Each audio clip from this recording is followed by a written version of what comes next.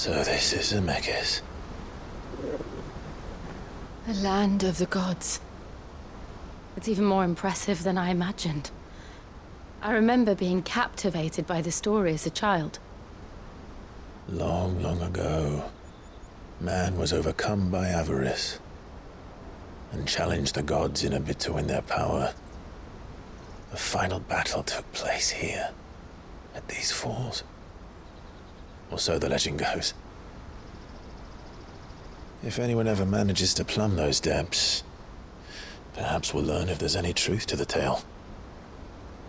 That the gods emerged victorious and punished man for his defiance by visiting upon him 2 curses. Dominants and bearers. To tell the truth, I always thought it strange that the dominants and their icons were deemed a curse. Back home, the dominant inherited the throne. They were admired and exalted, not spurned. Whenever I got to that part of the story, I always assumed there must be something I'd misunderstood. You had a lot of storybooks, didn't you? In your room, I mean. When we were young. The old legends were always my favorites. Epic battles between gods and men. Father encouraged me to read as much as I could. He thought it good for my education. You really were a boy like any other, weren't you?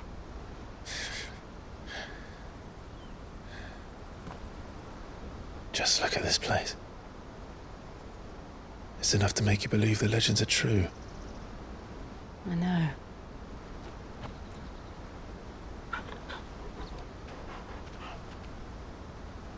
We're not far from Boklad. The road will be busier up ahead. Then we'll have to keep our wits about us.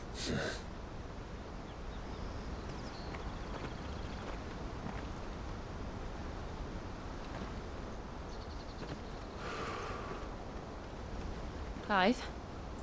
Something wrong? Nothing. It's nothing.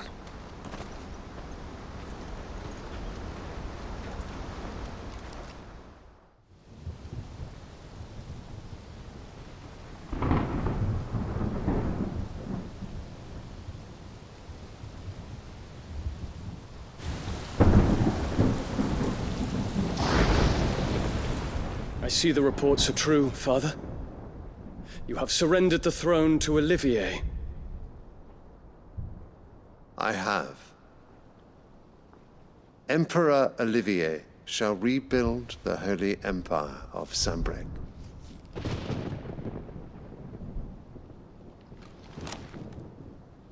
How is he to rule an empire? He is but a boy.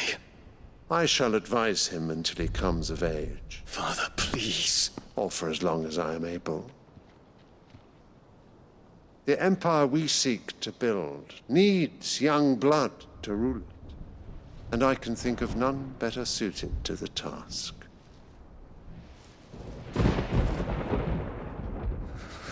There is other news, Dion. Hugo Kupka is dead, and Drake's Fang destroyed. The pillars of the Republic have fallen. Ere long, the Imperial banner shall fly over every city in Storm. And then, Valisthea. All shall bow before their Emperor. Father, these are the words of a tyrant. They are the words of a god. The Emperor whom I gladly serve. Great Greager, made flesh.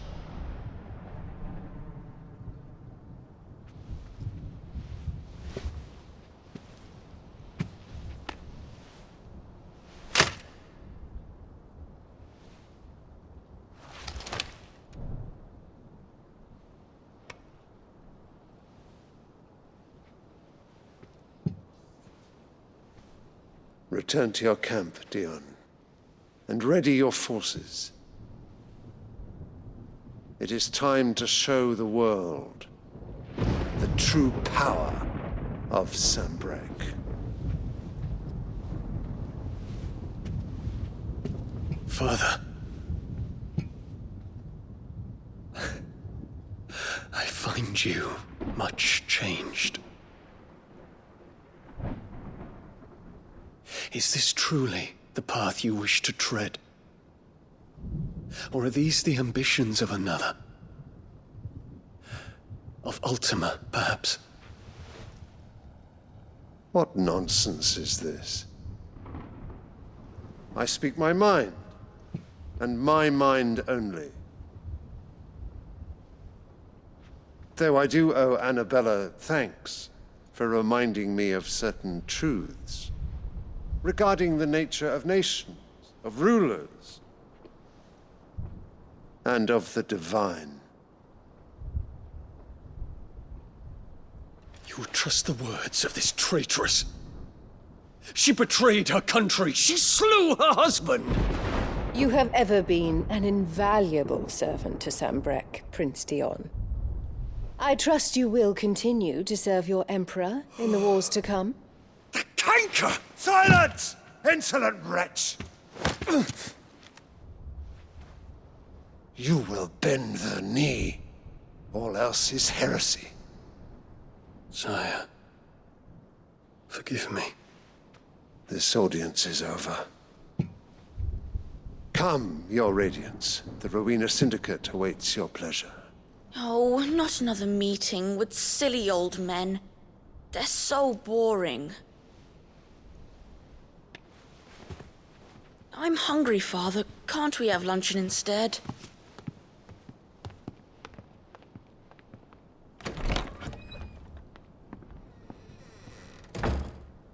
Does it pain you that you will not inherit your father's throne? I have suffered worse.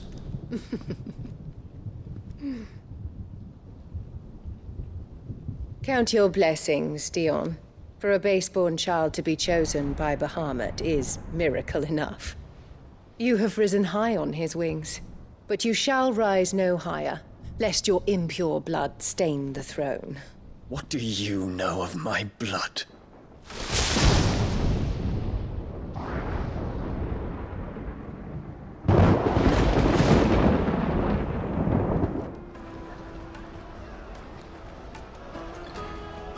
Wonders from across the water. Come one, come all. Feast your eyes. Good sir, can I interest you in...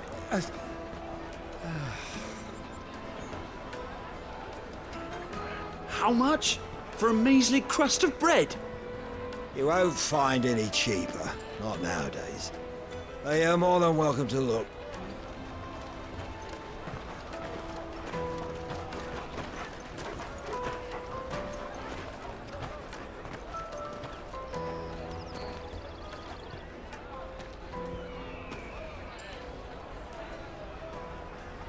The Empire's unlawful and illegitimate occupation of the Crystalline Dominion is still in effect.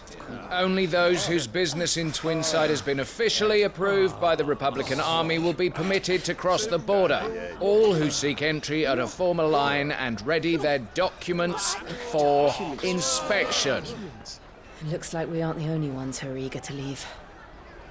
And they're checking everyone.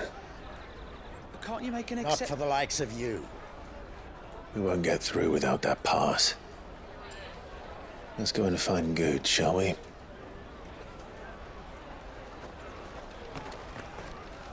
Ah, Good. There you are. Clive, I'm so sorry. Don't tell Nan, will you? Slow down, Good. Just tell us what happened. It's me trader's pass. It's gone.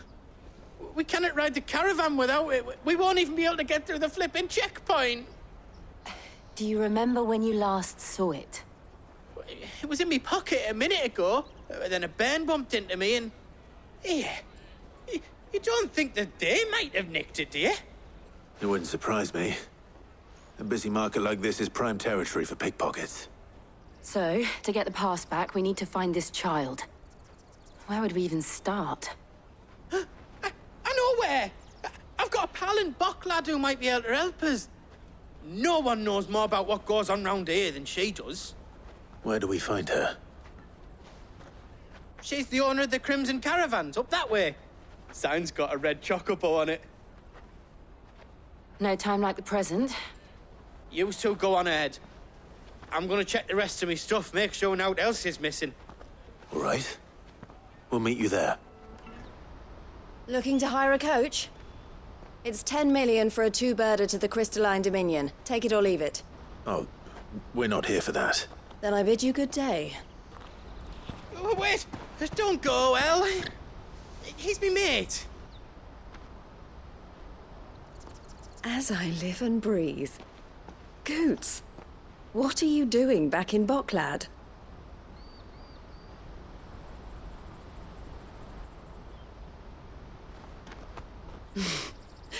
I gather Lady Karen didn't send you.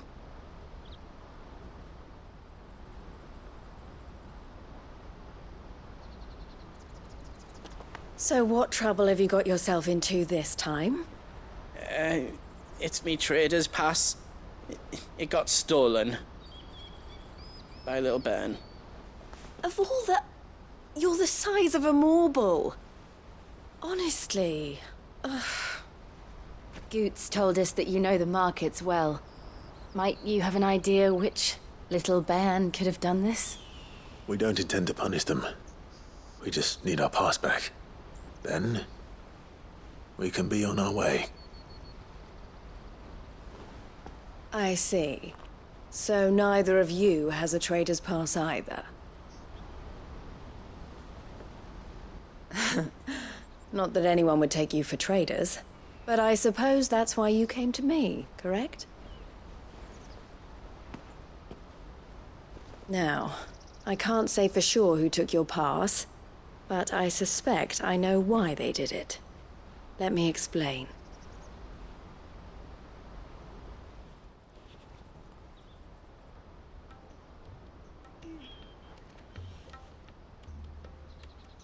Ever since the Fist marched on the Dominion, the Republic has been clamping down on any commerce that might aid the Empire more than it does us. Which means traders' passes have gone from being merely a way of easing one's progress to being essential if one wishes to cross the border at all. And with demand outstripping supply, they've become a precious commodity, leading some to seek to acquire them by less than legitimate means. So the children are stealing passes to sell on the black market? Yes, and no. Passes are inscribed with the names of their owners, and yet none of the victims' names have appeared on the register of those passing through the checkpoint. Which means? That someone is doctoring the stolen passes. The same someone who is encouraging the children to steal them. And the same someone who has Goots' pass, no doubt. Whoever they are, they're ruining the livelihoods of honest merchants, which is why we've decided to take a stand. Will you stand with us? You want to get your pass back, and we want to ensure that no more are stolen. Catch whoever's behind it all, and two birds shall be slain with a single stone. Is there any other way of getting to the Crystalline Dominion, Goots? They won't let you in if you're not with the caravan. It's that, I don't know, try swimming across the strait. But the guards will definitely spot you if you try and do that. Like, we don't want to get spotted, right? So either we find the people who took the pass, or give up all hope of entering the Dominion. All right. We'll help. Thank you kindly. But I don't know your name. Eloise at your service. Clive. A pleasure doing business with you, Clive.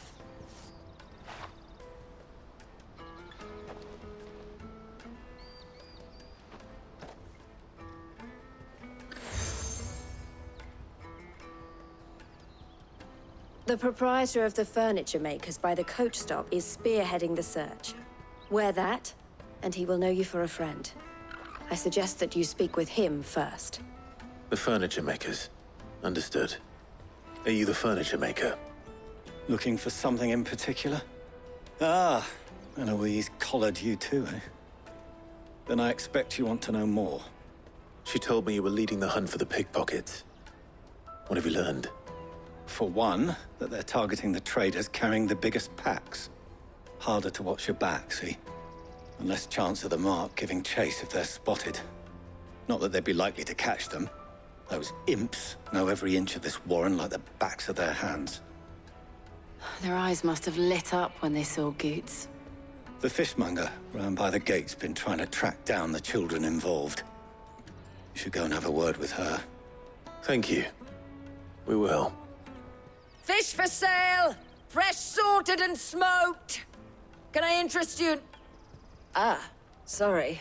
Message from Eloise, is it? She's asked me to help her. To help you find the pickpockets. Is that so? Suppose I better tell you what I know, then. For one, this isn't a family operation. All the traders say the children who stole their passes were dirty, dressed in rags. Street urchins, by the sound of it. We get a lot around here. Orphans from the wars. A few, perhaps. You saw the refugees gathered by the entranceway? They're all looking for a new start in the Dominion and beyond. Some of them take it as an opportunity to rid themselves of unwanted baggage. The shame of it. Whoever's behind this would have to have made themselves known to the children at some point. And so should we. You should start with the children around here, then. I doubt they're the ones involved, but they might have heard something. It's worth a try. Excuse me? What do you want? I don't have any money. It's all right. We're not going to hurt you. We just want to talk. What about? We've heard that some very bad people are making children like you steal from travelers. We need to know who's behind it so we can stop them. I don't know much about it, really. But my friend, Honza, he said he got a job doing something dangerous. Sounds promising. We need to find him and ask. Do you know where your friend might be? He's usually by the tents outside town. Thank you. You've been very helpful. That big fat donkey was easy pickings. He wouldn't have noticed if we'd robbed his boots off him. Yeah. Wish we hadn't handed over the pass, though. Could use one of those things to get out of this dump. Chance would be a fine thing. The moment they found out, they'd string us up by our guts. Would they now? Perhaps you'd like to introduce us to these charming characters. Shit! We're in trouble now! What do we do? You two get caught if you want. I'm off. Hunter, where are you going? So that was Hunter, eh? Jill, you watch these two. I'm going after him. All right.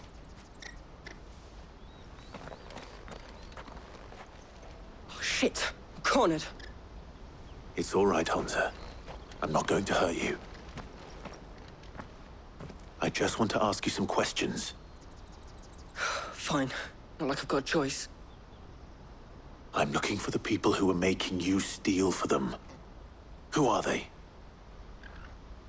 Called themselves the Carstones. They said they'd give me good gill if I did what they told me. I knew they were bad, but bread doesn't come for free. Didn't come at all half the time, before I started buzzing for them. You know, if I didn't do it, they'd just pick on someone else. Someone they could push around easier. Hunter. You found him, then? Jill. Where are the other two?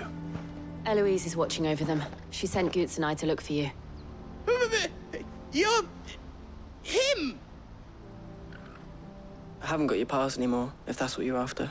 I gave it to the Carstones. Whatever you do to me, I can't get it back. Not that I go against them, anyway. If it weren't for their gill, me and my mates would have starved.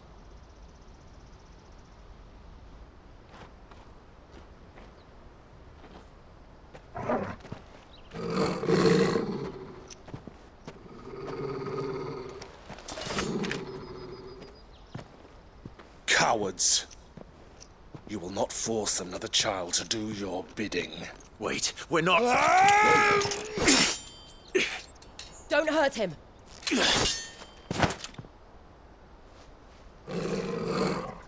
You're making a mistake. We're on the same side. Like hell we are. That brooch. Where did you get it? Master Theo? Goots. What are you doing with these people? Unless you're the ones my sister was talking about. Your sister?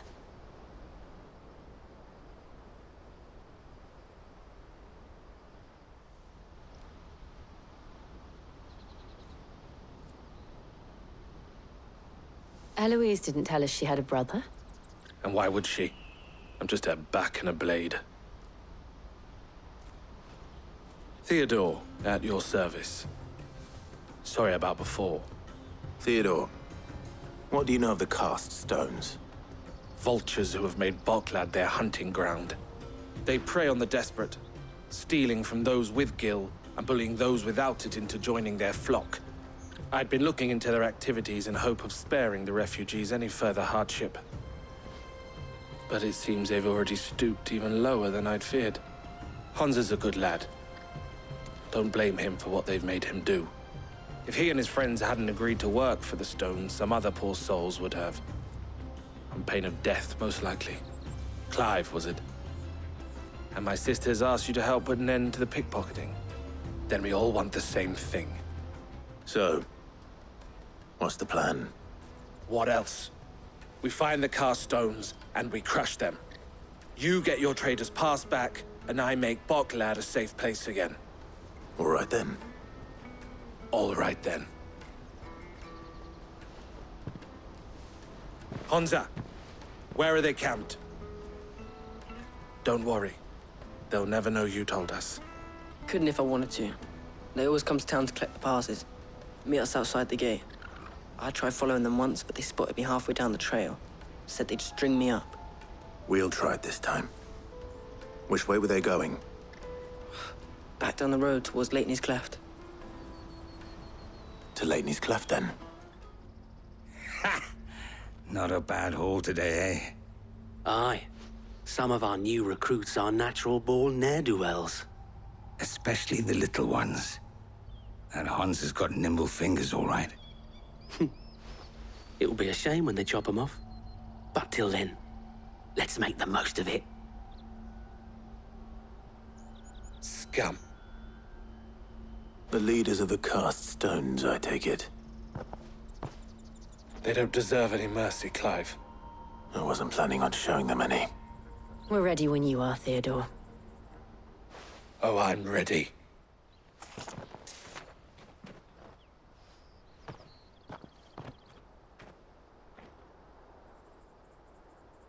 Huh. And they say crime doesn't pay. Gold chains, rings, purses. And traders' passes. Dozens of them. Have the names been changed? Not yet. I recognize some of them. No doubt Goots's is somewhere among them. Now I just need to sort through it all and return everything to the people it was taken from. We should go and give Eloise the good news. Can we leave things here in your hands, Theodore? Of course. Oh, and, be sure to tell her of the part I played, won't you? We'll be glad to. Ah, Clive. How goes the hunt? My brother isn't getting in your way, I trust? Quite the opposite.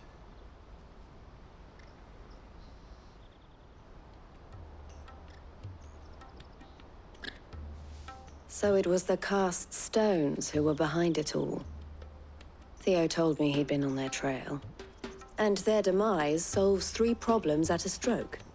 That of the pickpockets, the bandits pulling their strings, and the passes they were stealing. I only hope yours is among the items you recovered. Only time and Theo's return will tell. Speaking of whom, welcome home, dear brother.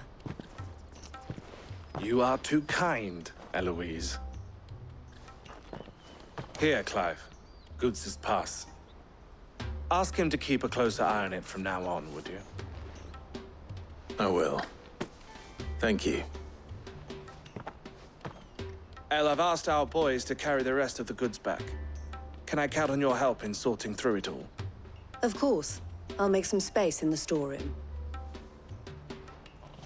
I expect you'll soon be on your way then.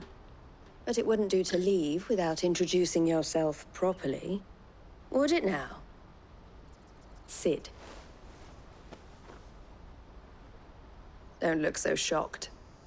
We're on the same side. I don't understand. As you now know all too well, we at the Crimson Caravans are always happy to help those in need. For a small fee, we will move anything that needs moving.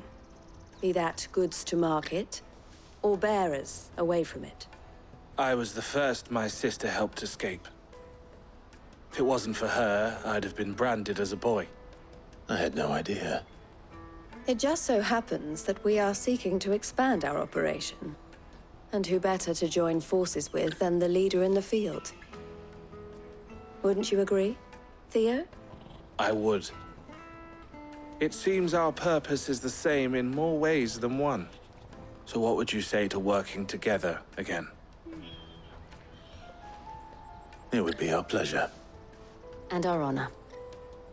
The honor is ours. Here, Clive. This is for you.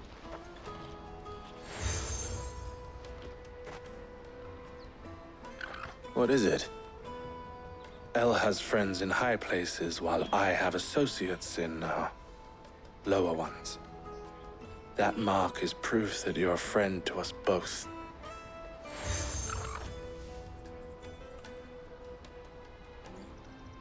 I shall bear it with pride. Well, all that remains is to wish you a safe onward journey. Goots' pass should secure you a place on the caravan, but if you encounter any difficulties, we would be delighted to provide you with a coach of our own. For a discounted price, of course. Say, 9 million? We'll try the caravan. Here you are, Goods. Try not to lose it again. Me pass! You found it! Oh, thank you so much. Nan would have killed me if I'd come back without it. I'll have to say thanks to Elle and Theo, too. So should you, Hansa. You and your friends don't have to steal anymore. If anyone threatens you again, you know who to turn to. We do. And we already have. Miss Elle's given us a job shifting the chocobo shit out the stables. It's hard work, and the pay isn't half what we got from the Stones. But if we stick at it, we'll keep ourselves fit. You stick at it, then. And Goots, I'm sorry for stealing your pass. That's all right. I've got it back now. And all's well that ends well, eh? You said you're trained to be a blacksmith, right? Well, I'm gonna be your first customer. I'm gonna save up all my gil and get you to make me a massive sword. I'll do me best. Till then, eh?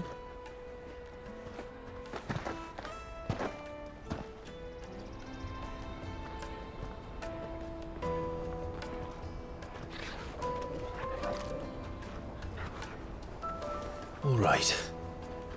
We have a place on the wagon.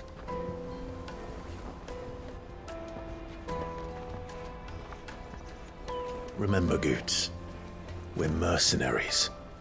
You hired us to protect you. Mercenaries. And you remember the plan? You're to ride all the way to Twinside. Jill and I will go with you as far as the outskirts, then find our own way in. I'll buy that stuff I need. Right. And we'll scout out the Imperial's defenses. There's a square with a big bell tower right in the middle of town. If you get lost, or out goes wrong, we can meet up there. Right. Let's go.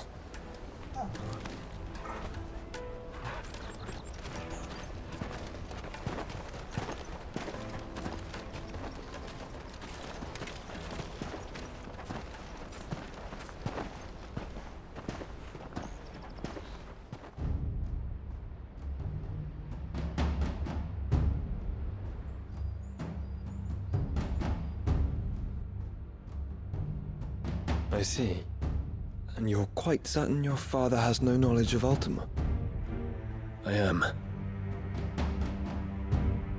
I have no difficulty believing a sinister force has come to exert an influence on Sanbreque. But be that as it may, it is yet to claim my father. For better or worse, his radiance speaks his own mind. Then the fiend works from the shadows. I confess, when first you told me of this fiend, I had my doubts. And more than a few at that. A beast that labors to plunge Valisthea into turmoil, all in pursuit of your brother. But that wound is proof enough that evil is afoot. Then I have your answer, Your Highness. You will join me in my fight. I cannot. Not yet. Your Highness, please. As you are aware, the Dhalmekian army is at our gates. They have lost their mother crystal, and with it all hope of a negotiated withdrawal. It is but a matter of time before they invade. If Bahamut is not here to meet them, my people will be slaughtered. Though not by Hugo Kupka, thanks to Ultima's machinations. I know the fate of your people weighs heavy on your conscience, but if we do not put an end to Ultima's plans, they shall face a far darker fate. The chaos he would wreak would sweep all of Valisthea into the abyss. The lives of every man, woman, and child in the Twins are at stake. I believe what you say, Phoenix. But I have duties of my own, and I must discharge them. Come what may.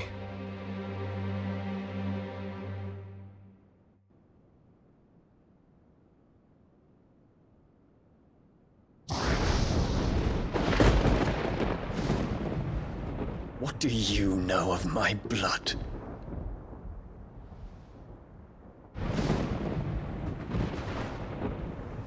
I know that it is wholly unworthy of the highest offices of state, which rightly belong to those of purer breeding.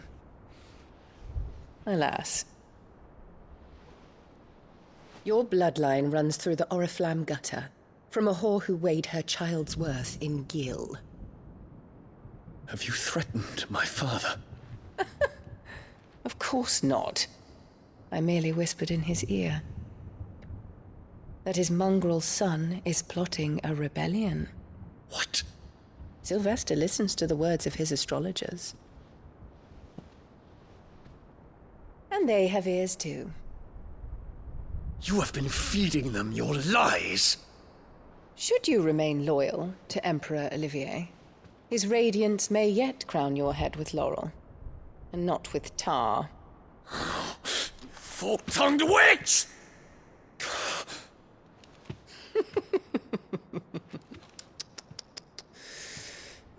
In consideration of your long years of service to the Empire, I shall forgive this uncharacteristic rudeness. Now hurry and make ready, Your Imperial Highness. Emperor Olivier expects much of you, Dion. Or should I say, of Bahamut. May your fire reduce his enemies to ash, till all of Valisthea bows to its rightful ruler.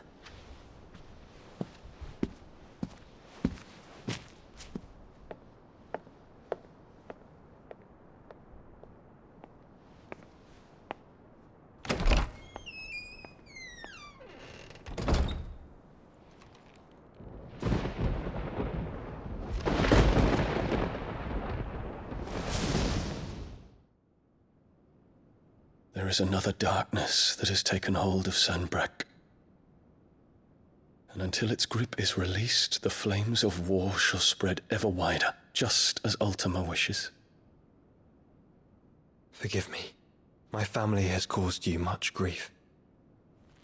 You are not her keeper, Phoenix.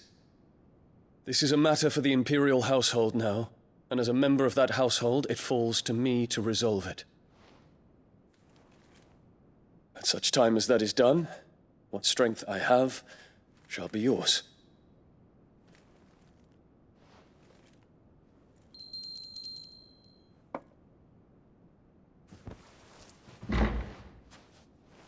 Thank you, Your Highness. Let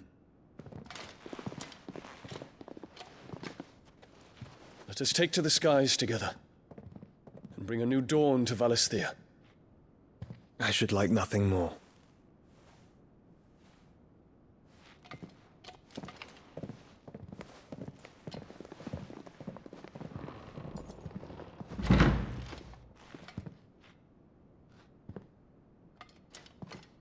Terence.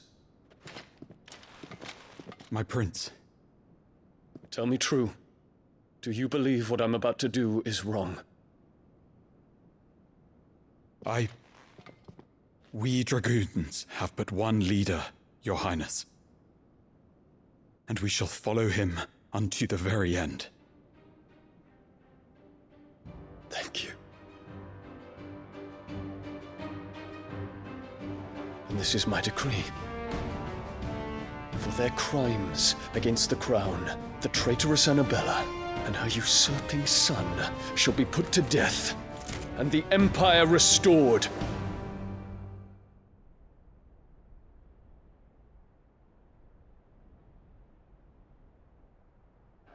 Hey, what do you think you're playing at? I'm trying to stop you getting eaten by a fucking wolf, that's what. Come on. One would never guess that these people stood on the brink of war. They're afraid. They turn to drink to forget their fears. Anything you want to forget?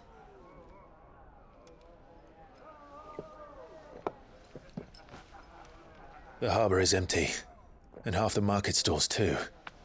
The city may seem peaceful on the surface, but it's balanced on a knife edge.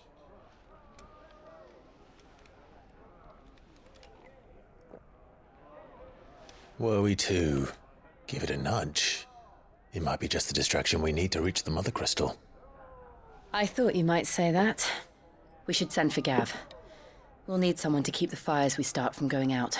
And we can busy ourselves scheming until he gets here. I'll send a Stolas then.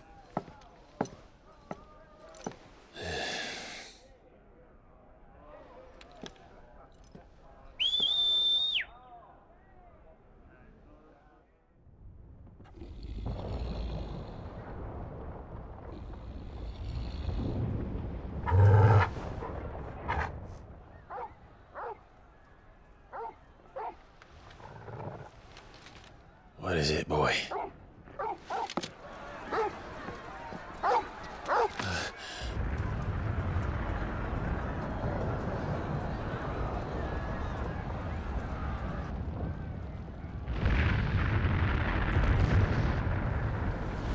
Quickly!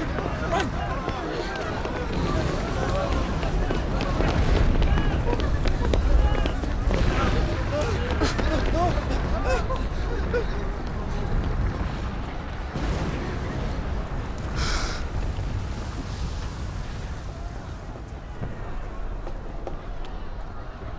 What's happening? I don't know. Torgal!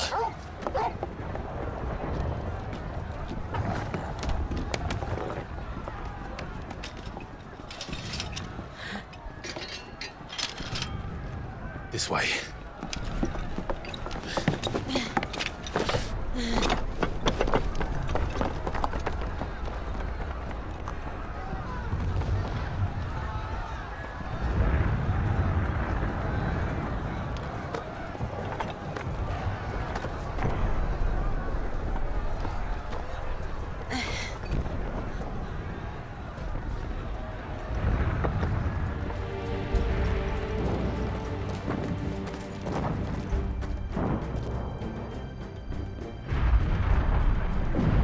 What in the hell is going on? Let's go and see. Right.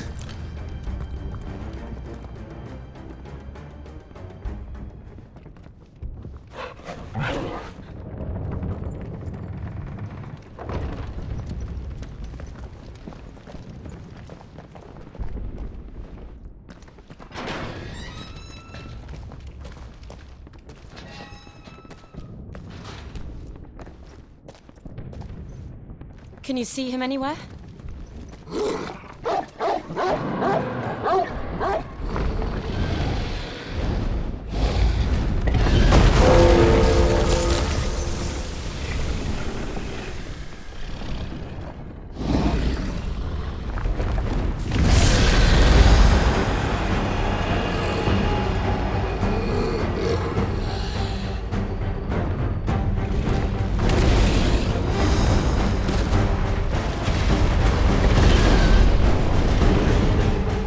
It must be one of the Dragoon's pets.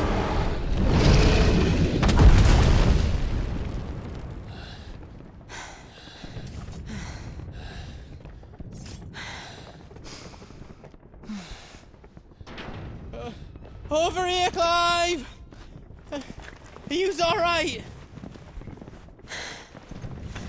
Goots, there you are. I didn't know there'd be a dragon. All right, let's get out of here. Oh! What now? Is that the Mother Crystal's heart? What the hell is it doing up there?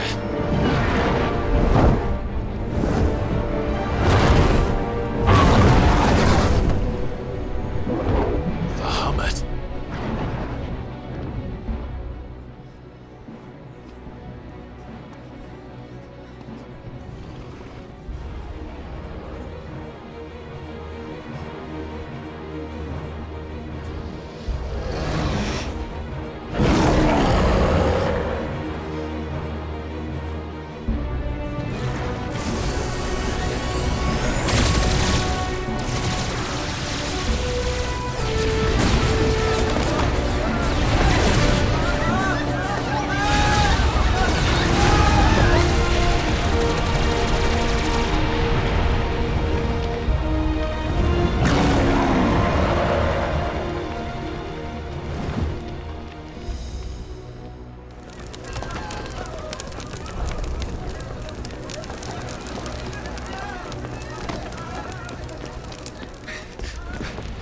Your Highness, don't do this! We must leave. Now, Your Grace, I beg of you. This is not what he wanted. Something's happened. Forgive me, Yod, but I must put a stop to this. Your Grace!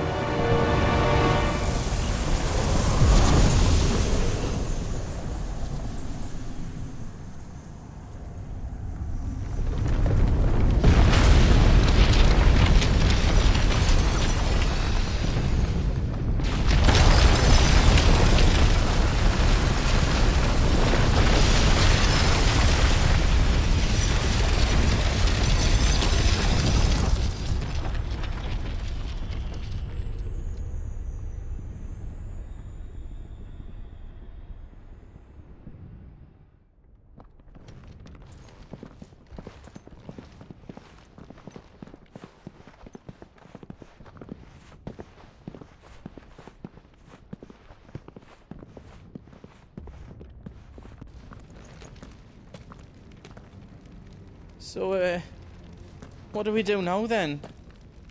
We destroy the heart. Well, you might come back! As soon as the flames die down, the Imperials and the Dalmex will move in. This may be our only chance. And Bahamut has gone for now. You should get as far away as you can, Goots.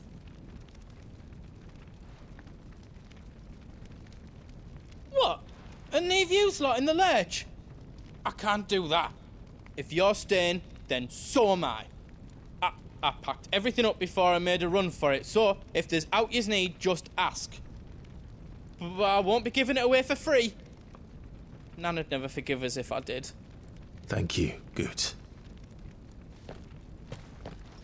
Drake's tail is right there, Clive. It's time to free Storm from the crystal's curse.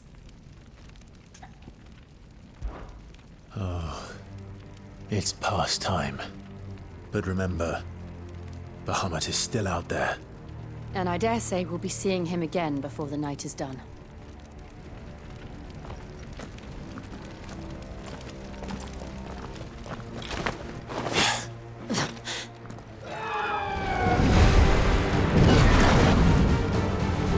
Is that the Phoenix? Joshua! What is he doing? Keeping Bahamut occupied.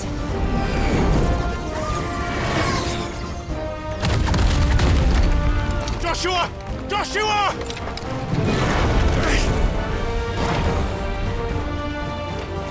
Don't, Clive. It's too dangerous. Fuck! Hold on, Joshua! I'm coming! There he is. Joshua! I'm here, brother! Clive. He can't hear you. Joshua! They're heading for the heart.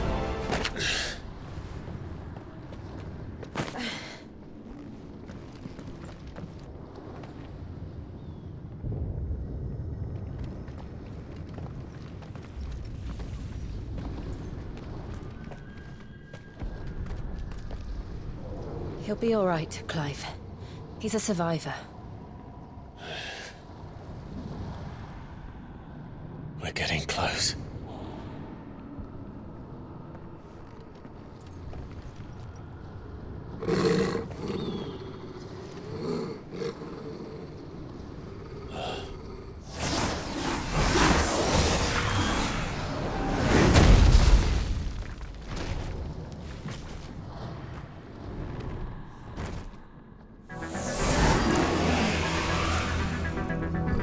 Looks like somebody doesn't want us getting any closer. I don't care what it wants.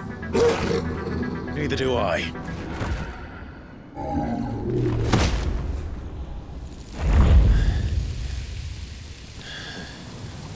These beasts, they're getting stronger.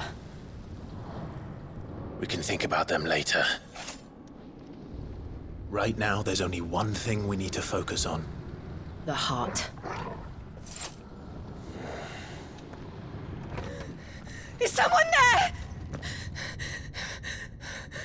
Mother. It's you. What happened here? He tried to take him from me. Oh, my boy. My darling boy. Is this the child you made with the Emperor? Why, Mother? Why did you betray us all? You have no right!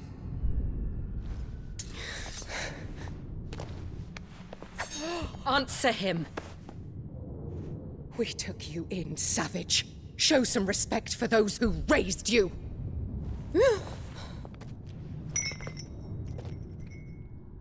Honorable Elwyn, always thinking of his precious homeland. But what worth is a homeland in a world beset by the Blight? Father did not seek to protect his country.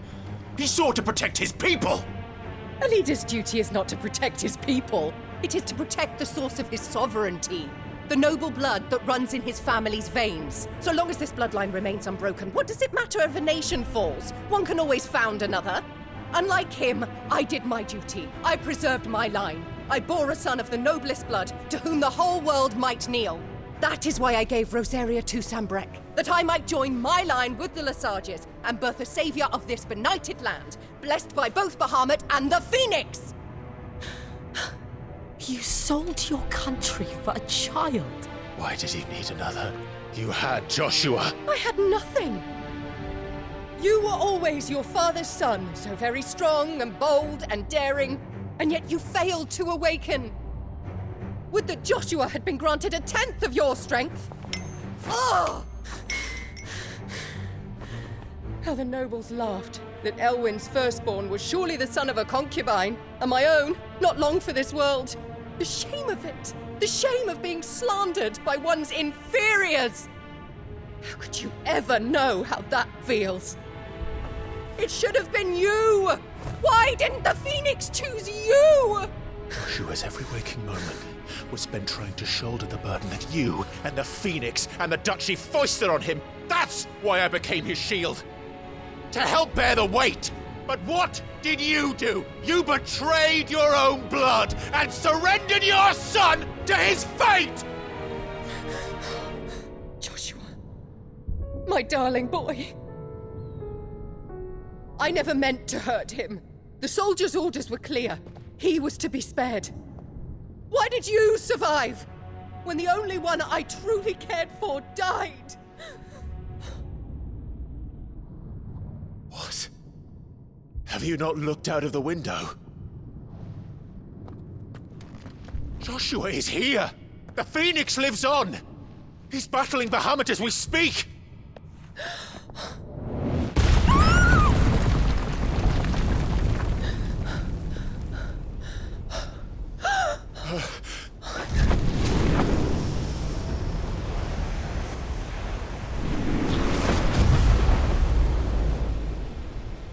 Joshua! Wake up!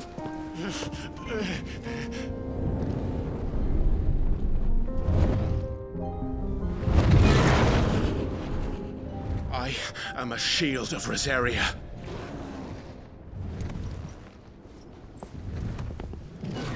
And I will do my duty. What are you...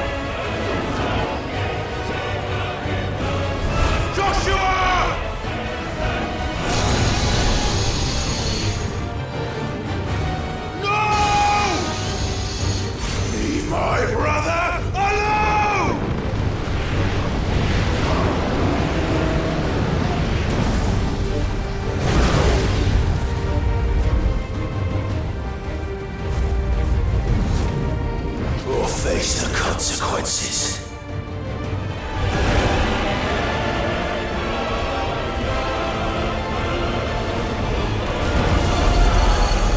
Shit. Can't reach him. Don't do this!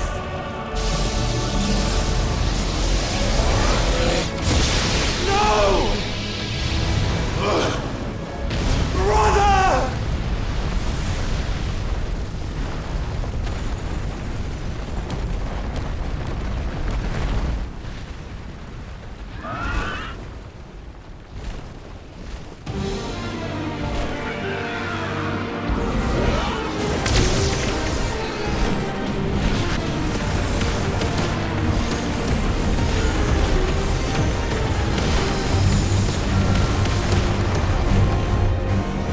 I'll come back for you.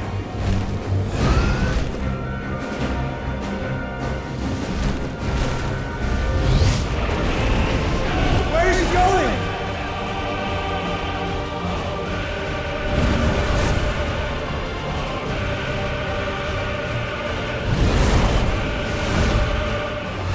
Enough!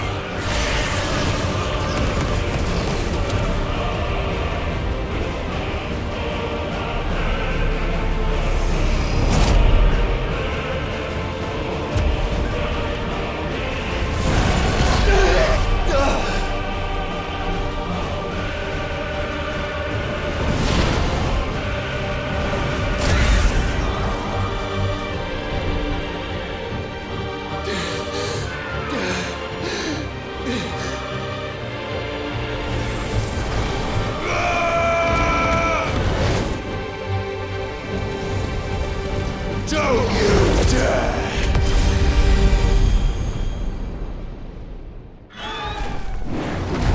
Clive! Thank the Founder!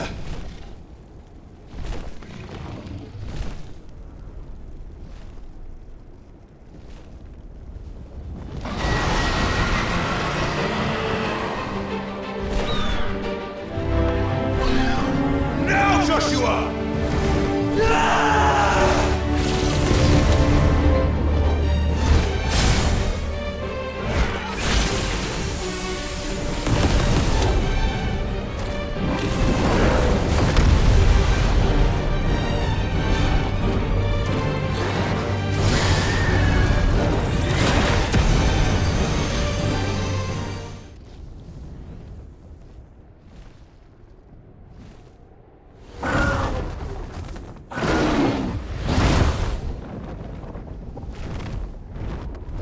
What now?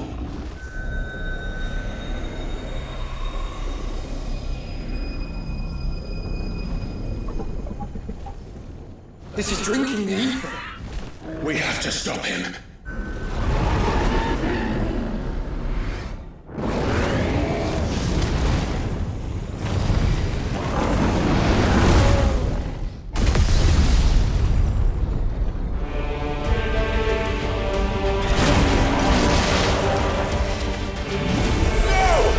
I'm here!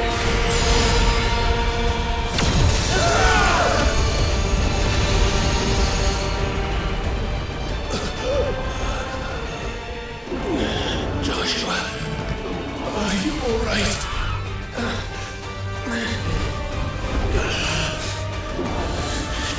Damn it. You have to be stronger than this. Come on, Ifrit. Show us your true power.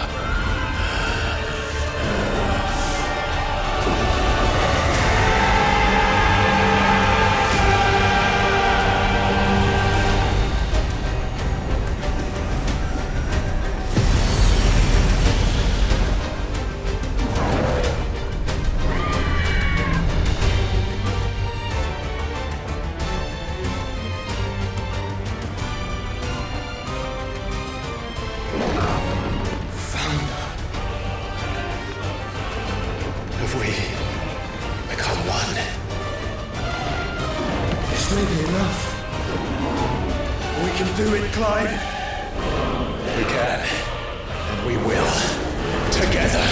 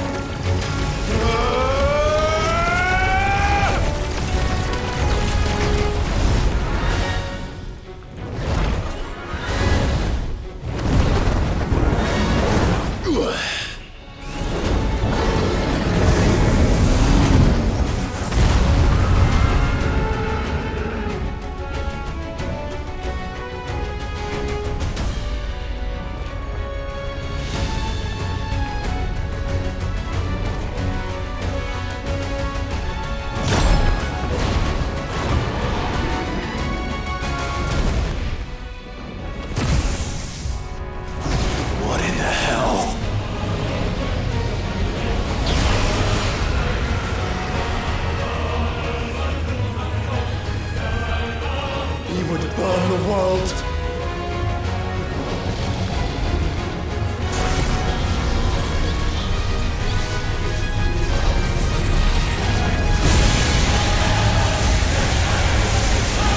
Not today. Come on, Joshua!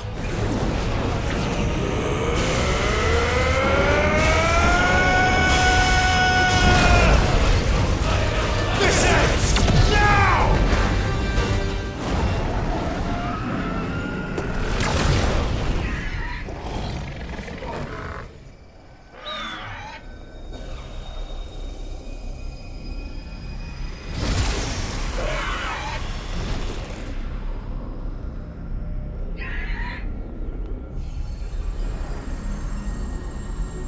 Dion!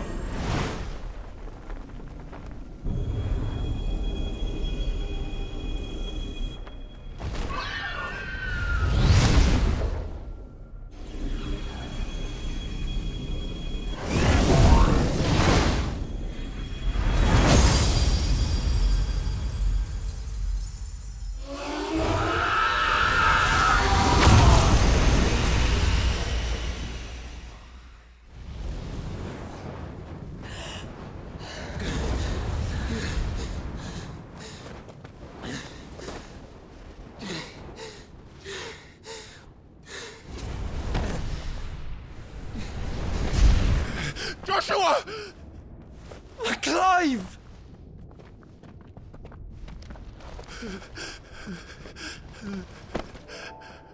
My brother. I'm sorry. I'm so sorry. You're alive. We both are. Nothing else matters.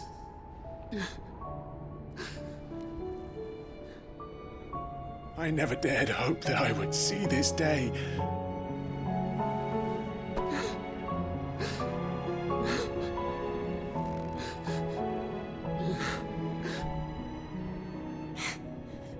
Reunited at last. Jill.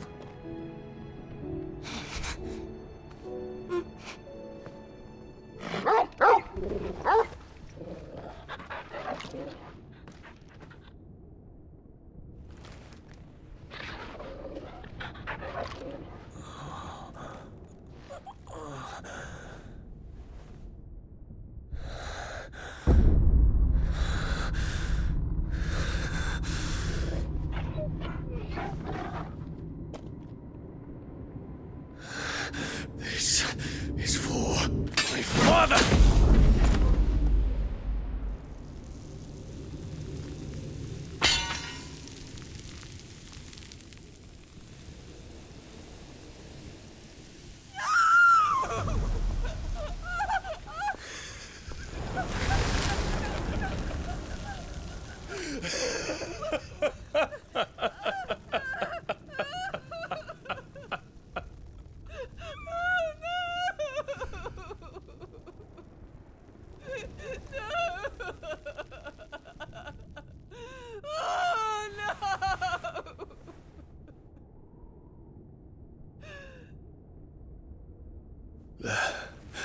It is done. The demon that would tear our house apart is no more. Father.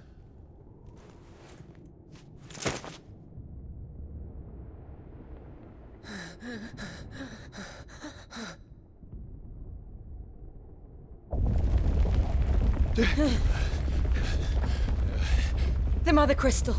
It's collapsing. Right. We need to leave. No. Wait.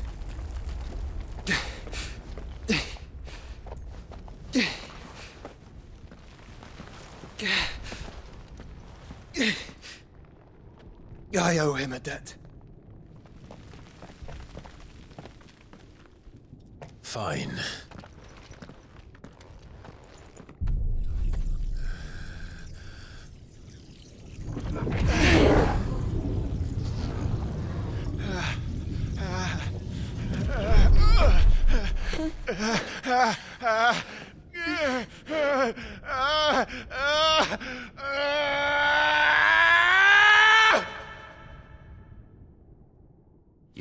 but his radiance won't sanction it. Little as you.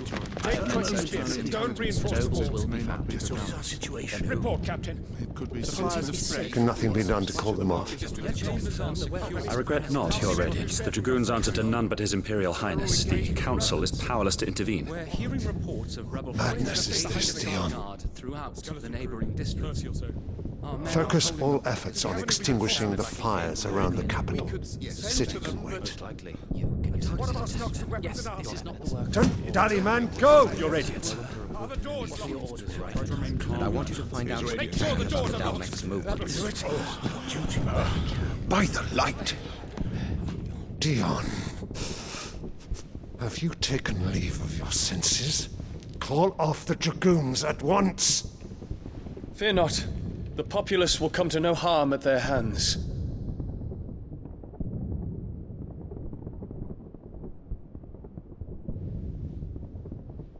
I am here to save you, Father. Save me? A creeping darkness hides in the heart of Senbrek. It stems from your wife, the traitorous Annabella.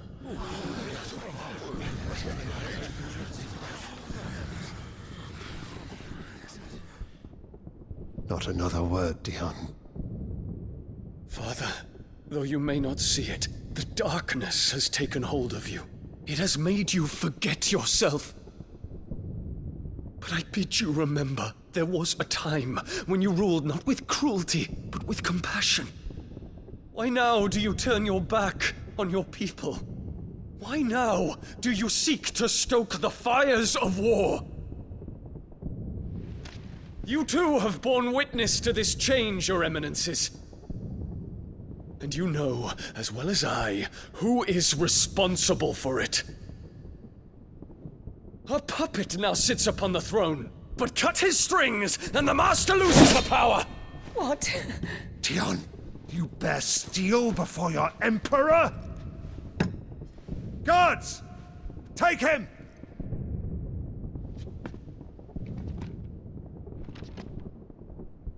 For every citizen who falls, another can be bred.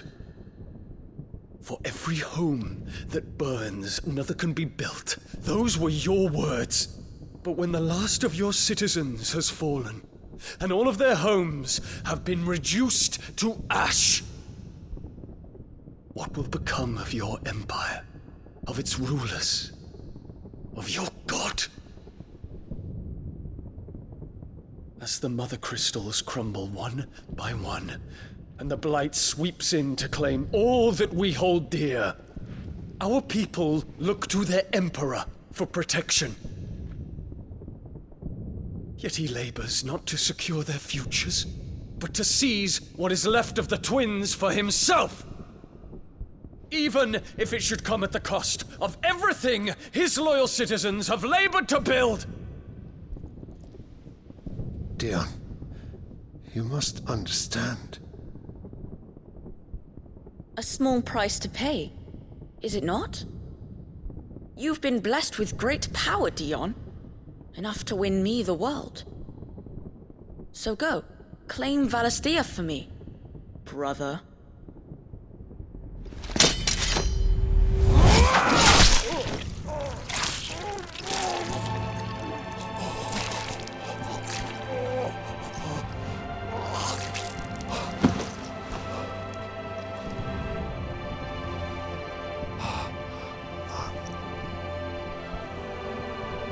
Dion.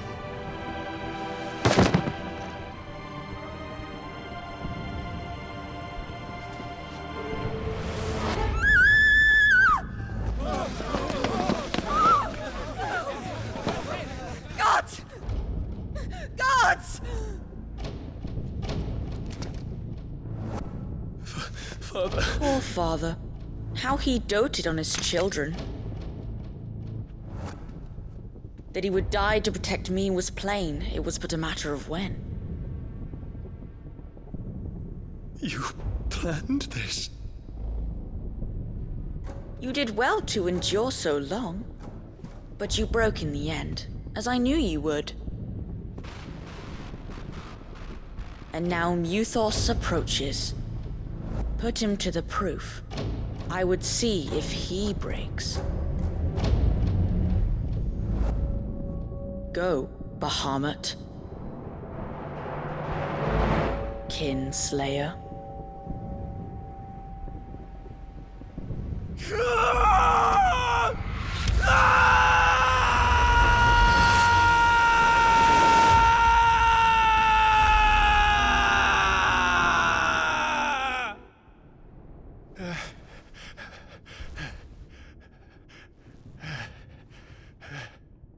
Not again. Brother? It's a long story.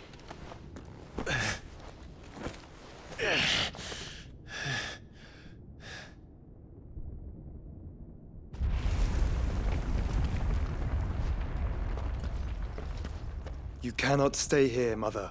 Come. Take my hand.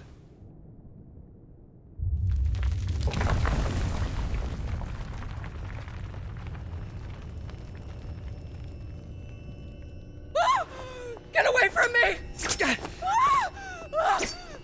This is all just a dream, just a bad dream! You will not take me, Shadow! You will not take me!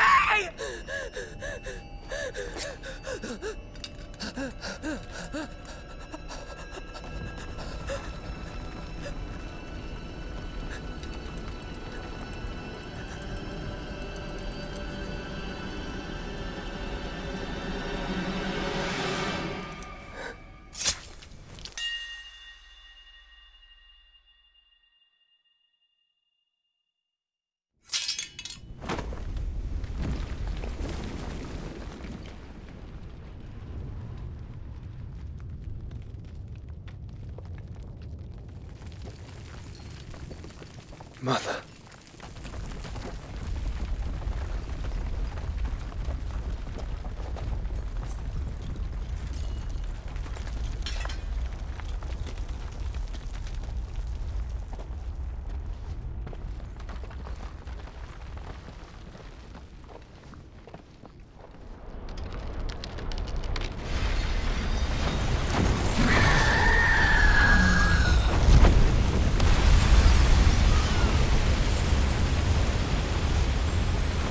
If it is consciousness that weaves your wills together, consciousness that blurs the boundary between your own will and that of others, then we shall set you apart once more. The ties that bind you shall be severed, and humanity return to its proper place.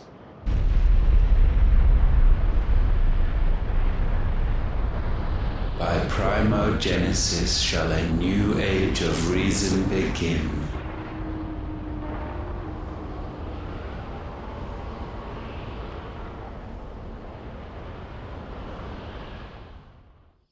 Relax, Your Majesty.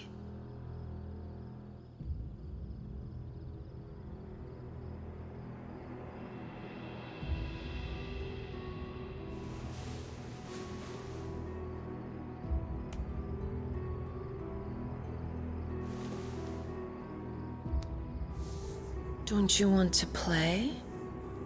It's been a long time. If that is your wish. Men, you are as meek as all the others.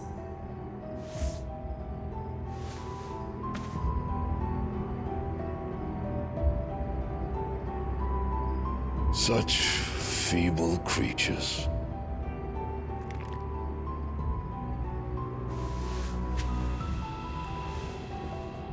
Gifted the power of icons, yet slaves to fickle emotions which usher you to your doom.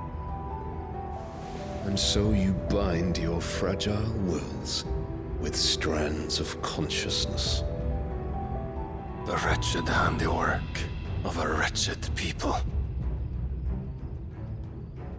The sons of fire were united at last, and for but a moment, their flame burned bright. Soon, Muthos shall become our perfect vessel. And then shall the world be remade. Not before the bonds are severed, of trust, of respect, of love. Only when every strand of consciousness is cut away, may Muthos return to our side. By primogenesis shall all be undone. Mankind shall be rid of his wretchedness, and Muthos of his will. But while he yet clings to it, he has the power to forge bonds anew. And so we bid you. Find Muthos, and sever every one. To destroy that which has no physical form, you ask the impossible. There is nothing your black blade cannot cut, Odin. We shall unite with Muthos, and bring forth a new world. So long as our vessel remains unclaimed by humanity. It shall be done, Master. My will is yours.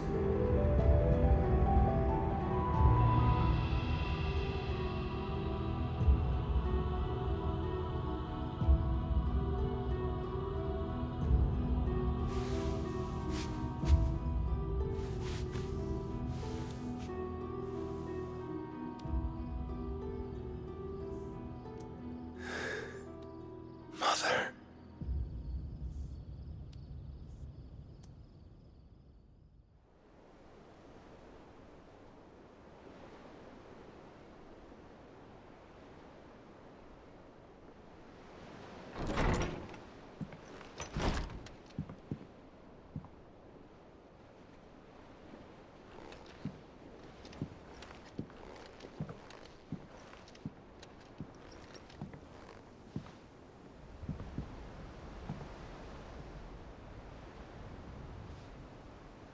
How is your brother?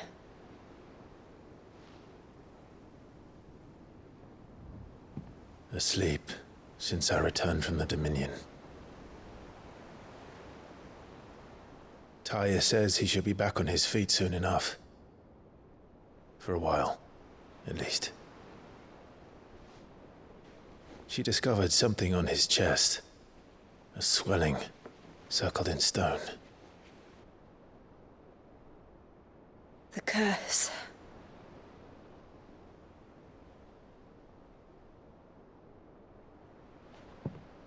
For every mountain we climb, another rises up to greet us, doesn't it? It's never ending.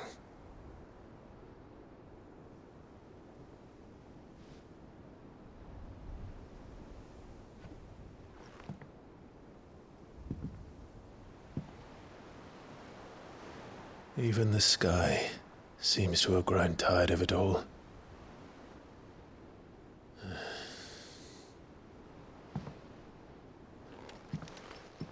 Otto, how fares the realm? The realm? Oh, she's just fine. As long as you look past the fat storms out mother crystals and her skies are a roiling cesspit. And Gav? He's with your uncle in the Free Cities, helping Mid with her project. Sent an owl their way the moment the winds turned foul.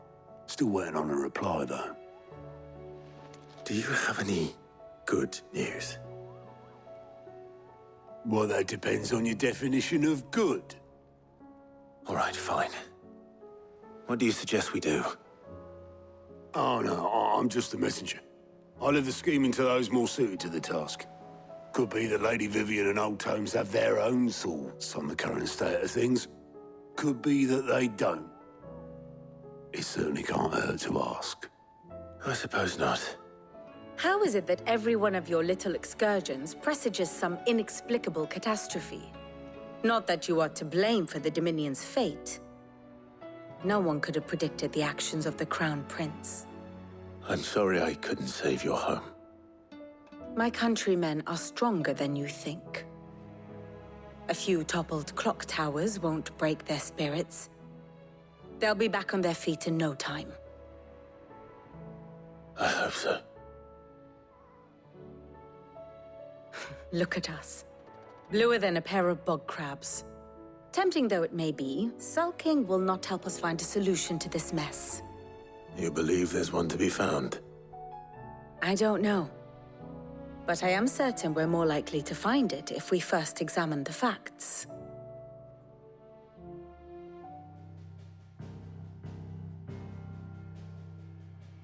Beneath these darkened skies, fear and confusion reign over Valisthea. Oh, the lands around the fallen Mother Crystals had already begun to wilt for want of ether. But not like this.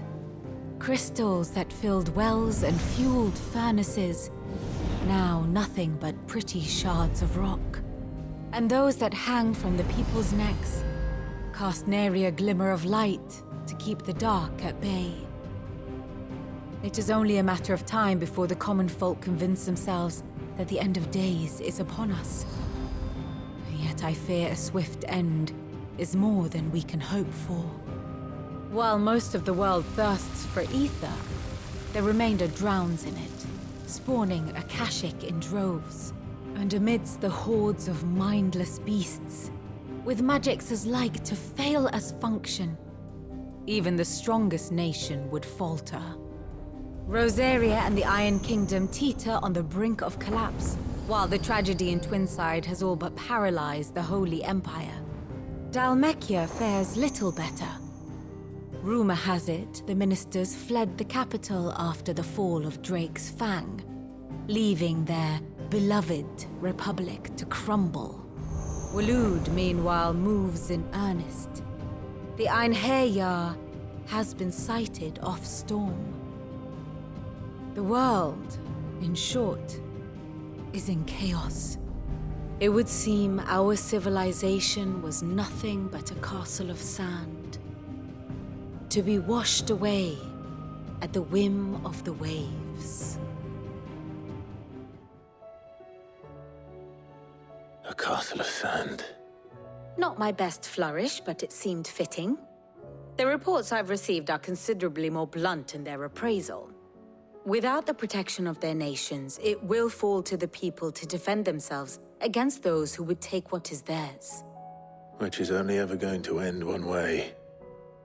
Defending a farmhouse against a band of chocobo thieves is one thing, but pitchforks and palisades will do little to stall an army's advance.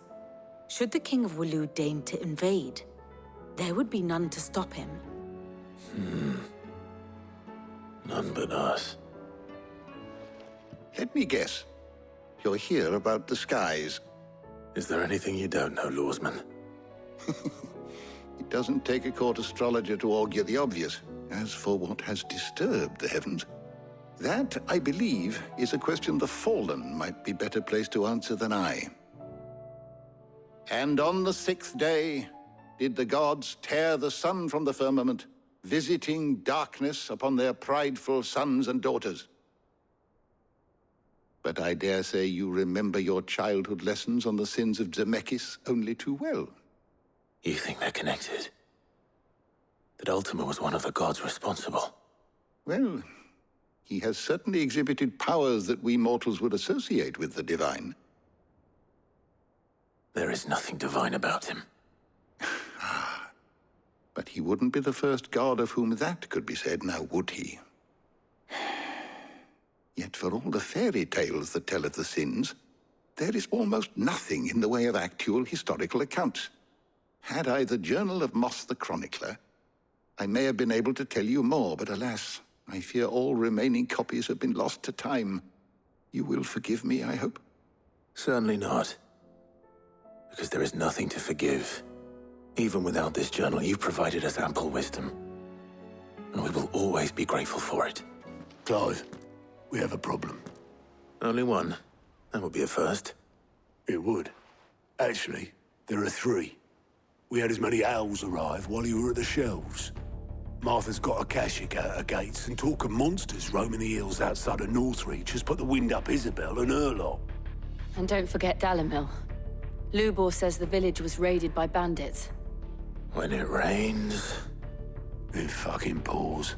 The curse breakers are spread thin, taking stock of the damage in the Dominion. And even if I could get word to all of them, I doubt they'd get here in time to make any real difference. Which means... there's only two people who can. Jill and I. Let them know we're on our way. Martha. It's good to see you. And you, Clive. Jill? Otto said you'd been attacked by Akashic. What exactly happened here? Those skies are what happened. Not long after they fell dark, we had our first visit. There were hundreds of them. Tried to storm the hill. Only a handful made it up here, but that was more than enough. The rest are still down there now. And while we have a few willing fighters holding them back, they're sorely outnumbered. What do you think, Clive? That we join the fight? I thought you'd never offer. Now, where I need you is the Fallen Gate. That's where the fighting is fiercest. Let the men know you've come to help. Something tells me they'll be pleased to see you. We're on our way.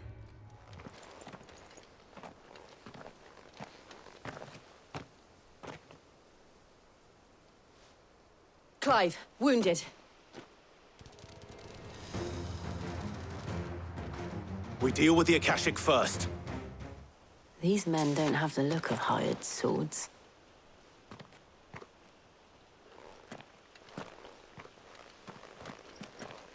If you've come to rob this place...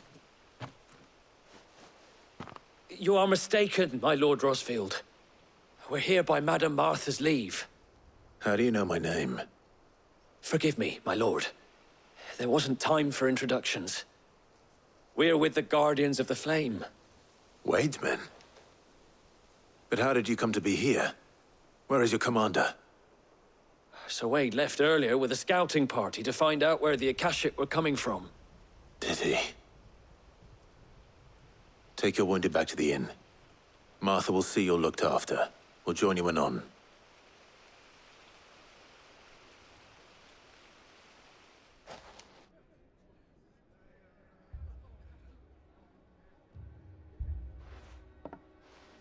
And to think you took them for thieves. A fine reward for holding off the horde, that is. When did Wade and his men arrive? Not long after Rosalith fell. The Guardians asked me to shelter some of them that had lost their homes. They were making ready to leave just as the skies turned, and we agreed it was best we stuck together. Martha! Trouble! The scouting party's almost at the lift, but they got a pack of Akashic snapping at their heels! And they got wounded with them! They're not gonna make it! Damn it all. We'll worry about them, Martha. You look after everyone here. If any can still fight, send them to the lift. I will. You two be safe now.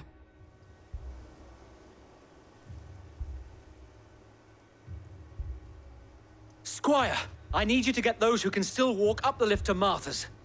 But what about... I didn't ask, Oscar.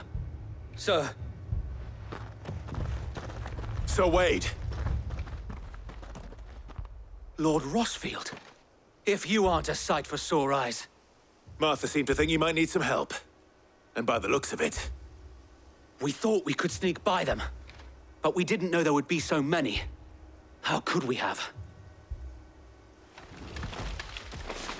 Behind you!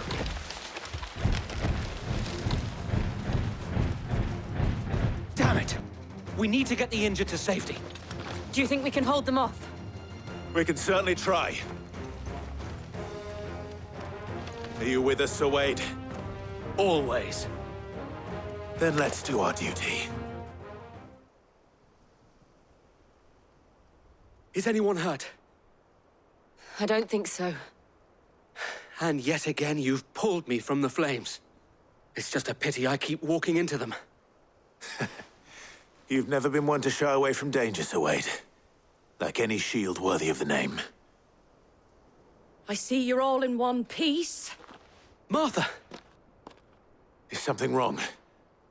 The lookout saw smoke coming from down Eastpool way. too thick to be a hearth. A second horde. Feel like finishing the job. Always. Jill and I will make for East Pool. You'll need to move the injured without us. Don't you worry about them. The moment my men are safe, I'll follow. Good luck. Do you see any more? No. I think that was the last of them. But it won't be long before the next lot arrive. Then we make for Martha's while we can.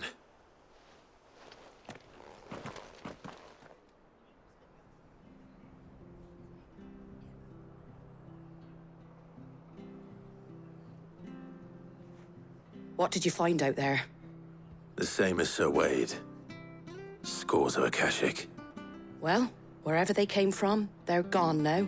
Our lookouts say the lowlands are clear. Hopefully we'll have enough time to lick our wounds. How many of your men were injured? A damn sight less than if you hadn't turned up. Thank you. It was a hard-fought victory. But as long as the skies remain dark, I fear the Akashic's numbers are only going to rise. It's not a matter of if the Horde will be back, but when.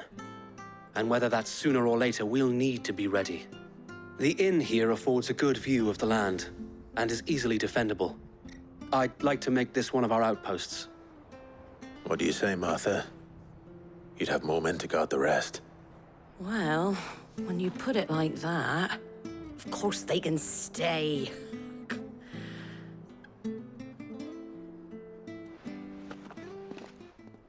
My lord, there's someone I'd like you to meet. Oscar, over here.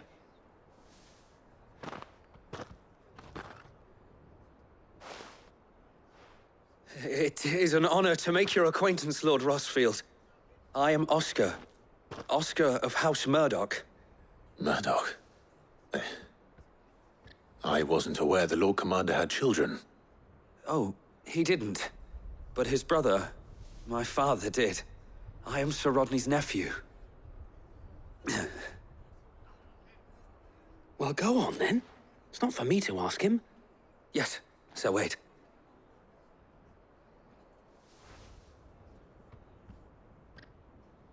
If it please you, my Lord Marquis, might you take me as your squire? I would learn the duties of a shield from the finest. I'm sorry to disappoint you, Oscar, but I am a shield no longer. Nor was I ever the finest. And spending time in the company of an outlaw hardly seems a fitting education for one aspiring to take his oaths. My Aunt Hannah once told me that a man is not defined by his title, but what he does in its name. You have accomplished much since taking on the mantle of Cid, winning no little honor in so doing. And I would sooner serve under an honorable outlaw than an unworthy shield. Not that Sir Wade and the other Guardians are... I mean to say that, they're... It's all right. We know what you mean. There is only so much the boy can learn from me, my lord. But a squire... Would that really be so bad? You were a squire once. And I'm certain Sir Rodney would approve.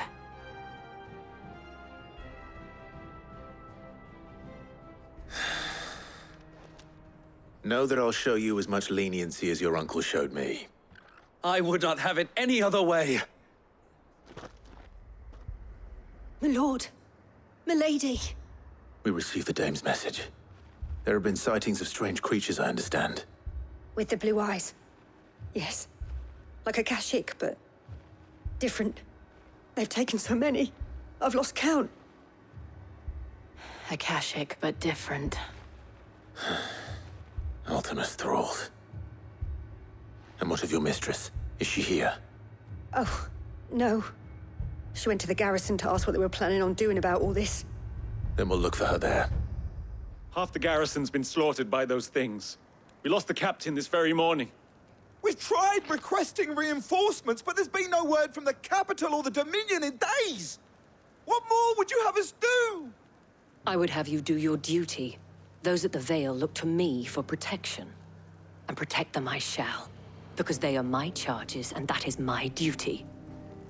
In case you have forgotten, the people of this town are your charges. But more than that, they are your people. Your sisters, your brothers, your lovers. So you have a choice.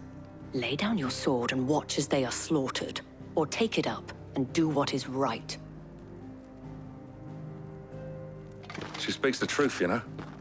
This here, it's all we have. It's all that's left. What we have left is our lives! Do you really want us to lose them as well? Not if we don't have to. Look, there's a cask under the captain's bunk. Let's talk about this over a drink, eh? I'm listening. I'll have a word with him.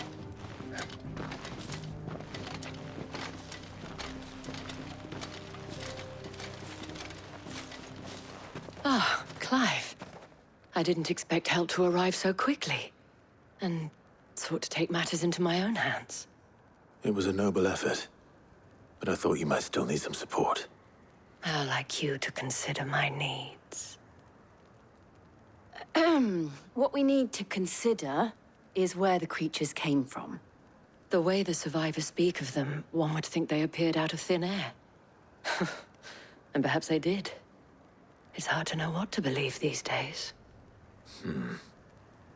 We'll talk to the survivors. You're a pikeman, yes? What happened? I've got family in Moor. I heard the flood was spreading, so I went to see if they were all right. And a pack of them glowing things just found me in the meadow. I ran for my life. I never did get to the village. Leave that to us. Did you see the creatures that attacked you? Creatures? Yeah, They came out of nowhere. They went for Joseph first, then me, and then they were just gone. Do you remember where you were? On the road from Oriflamme. We just passed Moor when... Where's my Joseph? It's all right. Just rest now. Do you think there are more? There are always more. But I'd say we've done what we can for the time being. Then we should let Isabel know.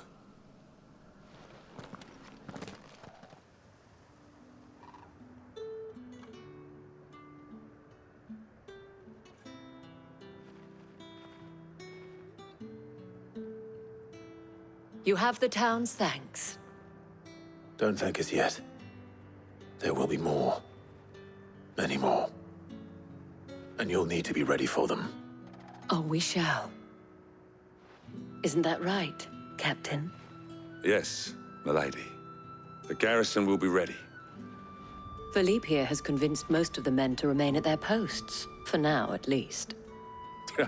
Hearing that the Dane would look kindly on any man who committed himself to the task certainly didn't hurt. It's not the most selfless of motives, I'll admit. But whatever it takes, eh? But now me, I never needed convincing. I became a soldier to protect the people I love. And the people I love include the ones standing before me. Handsome and chivalrous. Now, if you don't mind, I have sentries to post. Milady.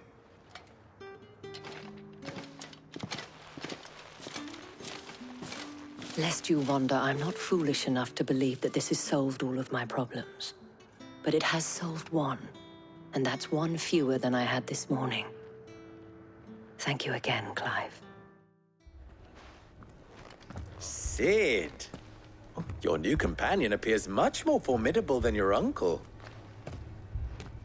Should I be worried? You haven't been introduced. Jill. Clive has told me much about you. All lies, I'm sure. Your Stolas said that Dalamil has a bandit problem. Indeed. Although, you're a little late. They left with our food and guild days ago. Any idea where they went? The desert's a big place. Your guess is as good as mine. But the fact is, I have more immediate concerns. What did you say to me? What did you say? Ah, as if by magic. Let's just say we've yet to reach a consensus about how to solve Dalimil's little problem. And at this rate, it won't be the actions of the bandits which prove to be our undoing. It will be our own. I've tried reasoning with the dissenting parties, but even the Desert Hare has limits. Perhaps we could talk to them. What makes you think they'll listen to us? What makes you think they won't? She makes a fair point, Sid. And you won't have wasted much of your precious time if you fail. They're just across the courtyard. You wouldn't talk like that if it had been your men whose throats were slit. Blood for blood, it's the only way. We hire mercenaries and have them mount the bandits' heads on our walls as a lesson to the rest. And what happens when those mercenaries are slaughtered like your men? Are you going to hire more? We're better off using that coin to buy food and supplies. If we hire mercenaries, the only thing we're buying is the bandits' ire. And you cannot fill empty bellies with that. Do you hear me? But what happens when they come back? Maybe it'll be your throat that's slit. That's enough. Both of you. Any more of this and I'll throw you out myself. Come back when you're ready to talk like adults.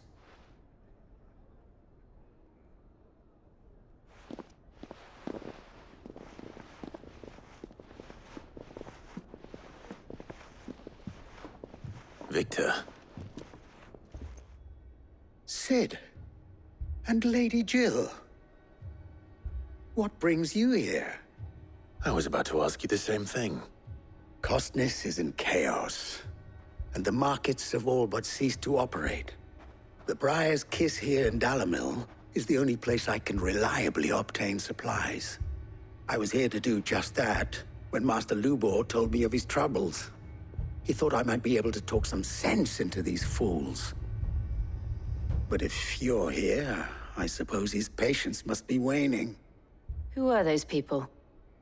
Those were the thorns in Lubor's side.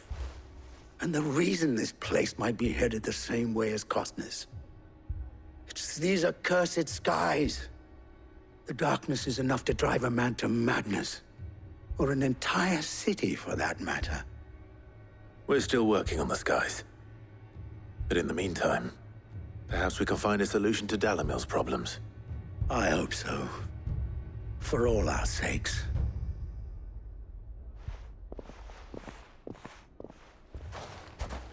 So, you see my predicament? What I saw was a room full of people who were angry and afraid. And with good reason by the sound of it. But if left to smolder, that anger and fear could set the entire town alight. My thoughts exactly. What to do? Both sides wish to protect their homes and livelihoods, if only they could agree on how. But as long as they are divided, we are vulnerable. And if there's one thing bandits like, it's an easy target. What would Sid the Outlaw suggest? Well, if it were my namesake, he'd let them choose for themselves, and be on hand to pick up the pieces when it all went wrong. That sounds like a recipe for disaster. A recipe for disaster is precisely what it is. But perhaps that realization would be enough to make them question the ingredients. While it's plain neither Conrad nor Natalie will countenance the other's proposal, it may still be possible to make them doubt their own. Before presenting them with a third option. And that would be? To pool our resources and save the city ourselves. Why fight each other? When all that fear and anger can be directed at the bandits. It appears we have a plan of action. Victor, pay Conrad a visit. See if you can't convince him of his folly. I'll speak with Natalie. As you wish. Your faces are not well known in this town. That may prove useful. Don't worry, Victor and I will do most of the talking. You need only play along. Play along? What he means to say is yes.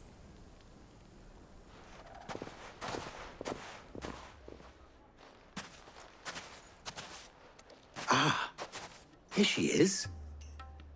The Lady of the Spear herself. Conrad, may I introduce you to Jane, commander of the Red Wings, the oldest mercenary guild in the Free Cities. A pleasure, my lady. The pleasure is all mine. As I told you, I summoned the commander here from Canver to inquire about a contract. Victor says you told him no. That there aren't any men left to hire. Is that true? True as the crystals cracked. Nobles came and claimed every last one worth his salt. And not just from us Red Wings. You know of the 7 high houses. There must be 2 swords assigned each one. Granted, we have a few boys left. If it's boys you're looking for. Well, Conrad, are you saying that Dalamil's finest cannot defend this town better than a gaggle of unblooded striplings? That a band of beardless youths could better avenge the deaths of your brave men than you yourselves? Absolutely not. We'll show those bastards who they're dealing with.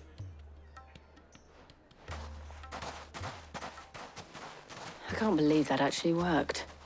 Conrad's not what you call the brightest candle in the crypt. And there's a reason why I had you do the talking and not Sid. Well played, my lady. Ah, here he is now. Natalie, allow me to introduce Lord Underhill of Randalar's prestigious League of Merchants. Lord Underhill. At your service. Underhill?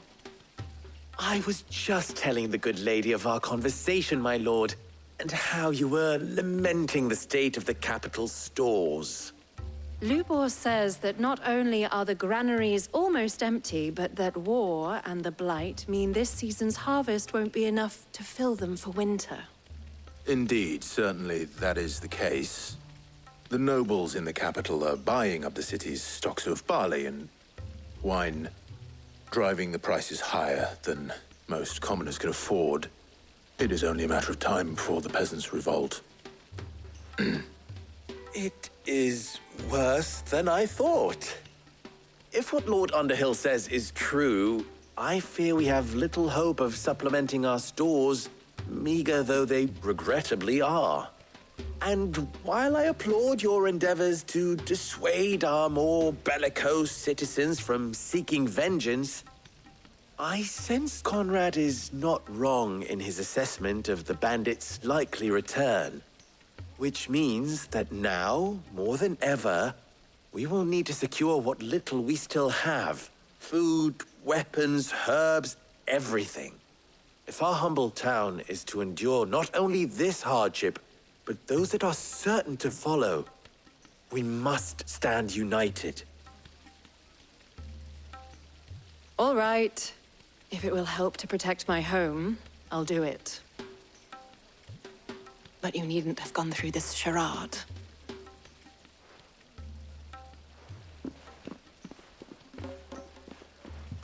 Thank you, Clive.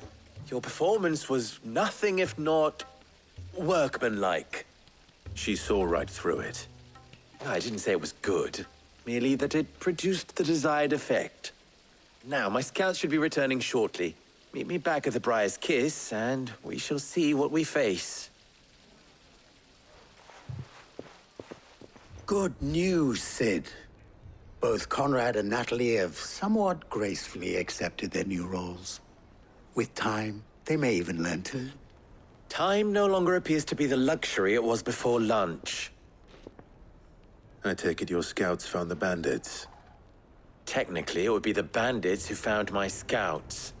It appears they march for Dalamil as we speak. All of them. You're not serious. They don't just want food, they want the whole damn town.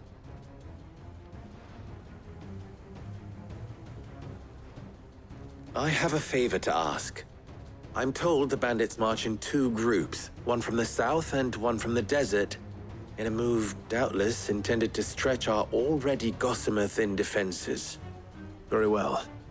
Jill and I will meet those from the desert. But what of the rest? The rest, my friend, the city shall fight. Together. The stakes, I concede, are high. But if this does not unite Dalimil, nothing will. That is a lot of faith to put into those who had their hands around each other's throats but a moment ago. Then it will be for us to see that their hands are kept occupied. And I do mean us. I thought you might say that. We'll hold them off for as long as we can. And we will do the same. The townspeople. Could they have held out? I don't hear any fighting. What do you think? That we should hurry.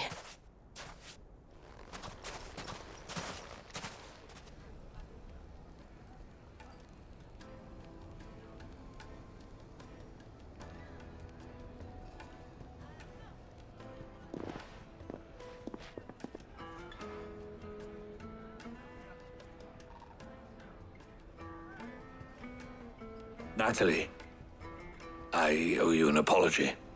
You did well out there. The inn would have been lost had you not held the line. Without you, there would have been no line to hold. You saved us, Conrad. You saved Dalimil. We all saved Dalimil.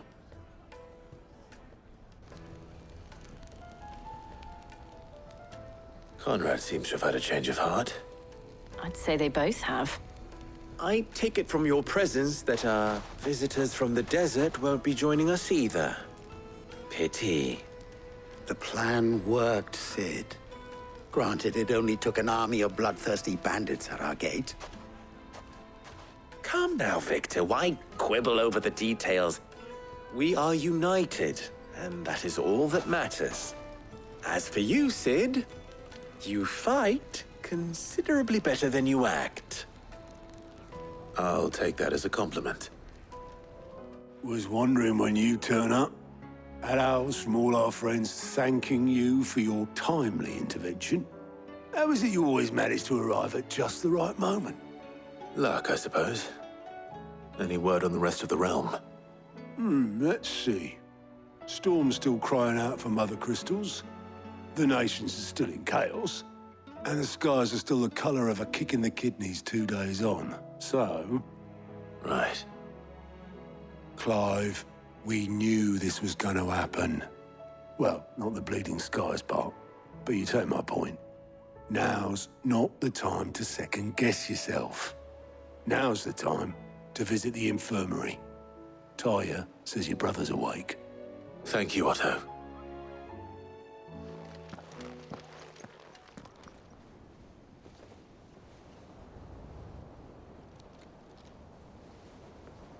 So it was not Sylvester, but Olivier who served as Ultima's puppet. And when Dion learned of this, he sought to slay the fiend.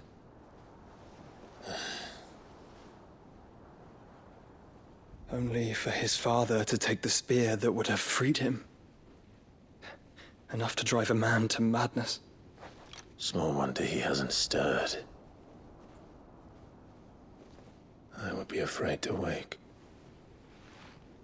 Had I but reached out to him sooner, warned him of the threat Ultima posed. But now, both an empire and her prince lie broken. Joshua, what do you know of Ultima?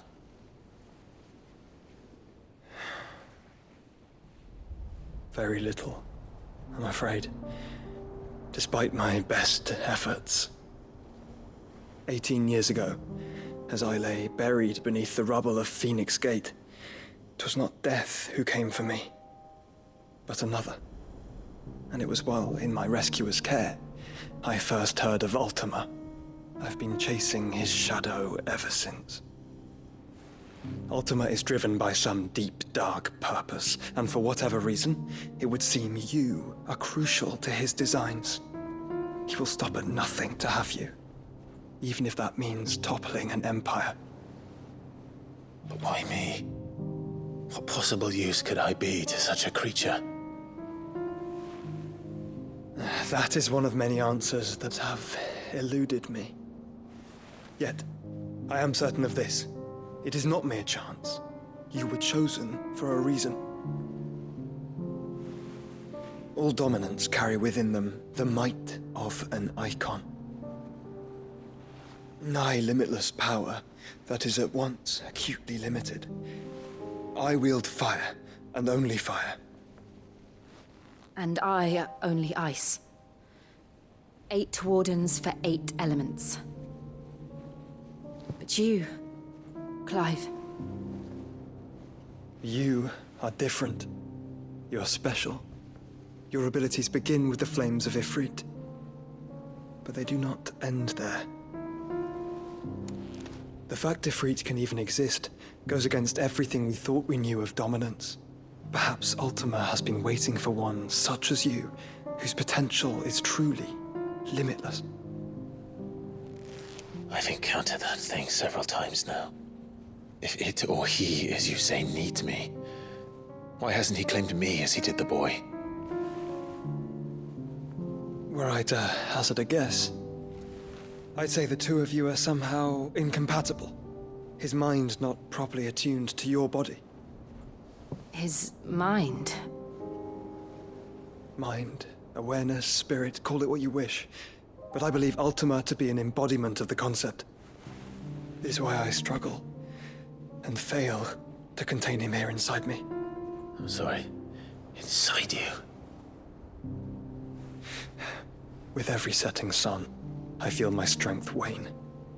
And though the Phoenix's flames mend the prison I have made for Ultima, they do so at a cost. We must find a means to bring an end to him before I meet my own. What were you thinking? It was that or let him take Clive. And I've always had a soft spot for my brother. But that doesn't mean you should sacrifice yourself to save me.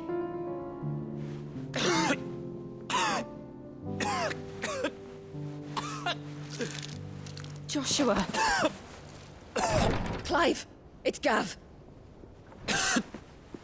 There's an army of Akashic at the gates of Canver.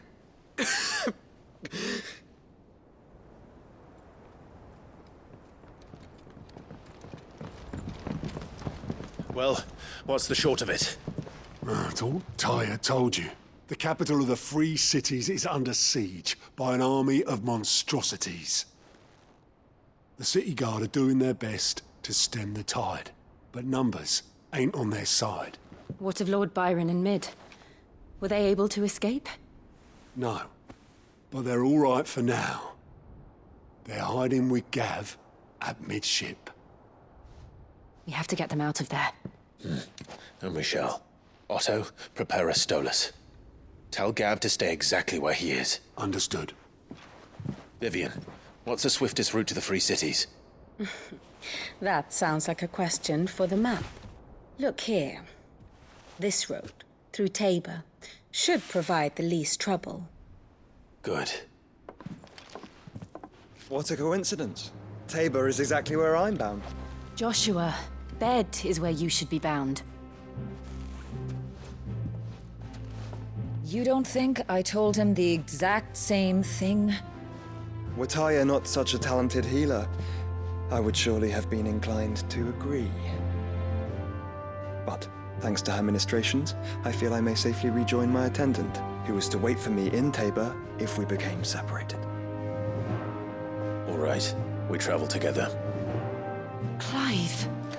If he stays close to me, he'll be fine. Thank you, brother. I'll look after him.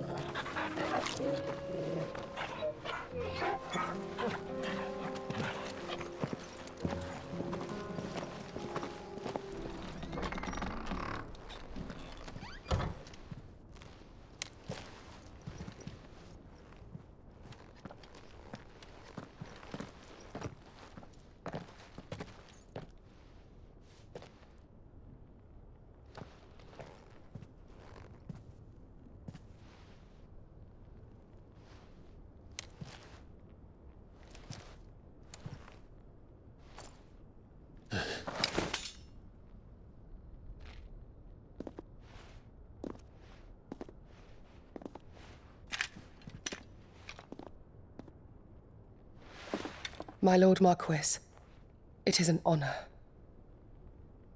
I am Yote, Knight of the Undying, charged with the protection of His Grace Joshua Rosfield, Keeper of the Flame of the Phoenix.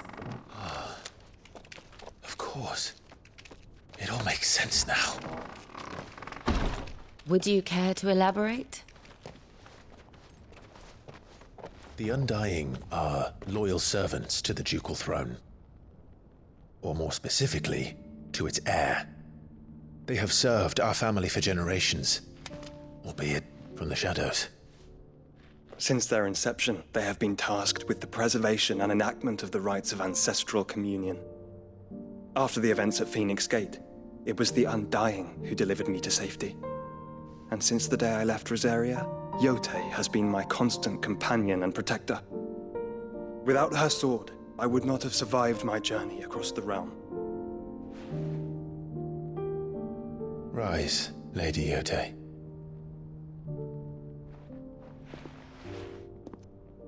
You saved my brother. I owe you a debt I can never repay. I but did my duty. Come now. Tell us what you've discovered. Your Grace. It is as you feared. The vessel we spied off the coast of the Crystalline Dominion on the night of her fall. It was the Einherjar. Beyond any doubt. The Black Galleon. Joshua, the Einherjar is the Royalists' flagship. What business would they have in the Dominion?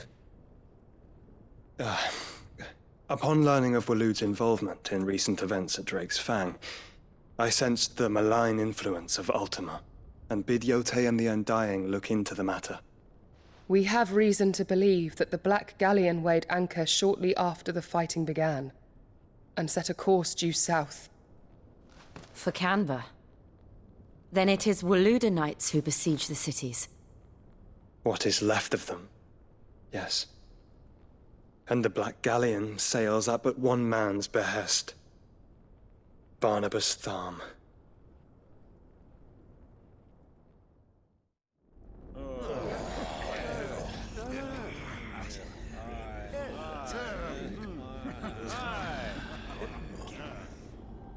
But are we truly safe here in the Agora?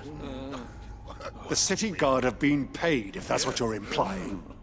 All the more reason for them to run. Well, you are free to leave, Lord Minister. Markets abandoned, warehouses aflame, blackened hulls choking every port in the capital. Canva is ruined. The realm teeters on the brink of chaos, and all you can think about is commerce! Forgive us. We were not aware Dhalmekia now subsisted on charity. Quite. How dare you!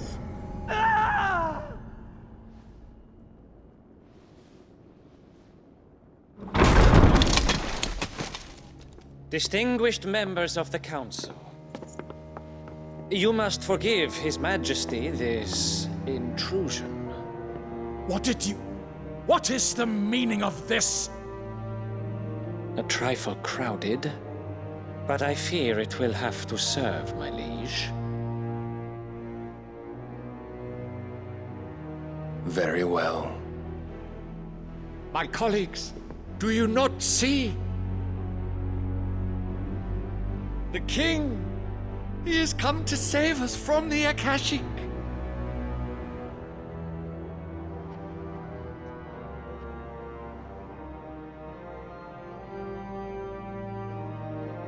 He is a gift from the heavens, divine intervention, our very salvation. And of course, if it is compensation he requires, we would be most willing to negotiate a fair price for services rendered. Fools! Your ignorance unbecomes you. Your Majesty, correct me if I'm wrong, but I would swear that the fiends washing the cobbles of Canva with the blood of her citizens wear the colors of Waloed.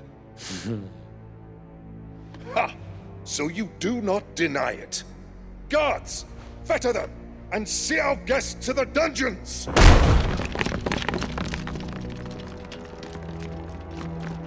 Enough.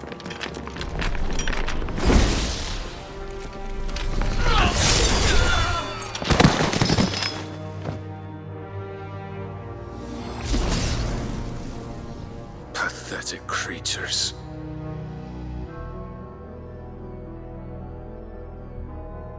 That you should imagine yourselves worthy of salvation.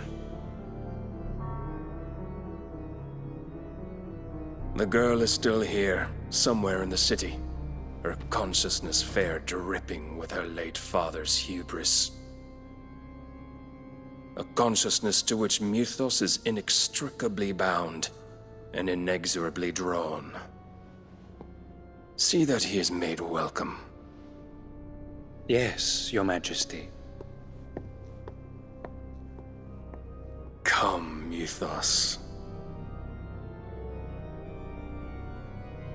Surely the prince's light cannot have sated you.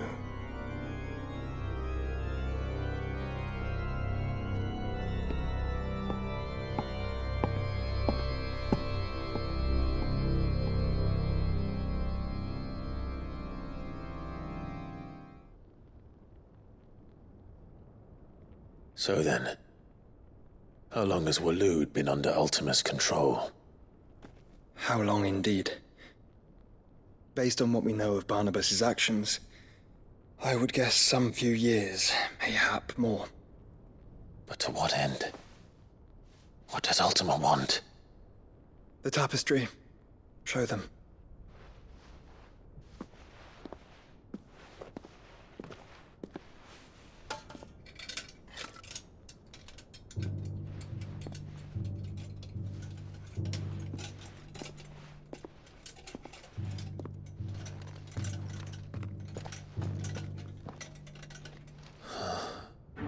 By the flames. Phoenix Gate, Drake's Breath, and now here. But what is it? It is old, ancient, even. Naught remains of the faith it represents, save what can be gleaned from the image itself. None could tell me what the one in the apothecary meant, even the Undying. But I believe it may be the key to discerning Ultima's purpose. That figure in the center, the one beneath whom the icons congregate, that I believe to be Ultima. He is a god, or at least godlike, his very existence beyond our ken. The icons, and by extension their dominants, are meant to be his subjects, and while some, like Barnabas, have accepted this role, others have rejected it. Like you, Clive, which is rather inconvenient, as it appears he needs you most of all. And gods don't like to be disobeyed. No, I don't suppose they do. Clive, may I tell Yote of the lake? By all means. Yote, I will be accompanying my brother to the Free Cities. Whilst we are afield, I would have you watch over those Clive has made his wards. Omielos delan tuisag ilith. Though well concealed, the hideaway lacks trained fighters to defend its occupants should they be discovered. But it is my duty to... As it has ever been my brother's duty, remember. If that is your wish, Your Grace. But please be safe. If aught were to befall you, You have my word.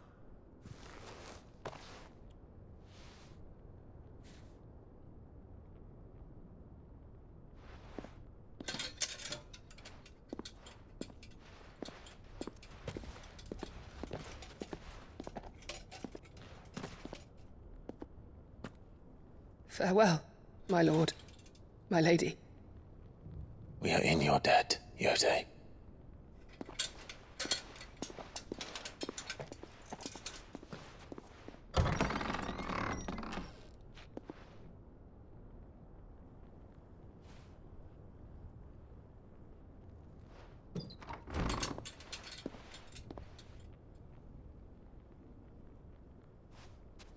Let's find our friends.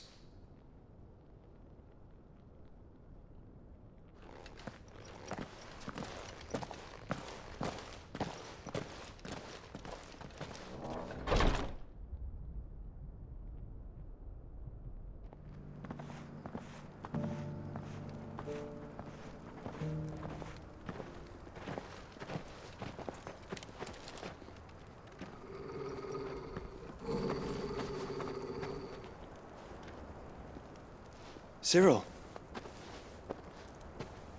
How fares the search? Well, Your Grace, my report shall be with you ere long. Ah, yes. Yotei is otherwise engaged, at my behest. And the duty of wardenship? Fulfilled.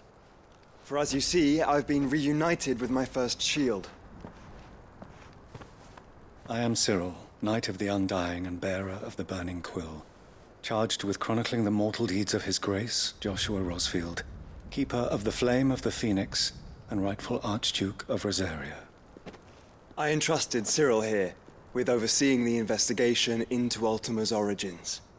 Findings from his brothers and sisters afield are delivered here to be collated and catalogued. Just how many Undying are there? Not nearly enough, milady. Yet we are glad to give our all in service to the Phoenix. Such is, and has ever been, our creed.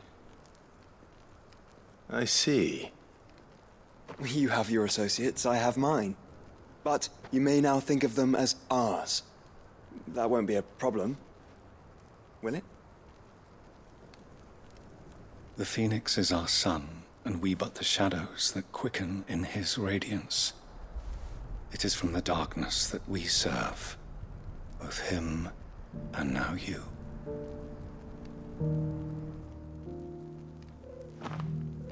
Pray accept this token.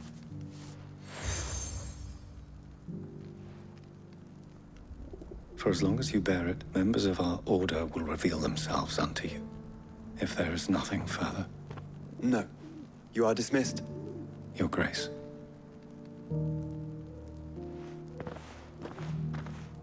It's a canva, then. We'll talk about this later.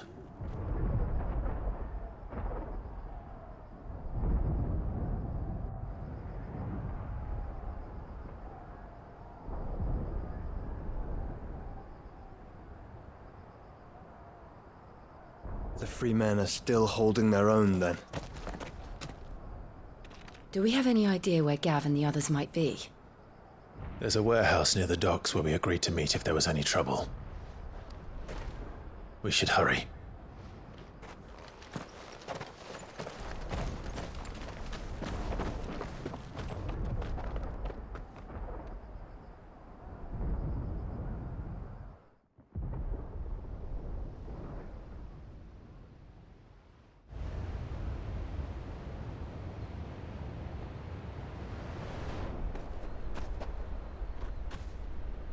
Sounds like thunder.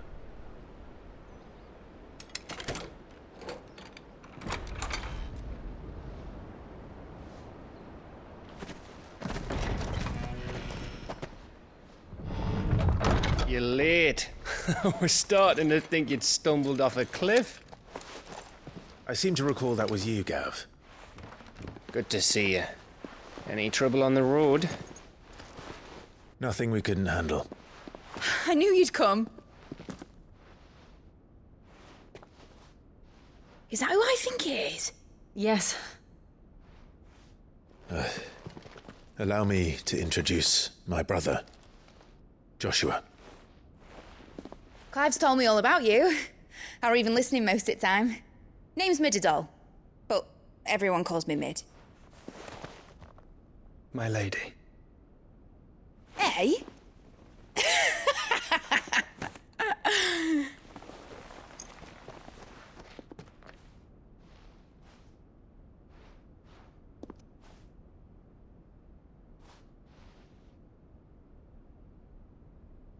My boy.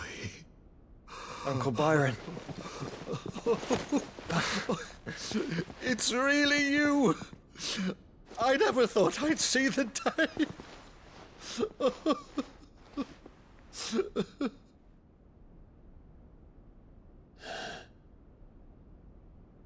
So these Akashic are being controlled? That's what it looked like. Empty eyes, eerie blue glow. No doubt they were turned, but silent as monks, every last one of them. Your man here speaks true, Clive. We saw more than a few in this city. They moved in ranks with a purpose. and not of their own. Ultima's doing. Perhaps. What of the city? The people? Dead, mostly. Mostly, but not all. A handful managed to lock themselves in their villas before the Horde arrived. Some in the Merchants' District to the west, and a few others on the far bank. If the Akashic stumble across either hiding place, a few bolted doors won't hold them for long. We need to find them. And quickly. What do you propose?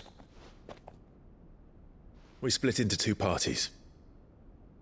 I will make for the Merchants' District, while you look to those across the river. Mind keeping an eye on my brother? Not at all. We find the villa and try the servants' entrance. Understood. And what of us? Mid, is she fit to sail?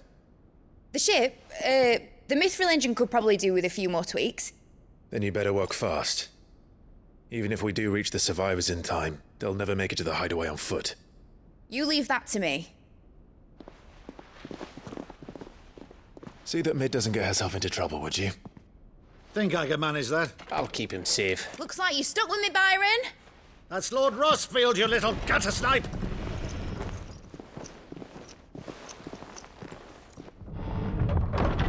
Shall we then? And you keep Clive safe. Be careful. Both of you. You too. You've caused quite the commotion. But then I would expect no less from you, Mythos. You again. I don't believe we've been introduced. You were in my family's crypt, and now you're here, with an army of Akashic thralls. Manners, Lord Rossfield? They are men, like you and me. Albeit ones unburdened by the wills that drive our kind to madness. They are pure. They are divine. What? And they are all that remains in this once raucous city. You'll pay for what you've done. As you wish. I confess I have been very much looking forward to this. Pardon me this indulgence, Your Majesty. The vessel shall not be spoiled.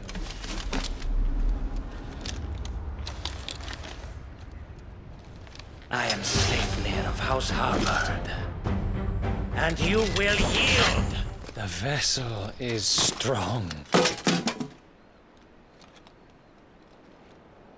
My liege.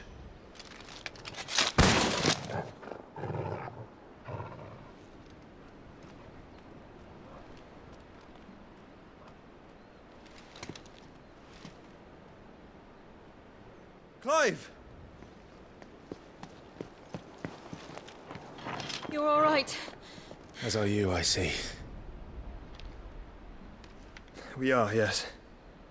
I'm sorry, but we couldn't save them. It was over before we arrived. Well, you did what you could.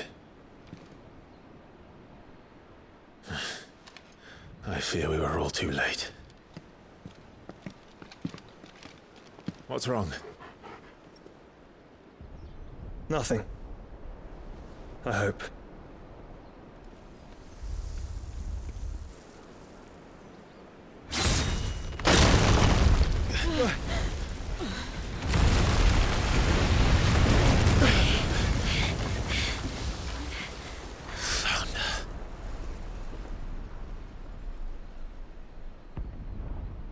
Leaving so soon, Mythos? It's the king. Indeed.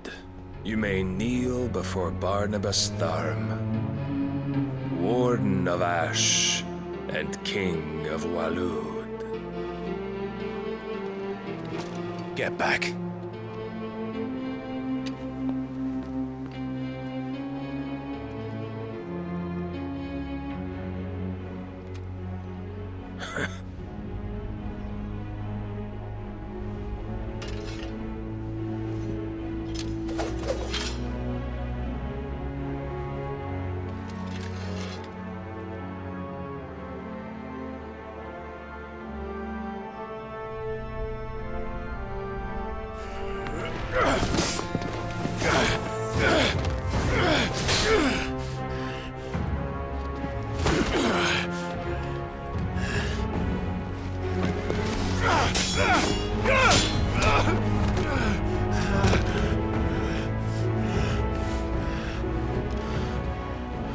Wild and impetuous. I expected more of the boy who bested my Lord Commander. Yet I see why my master covets you so. The power within you, Mythos. The potential.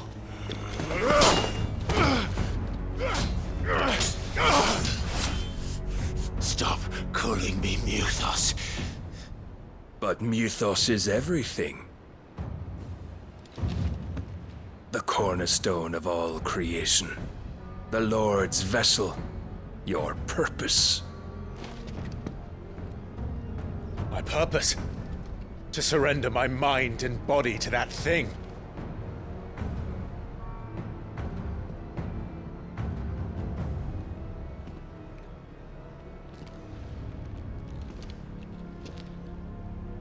No, Your Majesty. My purpose is my own.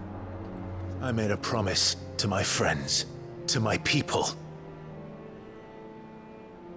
And nothing is going to stand in my way.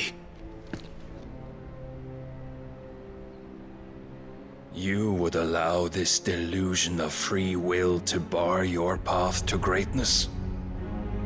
Truly, your volition is a cancer. One that must be excised.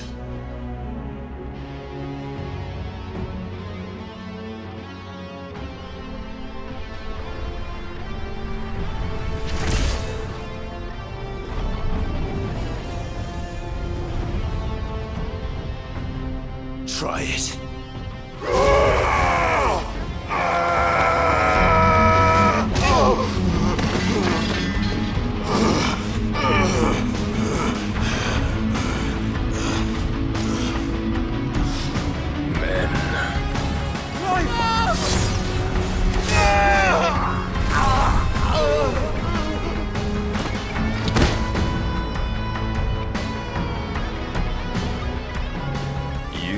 As weak as all the rest. Joshua!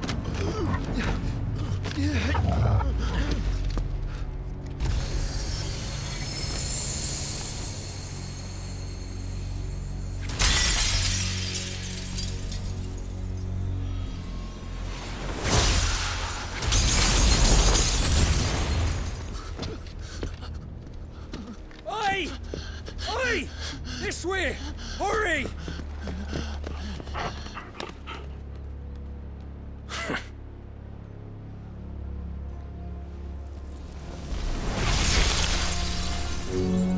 Power beyond reckoning, and they use it as a crutch. Such a waste.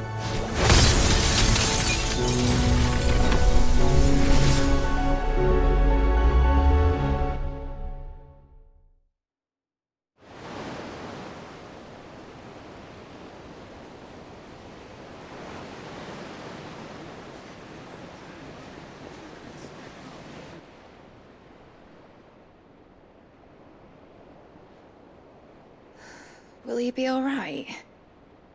The phoenix can mend flesh, but the spirit must recover on its own. I'm afraid the rest is up to him.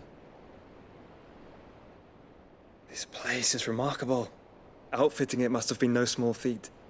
But why go to such trouble? That beauty's belly's filled with wonders the world ain't ready for.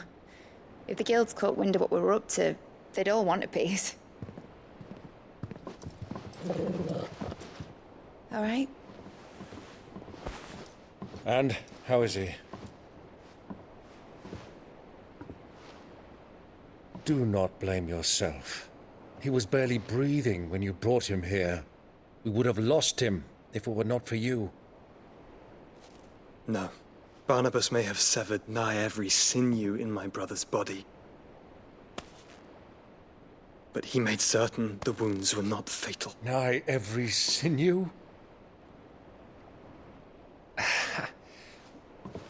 Allow me, your lordship. Don't know what I was thinking, putting you to the trouble like that. 'Tis no trouble carrying comestibles to my ailing nephew. I know, but you've already done so much for us. Pouring your gale into the hideaway and now the ship. I don't want to take the piss. You risked your life. And for what? Some girl you hardly know. Why'd you do it? You not mad or something? I wouldn't go that far. Clive! You're awake. My boy. Oh. All I want to do is help. And the world won't save itself. It was Sid. Your father, who taught me that. Sounds like him. Don't you dare do that again. What of the Royalists? Fucked off, the lot of them, along with the galleon. With the king on board, no doubt. The Iron Hair wouldn't sail without him. Clive. Jill didn't come back. What do you mean? She kept the king busy while the others dragged you out. It's all right, Mid. Jill is fine. The ether of her icon endures. And as long as it does, we can be certain she is alive.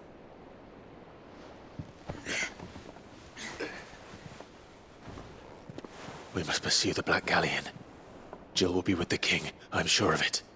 Well, good luck catching him, because my ship's going nowhere. It's the Mithril engine.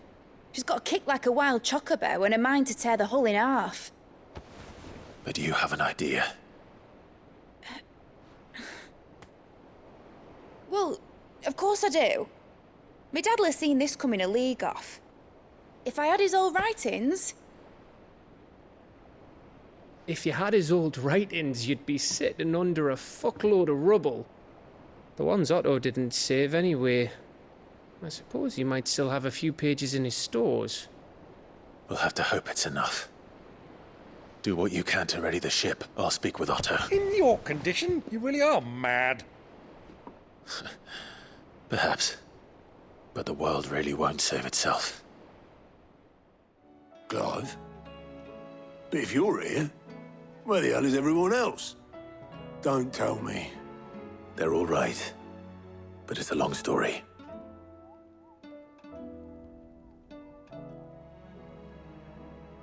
You lot don't do things by halves, do you? Well, at least everyone's still breathing.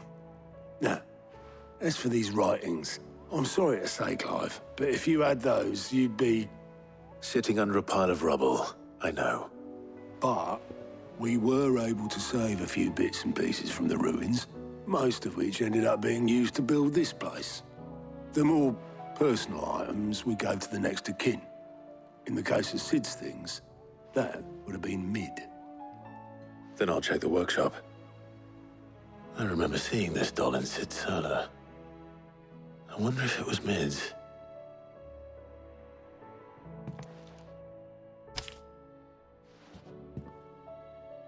Huh. What's this tucked inside it? Well, did you find anything? Possibly. You wouldn't happen to know what Mid's first opus was? Opus? That girl's as tone deaf as a banshee. Unless you mean the orchestrion. She couldn't have been more than, what, 11, 12 when she cobbled that thing together? It surprised us all. Not least her dad. You should have seen how proud he was of the little scamp. What's that battered old box have to do with anything? I think Sid may have hidden something inside it. Wouldn't surprise me. Those two and their bloody treasure hunts. Half the things in the hideaway were hidden one time or another. I didn't break it. Well, I didn't break it. What didn't you break? Nothing. We didn't break nothing. We definitely didn't break the orchestrion. What's wrong with it? It's broken. Except when it isn't.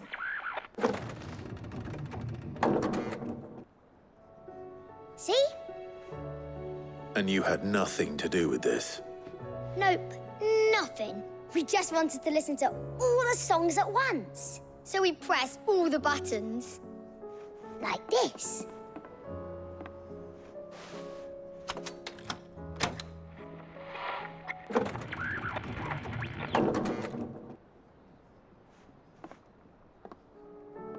See? All too well. All right, out of the way.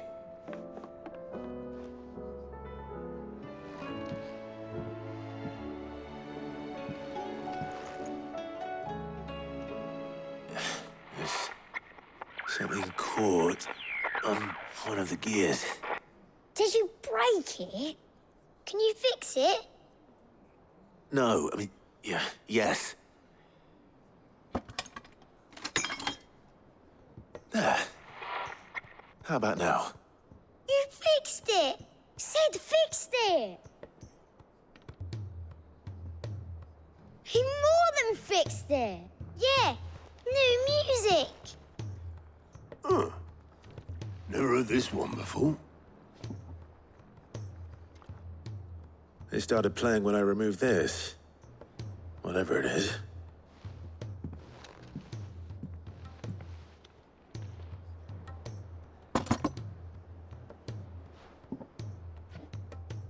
Well, don't look at me. I can tell you it's important, though. Sid showed it to me once and said as much. Said it was the stuff dreams were made of.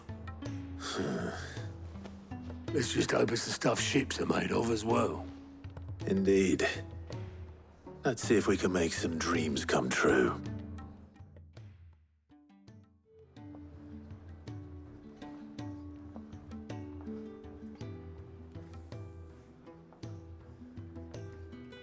Just the two I was looking for. Aye. Who's a patient? Actually, yes. The Crown Prince just left. Dion left? Unless you've another word for stood up and walked off. Yes, left. He did have the decency to leave a message with Obelisk before commandeering one of his dinghies. Should we go after him? No. We're not the Prince's keepers. He's free to do as he sees fit. I'd rather he did so in bed. His wounds are nowhere near healed. Much like yours, I suspect. Otto told me what happened in Canver. What is it with this realm's princes and their aversion to rest? Ask me when I get back. Though I may be sometime.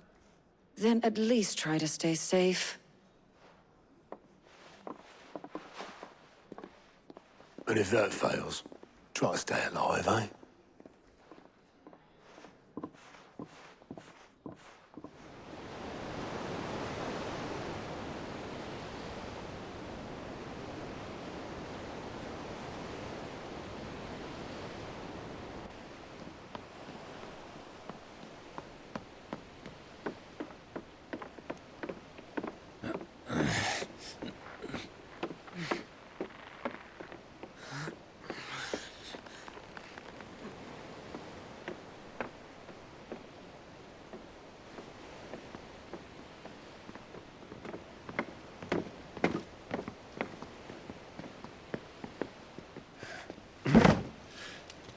And we're right, Clive.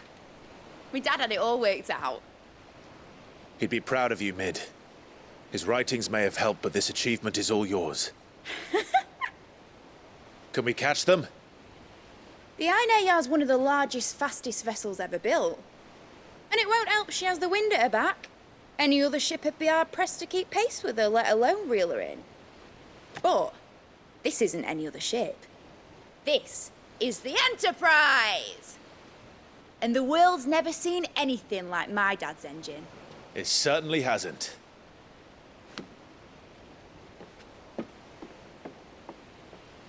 Clive, what do you know of Barnabas Tharm? Only what the bards sing. That he sailed to Ash from southern lands. That it was his mastery of the blade which won him the throne. And that his sword, Odin's sword, can sever the very threads of creation. But don't lose any sleep over a last tilt. We'll do what we must to survive. What we must? The light! I thought this cove was meant to be hidden.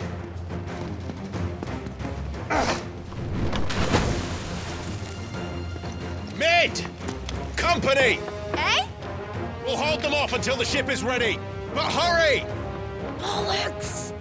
All hands! Man your stations!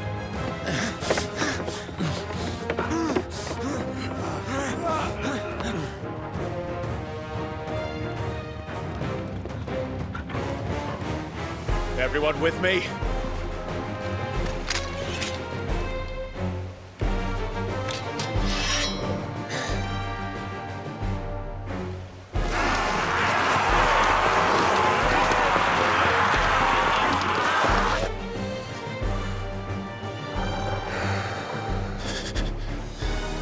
Here they come!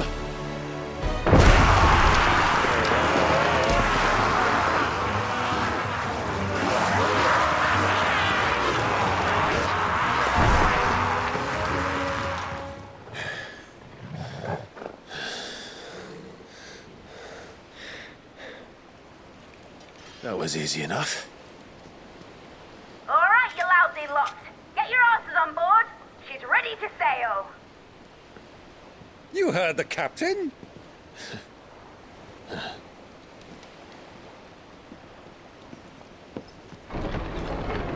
Clive?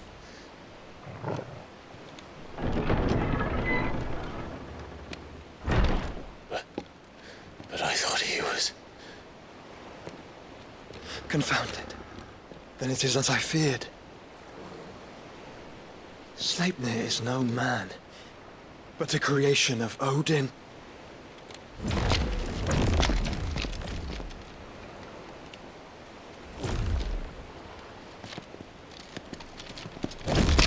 Phoenix's fiery fundament! Have you no normal enemies?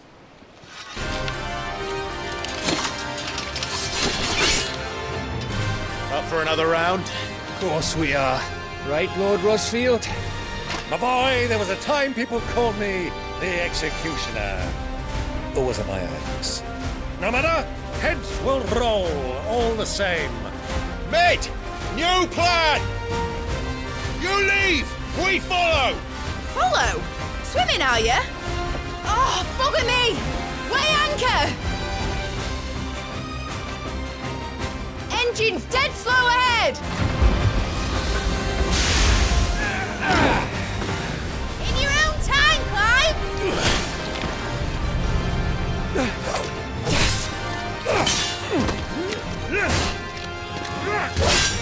Right, grab for it!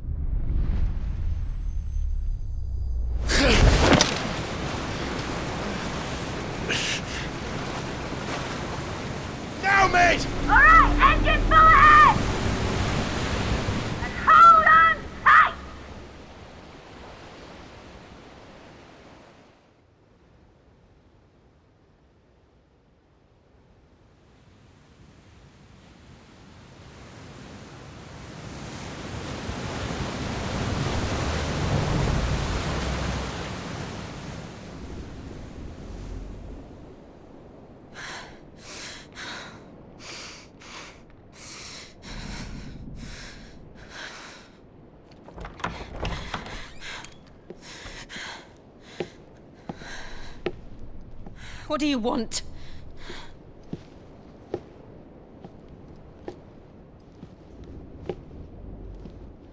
That's quite a mess you've made.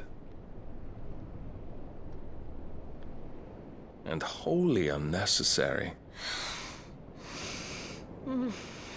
You are my offering to Mythos. I would not see you damaged.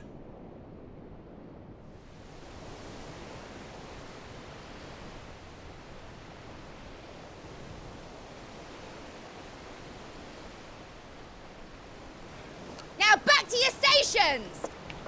Every bell spent treading water puts another league between us and the galleon.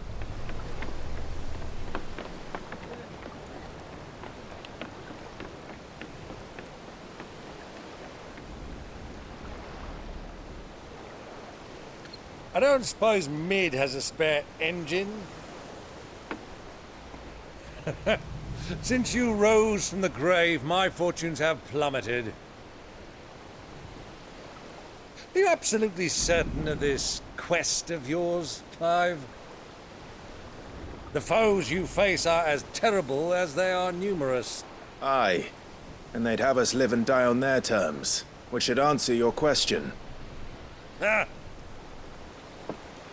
You have that same stubborn look as your father did when he set his mind to something.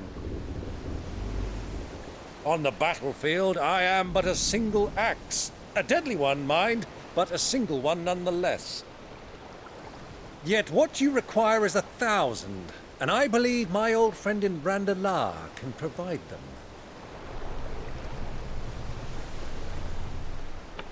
Take care, Clive. I have many more tales of your father's exploits to share. And I cannot very well do that if you're dead. Again. Good luck, Uncle. And may fair winds attend you. As for you, Joshua, take care. I shall do my best, Uncle. Farewell, my nephews. When next you see me, it shall be with an army at my back.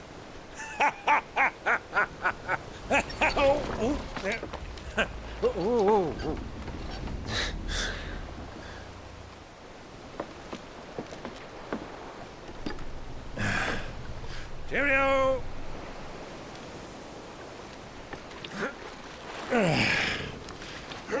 Oh, yeah. Do keep up, my boy.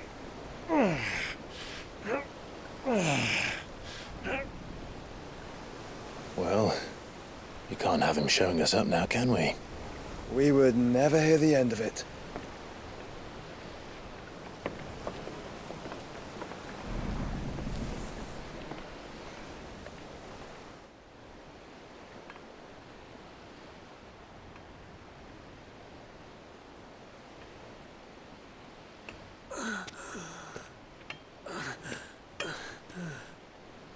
Greek of mercy.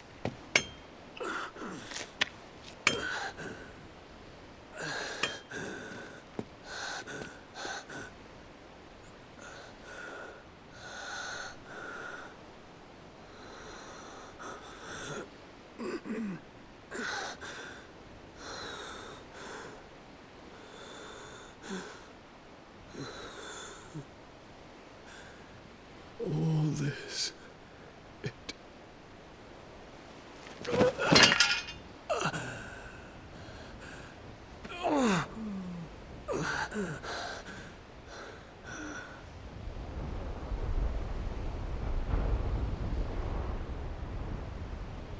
What have I done?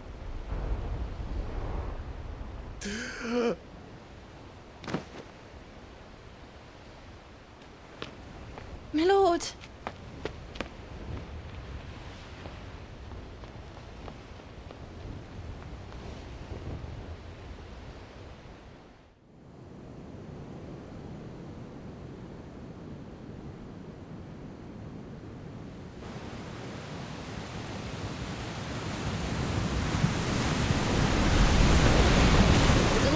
Between here and Waloed, but any ship heading north has to round Zemeckis and put through the Narrow. Maintain our current bearing north-northeast, and we'll catch the Black Galleon before she vanishes again. What's to prevent her from circling around Ash from the south? With these winds in those waters, it'd taken forever and a fortnight to reach Stonehenge. Mid knows what she's talking about, Clive. Better than any of us lot, anyway. I say we do as she tells. Sails on the horizon. She's ours.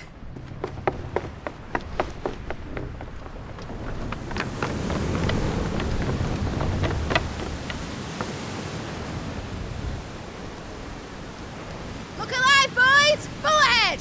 And keep those furnaces fed! Aye, aye! Do you feel that? Jill.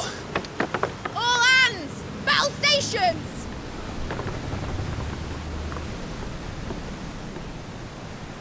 Let's see what this girl can do.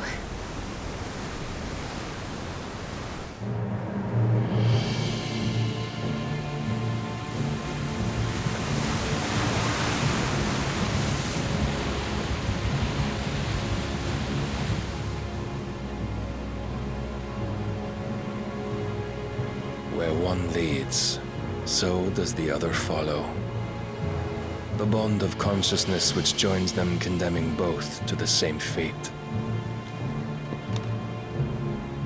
Yet my every attempt to strike it from their hearts serves only to tighten its hold.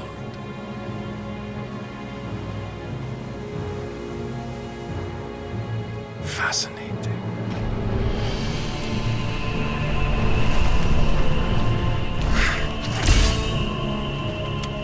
But then, there is naught my blade cannot sever.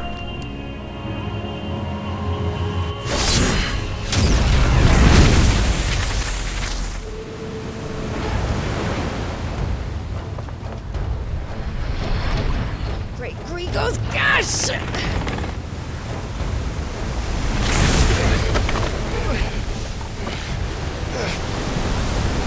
Barnabas! You brutes! And brace for impact!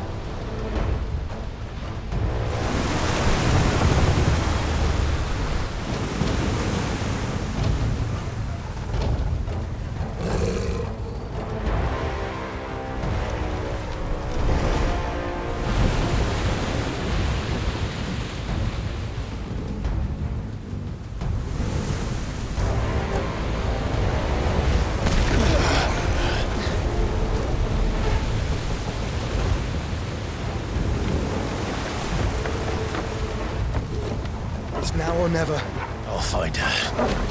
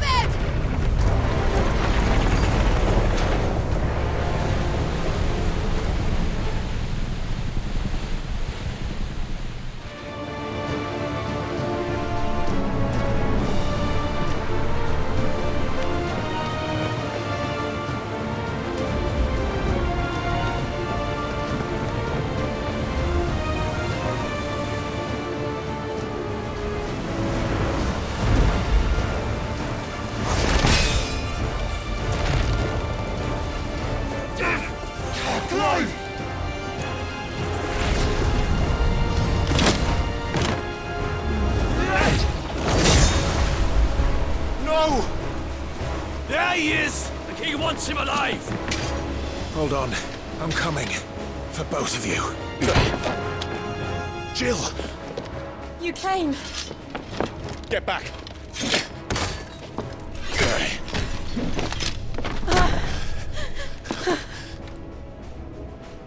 Clive, how did you... I'll explain later. Hands.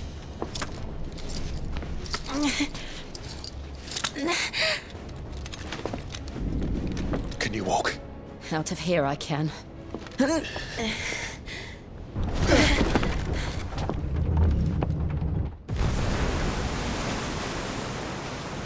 Stand still!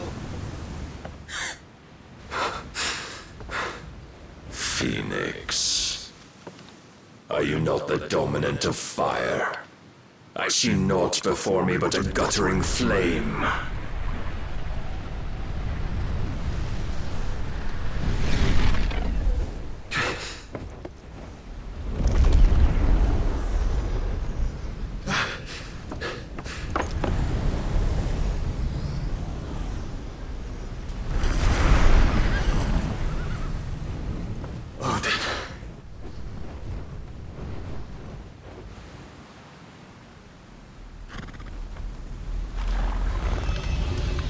In earnest, then.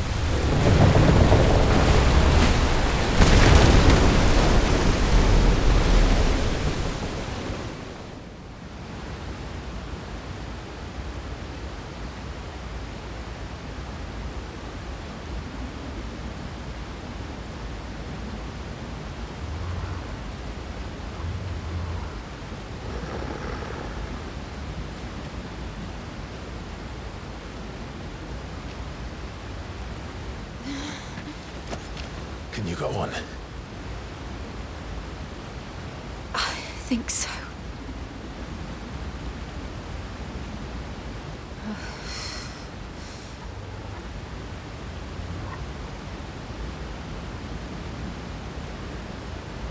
But to where?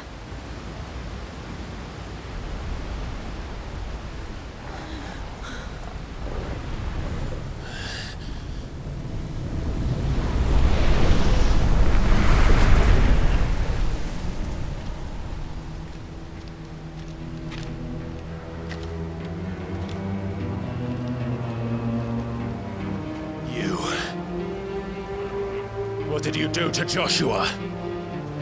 The Phoenix? Oh, I expect he will survive. This consciousness in which you coil your feeble souls is grown thick with desperation. And thus has my master turned to my blade.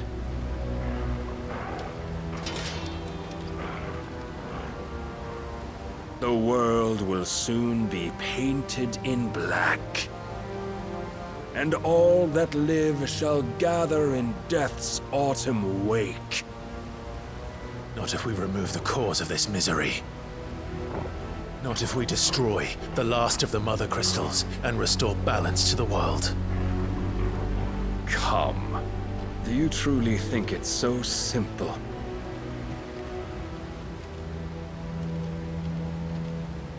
The Blight is inevitable. Not even the Almighty might stop its endless march. Your efforts will avail us naught. Naught, that is, but suffering. You must embrace the truth, Mythos. Accept your place with the Lord. Keep it. As long as there's a chance, there's a choice. Ever led astray by your blind resolve.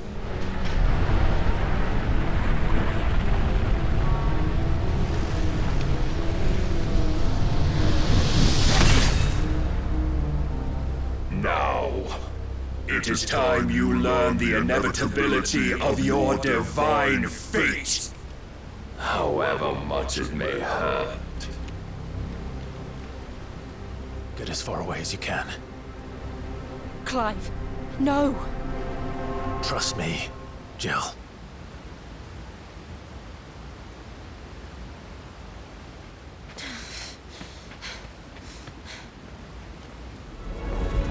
And thus is the light of hope severed!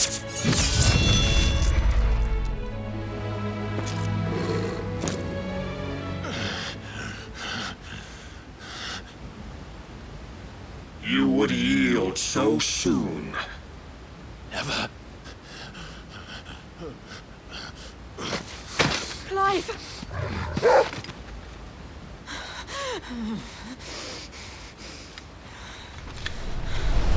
Do you not see? Your iron will weighs you down, dragging you ever further from your purpose. And what is my purpose? Mythos. Who are we? What are the dominants? The breath of the Creator still warm on our lips. We carry his light that we might guide the masses in his name. We are but mighty acts of God. We are more than that! You would be nothing without what he has granted you. The power we wield is his, and yet every time we draw upon it, it wears away at our very being. It breaks us. It unmakes us, that its immaculate aspect might reveal itself. The icon. It is too much for even his chosen few. Apart from you, Mythos, you wield the might of many, yet your body does not answer for its avarice. What are you saying? What I am saying is that we dominants are a means to an end. We were created for you, that you might drink deep of our strength and thereby fulfill your divine purpose. Which is? To feed. As you would know, could you only look beyond the walls of your prison of self-regard. As long as you choose to ignore this, you shall never penetrate my defenses. Still, you may take solace in the fact that you are not alone in your plight. The chains of volition shackle all of mankind, but there is yet cause to rejoice. For the Lord, in his mercy, has taken pity on his flawed creations, and shall see them restored to their proper forms. And what exactly would that be? Why, loyal servants to God. No. Manners, Lord Rosfield?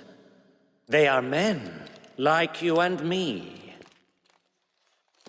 Albeit ones unburdened by the wills that drive our kind to madness. They are pure. They are divine. You mean to turn everyone Akashic? Not turn, Mythos. Turn back. For too long has mankind been led astray by their clamorous wills. It is time they return to a world of quiet equality, where they might once more know salvation. Salvation? And abandon everything we hold dear? We don't need your salvation. We'll save ourselves, and we'll do it on our own terms. Not yours, and not your gods. With every defiant expression of your will, the tighter the chains of consciousness become. But perhaps that fact may be put to use.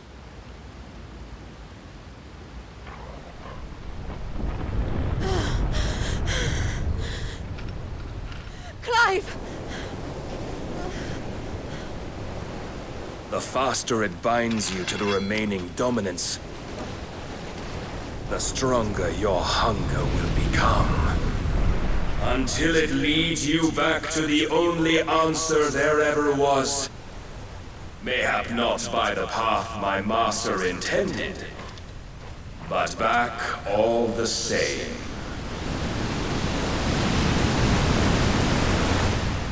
Ash is not far. I could freeze a path. You're in no fit state. Probably not, but I can try.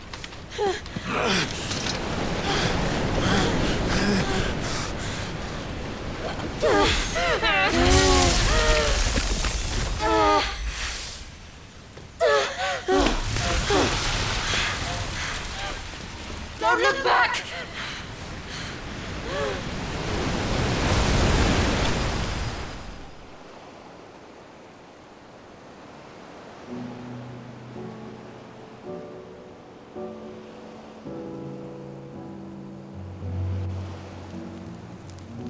I hope the others are safe. The Enterprise was clear of the gap when we fell. They made it, Jill.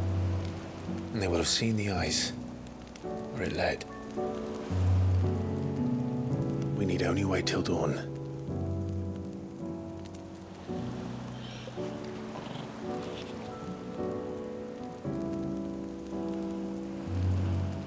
This is the second time Barnabas has bested me. I'm powerless against him. Then maybe there really is nothing else for it but to give yourself to his master.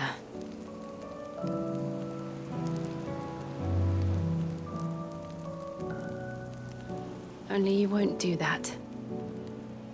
The Clive I know would never do that. So you believe? But do you really know me? If what Barnabas said was true, then I'm more monster than man. And each time I summon the flames from within, I burn away the things that make me who I am. Do you, though? Think of what you've used that power for, of all the people you've saved. It doesn't matter how or by whom it was granted, only how you choose to use it. And you've chosen to use it for good, haven't you? I've also used it to kill. What if that's my purpose? What if it's all I'm good for?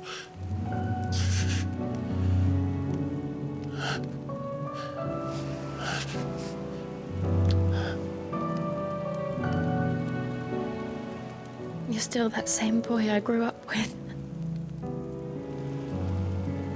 Always so eager to save everyone around you, and yet always so alone.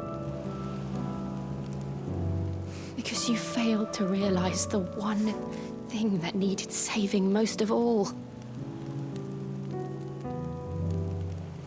You, Clive. You. You never once took the time to save yourself.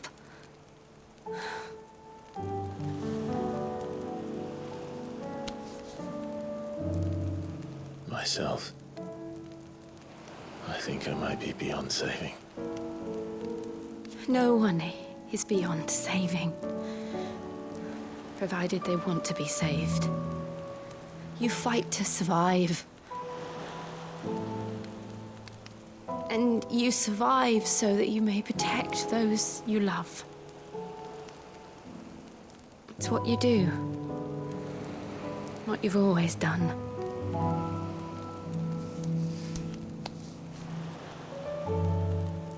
And I know you're not about to change.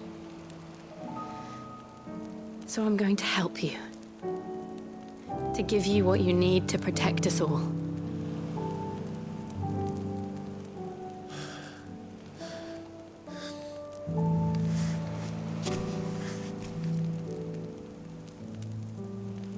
Jill. Are you sure?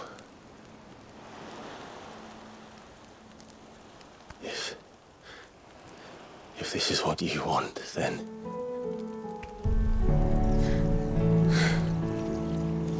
Don't worry, Clive. It is.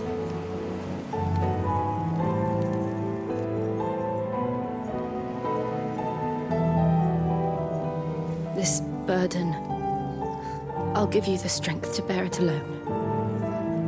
But I'm not alone. These burdens I carry, my sins, my pain, my sorrow, I see now that they are all a part of me.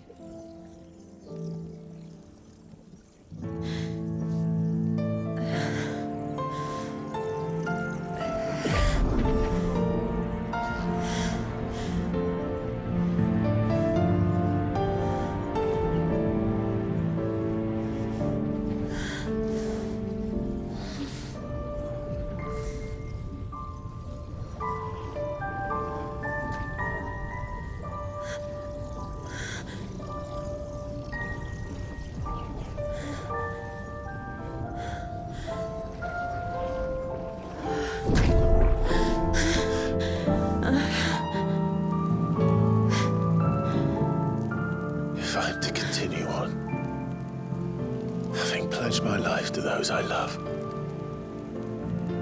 then I will gladly bear your burdens too, until my last breath. Clive.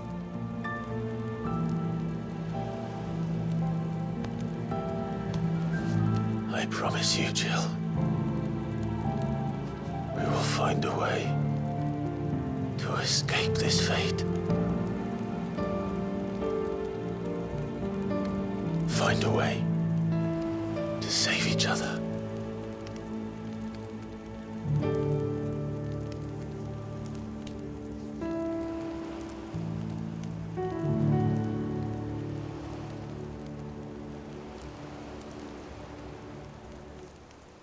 That we might one day look upon the moon again, together.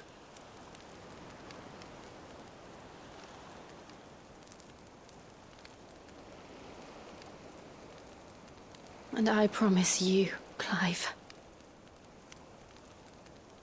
that I will be there, no matter what you must become. I know.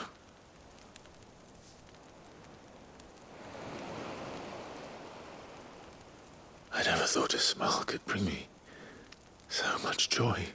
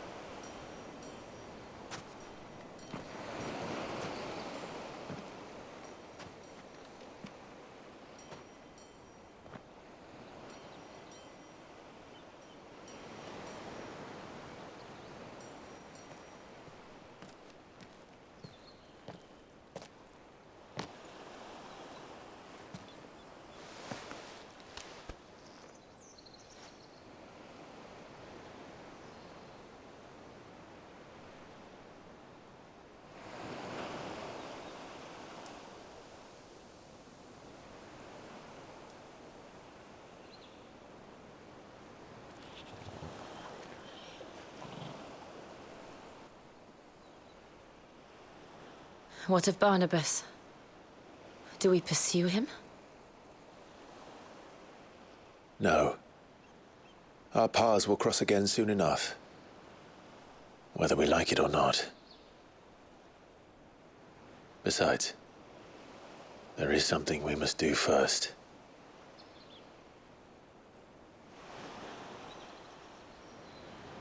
Of course. Drake's spine. The last Mother Crystal. The Einherjar is at the bottom of the sea. Waloed won't dare move on Storm without her. But they know we're coming now. We'll need a plan. And a damn good one at that. Then let's go home and find one. Ash will have to wait.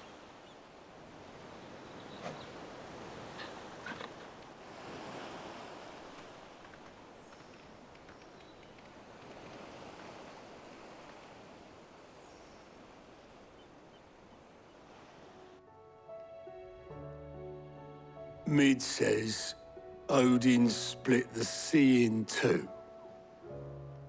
She's always been partial to a tall tale. But there's tall, and then there's tall. I struggle to believe it myself. I see your uncle isn't with you. He stayed with the Enterprise. After our brush with the Einherja, she was in urgent need of repair. And my uncle knows a shipwright in Randalar. We're to join him there when we're ready to sail for Ash. You sure that's wise? Last I heard, the place was still overrun with Akashic. Show me a city where that isn't true. Ultima's plague is spreading. We're running out of time, aren't we? We've done our best to shore up that hideaway. But I doubt a few planks will stop what's coming. Still, we'll keep at it. Every little helps, I suppose. Let's hope so. How are you feeling, Joshua? Better than I was. But not nearly as well as you should be. Your cuts and burns may have healed, but your body still bears the burden of every spell cast. And what would you have had me do? It was no ordinary foe we faced. It was the Warden of Darkness. Yet still, it was not enough. The king could have ended me at any moment, but instead chose to toy with me like a curl does a mouse. You underestimate yourself. Oh, it was crystal clear. Only one man established his dominance that day, and that man was Barnabas. I'm sorry, brother. That was ill-spoken. It's just, I have never felt so powerless. And when so many are looking to us for strength, perhaps the prince feels the same.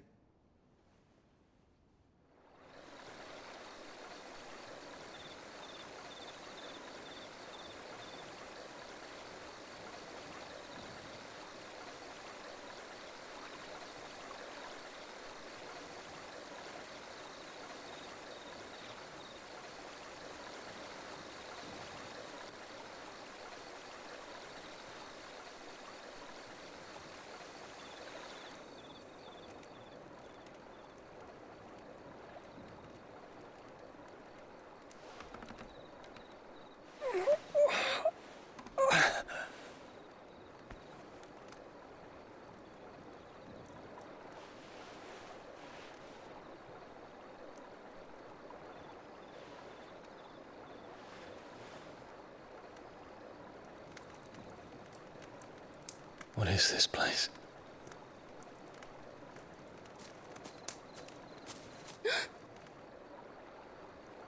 Don't move.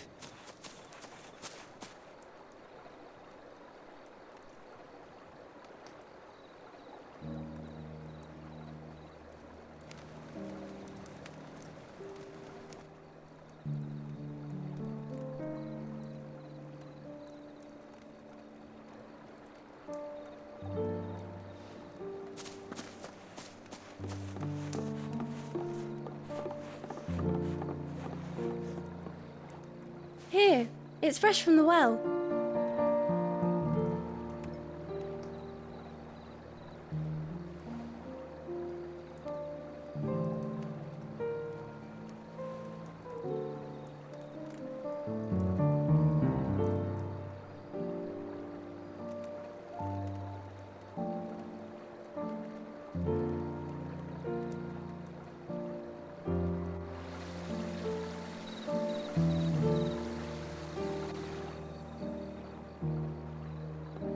Grandmother told me spirits sometimes get lost, and that the lanterns guide them to their proper place.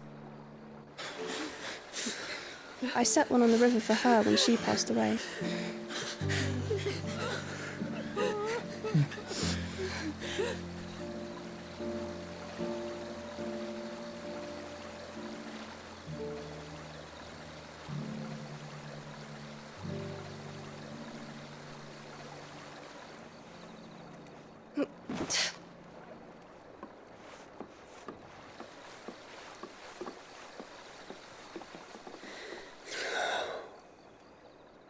The fiend works from the shadows. Was it you who guided my hand then, Ultima? No, not you. This is my doing, my fault, my sin to bear. And for it, I must atone. Your hurts are healing nicely. It was my poultices that saw you well. You make them? And sell them, or try to. Earns me enough for bread, most days. Forgive me. I have nothing to... I know, but I couldn't just leave you lying there.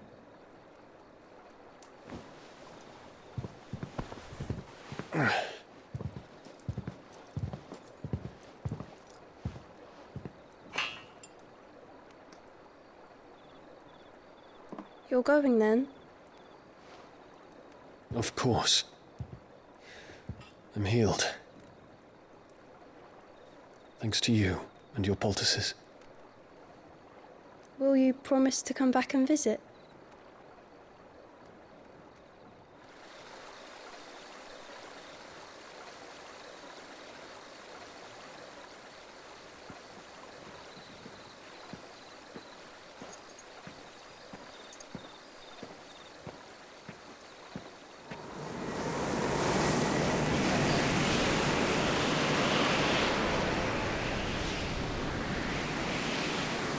Well, Phoenix, it would seem that I owe you my wings.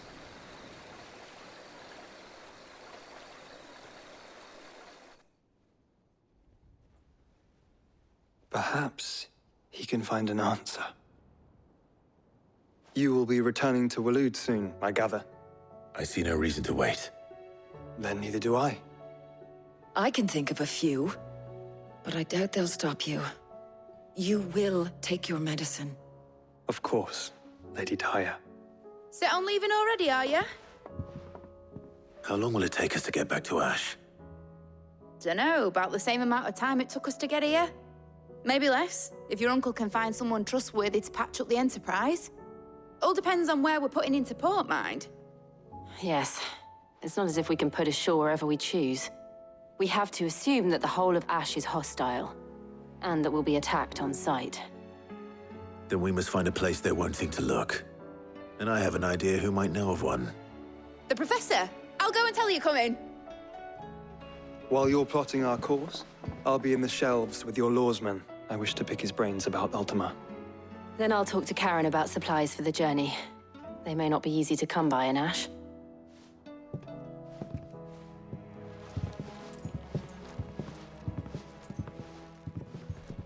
Your brother's body won't take much more of this recklessness. You know that, don't you? I do. Ah, Clive. I was wondering when you'd arrive. Please tell me you've come to take our young prodigy here off my hands. I'm not here for Mid. I need information on Ash. Then why not ask Molly if you can look in one of her ovens? Go on. As soon as the Enterprise is ready, we'll be setting out for Drake's Spine. And we're going to need a safe place to land. Preferably one that won't see my ship blown to shit and splinters. If it were that easy, do you think Waloed would have resisted invasion for so long? Very little is known of Ash, and the information we do have is spotty and outdated. We have the good King Barnabas to thank for that. Waloed's borders have been closed to outsiders since the day he seized the throne. If there is anywhere safe to land, you won't find it on my map. Then tell us what we will find. I'm sure you know better than we do. But no splinters. All right, if it will get you out of my hair. But interrupt me, and it's over. Understood?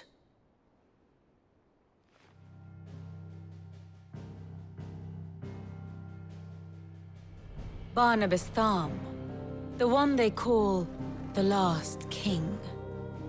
Understand him, and you will understand the kingdom of Waloed.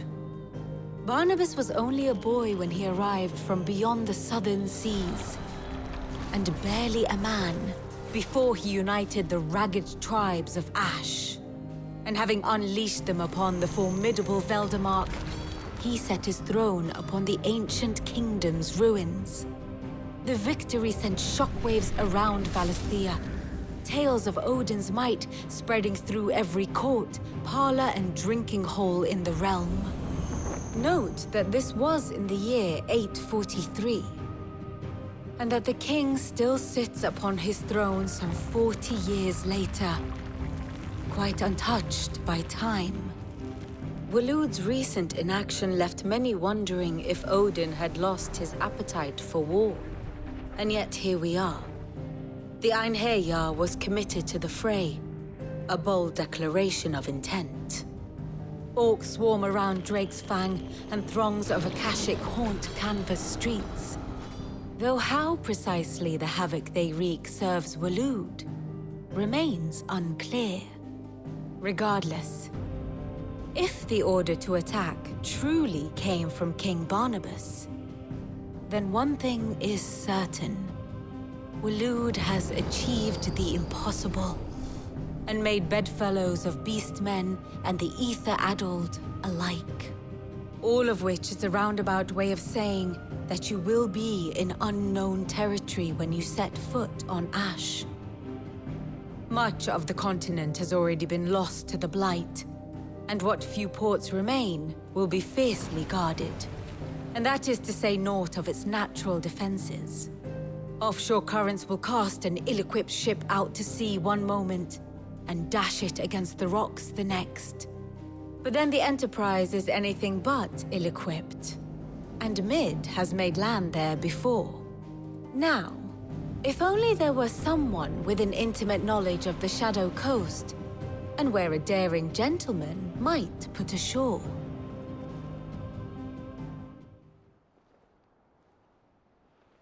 You see, Clive, you had the answer all along. Do you think you can get us back to that beach, Mid? Picked you up from it, didn't I? Not that it were easy. The currents were a right bastard. But then, if it wasn't hard, it wouldn't be worth doing, would it? Well said. Thank you, Lady Vivian. If a few morsels of common knowledge and a sprinkling of tavern talk are worthy of your thanks, I wonder what genuine intelligence might earn me. Probably more visits. Mid, I need everyone in the ale hall now. I'll fetch Joshua from the shelves. Aye, aye, Captain.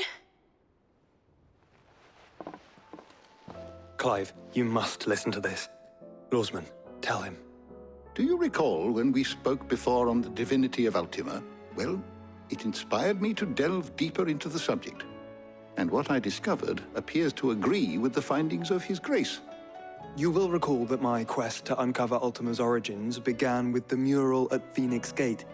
But while I've always known it to be important, its secrets have heretofore eluded me. Now, however, I believe I know where to find the more complete example, one that will reveal all we seek. Master Clive, have you ever in your travels chanced to hear of the Circle of Malleus? I would think not, if you have. But there was once a time when the faith flourished, the oldest known religion in the Twins, and though its popularity eventually waned on Storm, hints of its dogma remain embedded in more modern faiths such as the Crystalline Orthodox. Wait, you said it waned on Storm. What of Ash? Religious monuments are often torn down or repurposed when new faiths rise to prominence. But if no new faith arose, then perhaps the ancient temples might still stand. And so, you see now why I must accompany you to Waloed. It would appear the past still has much to teach us, though in this case, it would not have been possible without the musings of Moss. To think that you carried a copy of my old mentor's chronicles all along. I am relieved to discover it in good hands. I shall guard it with my life. Joshua, if you're finished here, join me in the ale hall. I need to speak to everyone before we leave. Right away.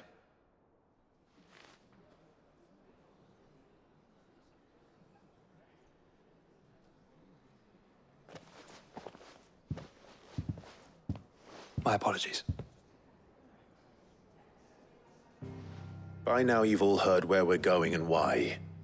So I won't bother you with the boring details, only the important ones. If we attempt to approach Stone here by sea, there's a good chance we'll be sighted and fall prey to the capital's artillery. So instead, we'll disembark on the southwest coast and make for Drake's Spine on foot. I say we, but it's highly likely the entirety of Ash is under the rule of Ultima. A large party would only attract unwanted attention, as well as slow our march and require supplies which may be difficult to obtain. Only Joshua and I will be going. And a scout. Preferably a good one. Gav, do you know of any? You bet your ass I do. I might still borrow some of Lady Vivian's maps, though. Just in case, like. Once you've dropped us off at the Shadow Coast, you need to retreat into neutral waters, fly merchant colors, and stay inconspicuous. If you sense any danger at all, you leave us behind and return to Storm. Inconspicuous is my middle name. But like hell am I leaving anyone behind. The ship ain't going nowhere till your scurvy mugs are smiling on deck. Jill, the Enterprise will appear a tempting target for royalists and pirates alike. You're to stop anyone boarding. Don't worry. I'll keep the ship and her crew safe. You'll be needing passage home, after all. But... very well. If there are no questions, I'll see you all at the docks.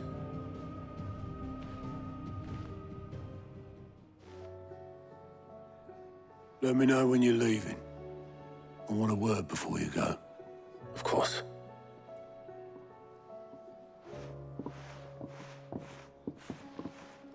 Is something wrong? Not at all. Honestly. Can't a man wish his friend farewell? Just wanted to let you know that I'll keep things in order while you're off saving the world.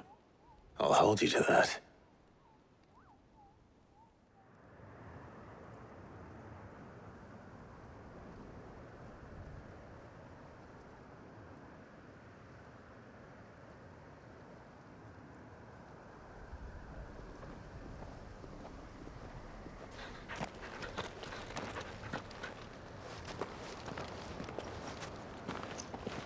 Reckon it'll be a long walk to the capital if we follow the cliffs. I'll scout ahead, see if I can't find us an inland route.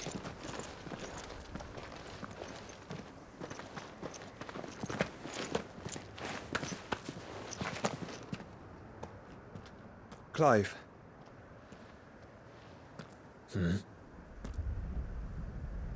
There's something I've been meaning to ask. You took her icon, didn't you? Yes, I did. She understood.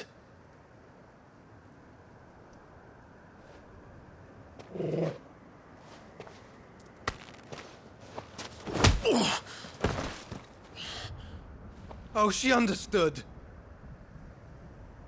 Understood that you decided to save the world all on your own, and that you'd die without her power. How dare you make her choose? You knew damn well she'd never refuse you. But I will. You can't keep pushing us away, Clive. The world is ours to save, not yours.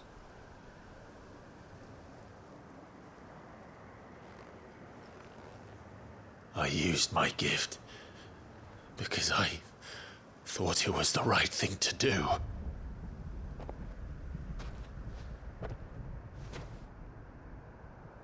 And you truly believe this will save you? Will save us all? I do.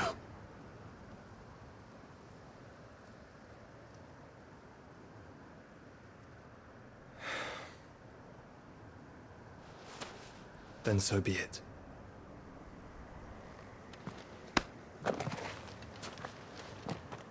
Just don't forget, you're not alone.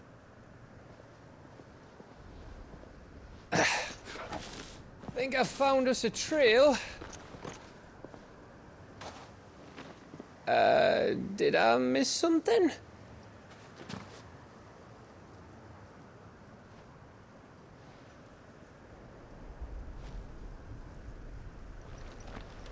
Only that Joshua didn't. I don't get it.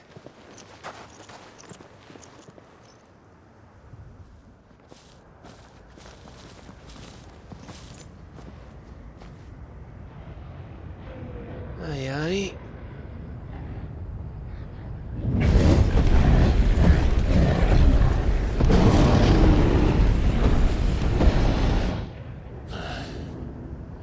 Is the whole of Ash fallen into Ultima's hands?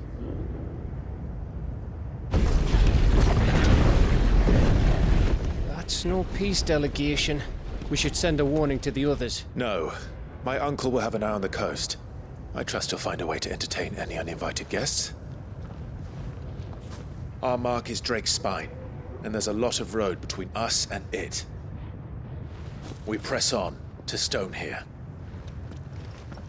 Aye, you never know. It might not be a nest of slavering monsters.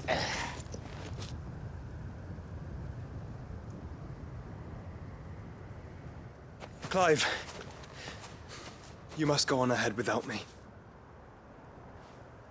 This stronghold is as old as Phoenix Gate, perhaps older.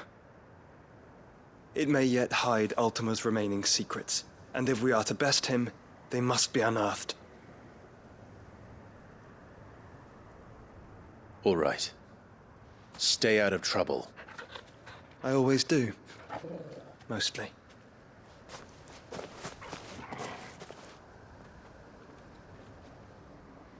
You sure about this? About leaving my brother on his own? Of course. Mostly.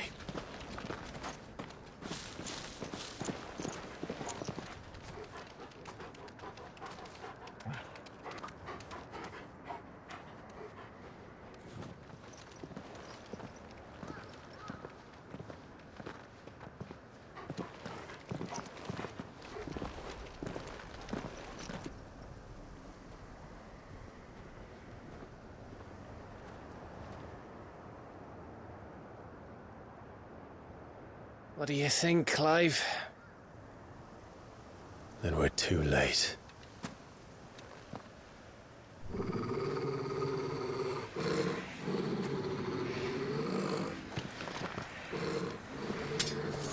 Damn it. They're all turned. There's nothing we can do. I wouldn't say nothing.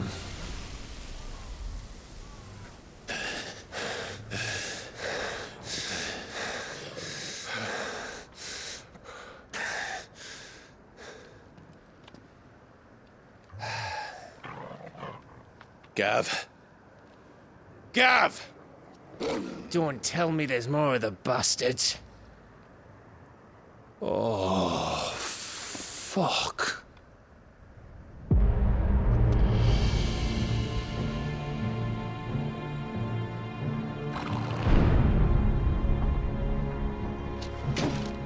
Have you come to watch, Odin? Bound for Stone here.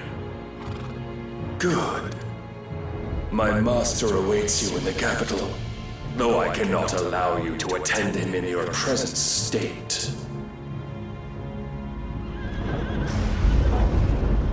And how are you going to stop us?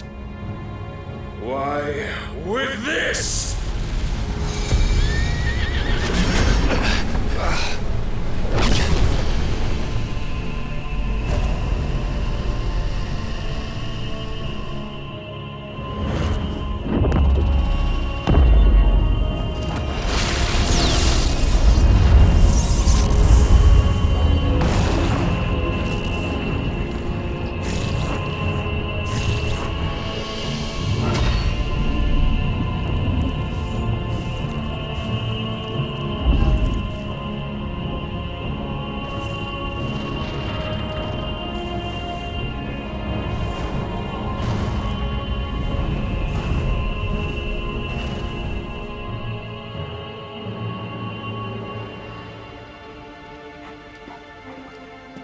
What did you do?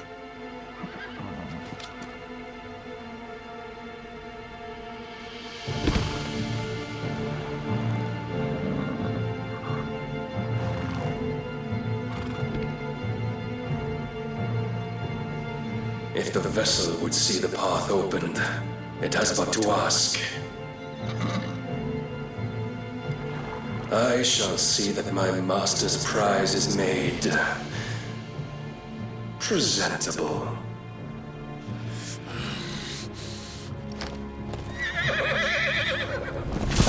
Shit! No!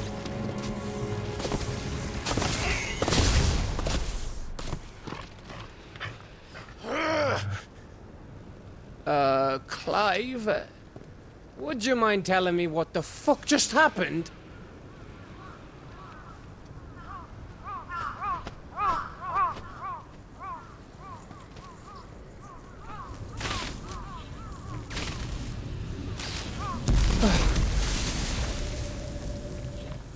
Oh, you've got to be. How are we supposed to get through that? We seek an audience with the king. If His Majesty wants me to come and ask him, then that is exactly what I'll do. Before you go practicing your petition, we don't even know where the fucker went. How about we cool our heads and think this through, eh?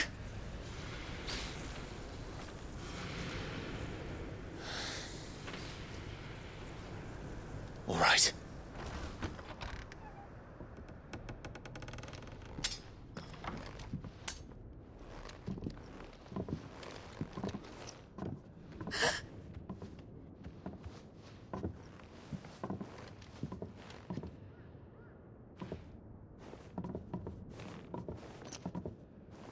Please. Please. Please, no. Miss. Whoa. Easy. Easy. We're not turned, all right?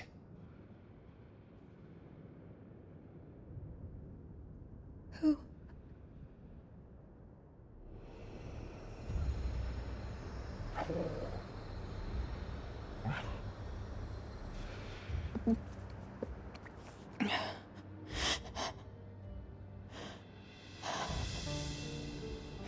My thanks, kind travelers.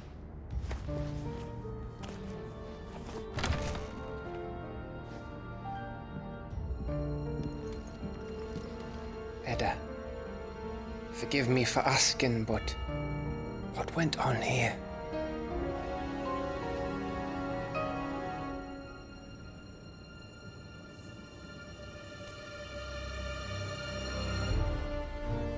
It all started when the skies changed. The elders said it was the Arcade. One by one, people went mad, minds taken by the ether, till only I remained. By then, I was too far along to run. And then the nights came, and I didn't know what to do.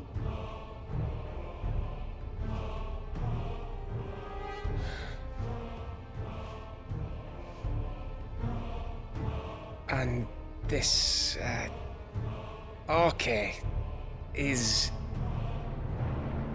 Just a story. Something our grandparents told us when we misbehaved. About how the heavens would grow dark before the land took her last breath. The end of the world. You said the others went mad. But where did they go?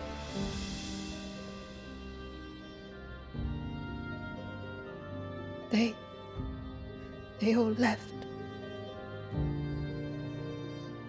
Drawn east to the tower, to reverie. The elders, the healer, the blacksmith, my husband.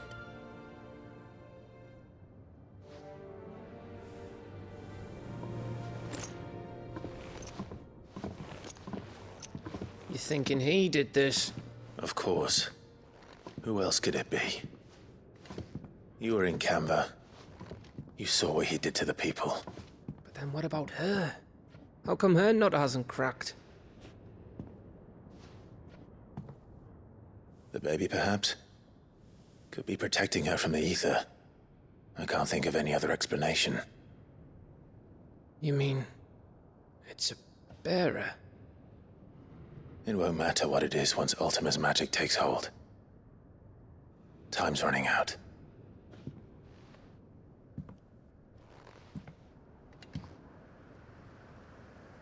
This tower.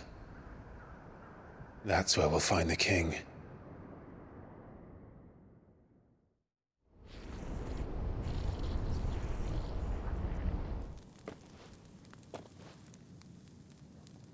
I knew it.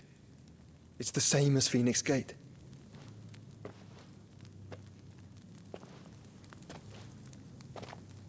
Which means at the end of these stairs should be...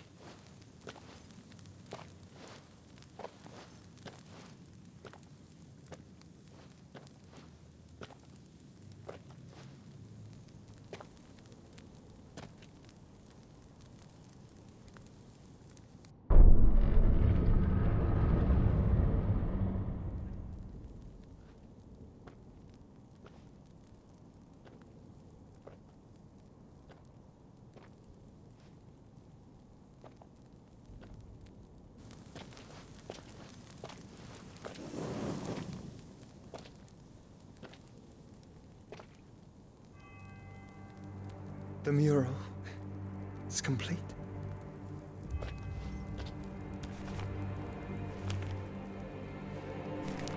Ultima and his vessel, Ifrit. Garuda, Ramu, Shiva, Titan, Bahamut, Odin.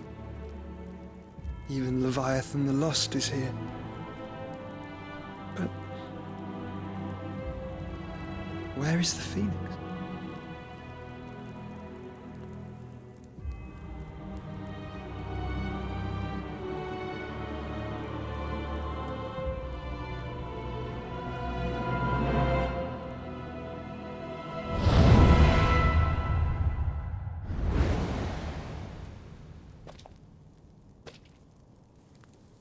By the Founder.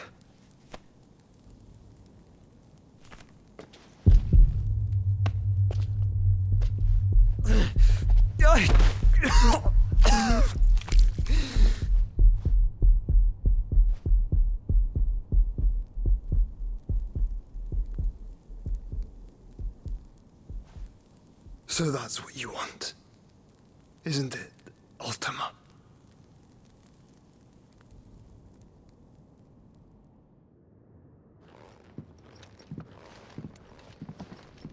So that's how it's gonna be then? I'm not asking, Gav. I need you to stay with Edda. What? I must do this alone. If I don't return, you're to find Joshua and make for the Enterprise. Understood? Aye.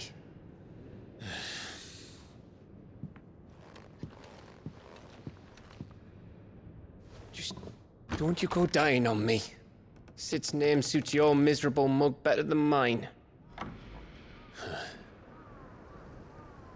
Don't worry. I haven't finished with it yet.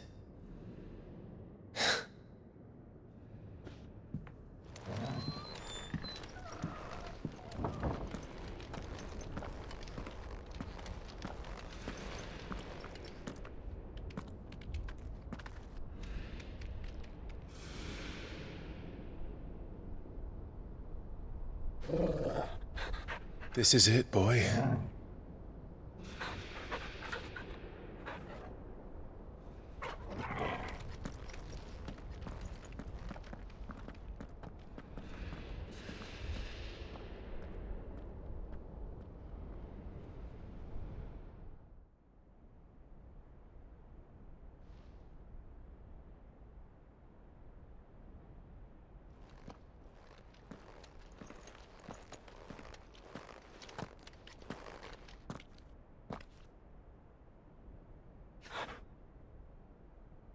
I've come for you, Barnabas.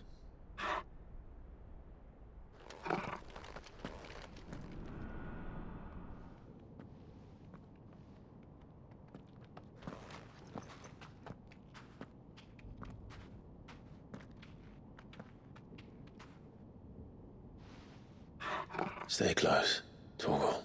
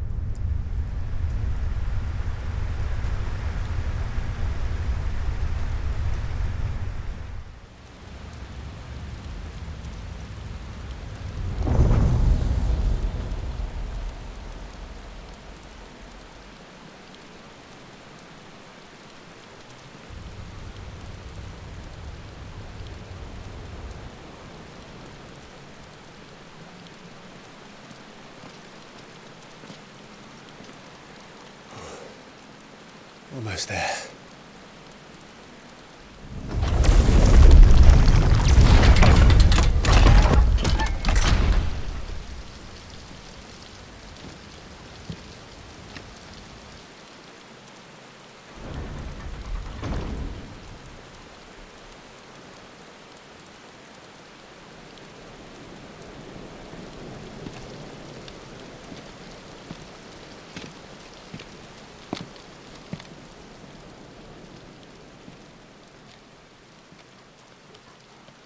Why?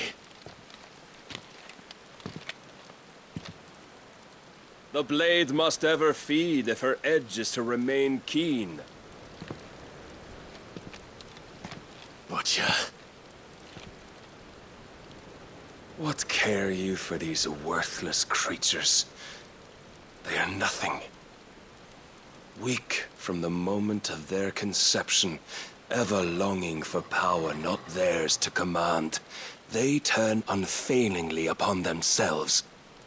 Like sheep, they roam in filthy flocks, eager to trample those few gifted a fleece of gold.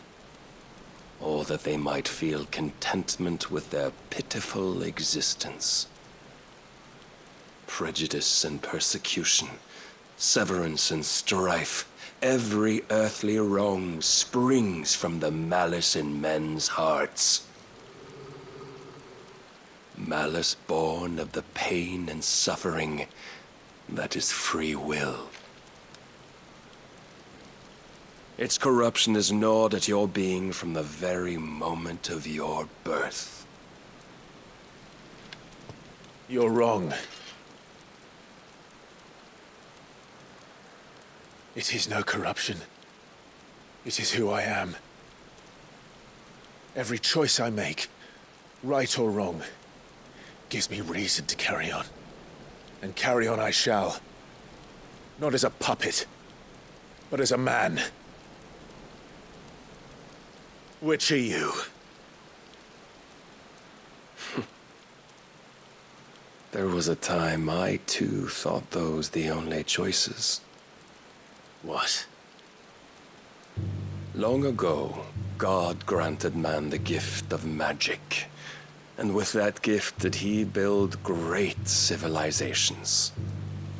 Yet over time, man lost sight of the gift's true meaning, stepping from the path of shared prosperity to one of avarice. He abandoned his creator for sword and flame, and through his folly, beckoned the blight. Yet, there were those few who refused to turn their eyes from the heavens, and they prayed to God that he might lead them back to righteousness. And the Lord, he did answer. Before the worthy shall the gates of paradise open. And so did I spread my arms to the ether, and cast my soul upon its gentle waters. I gave myself unto him.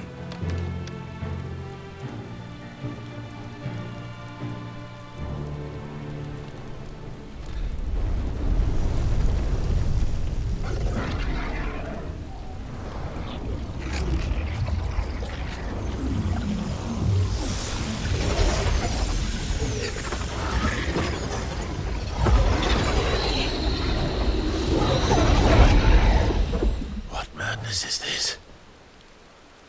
My worth proven, the Lord charged me thus.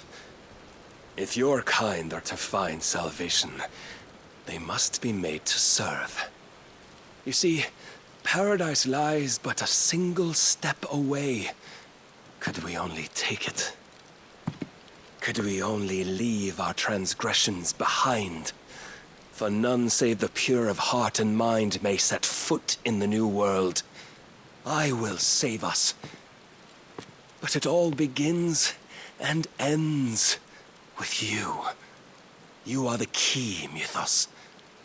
And with this humble offering, shall I prove my faith once more. So you forsook your kingdom. You forsook yourself to serve. Tell me, how is that living?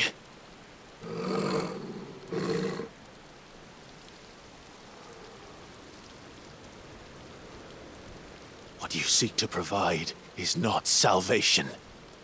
It's anything but. Life is about always having a choice. Take that away, and we might as well be dead.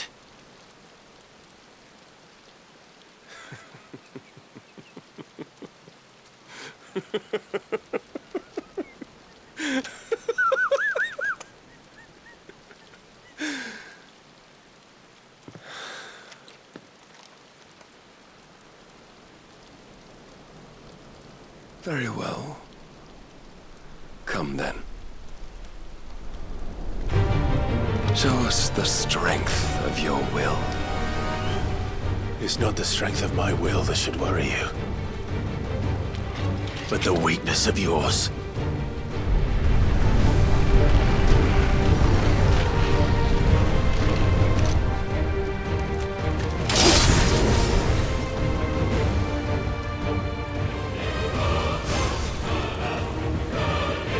God chose you to serve as his vessel, and you cling to this foolish notion of hope when there is none.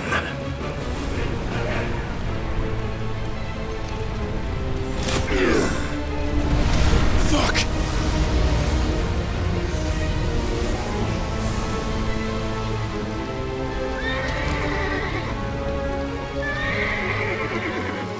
Desperate, are we?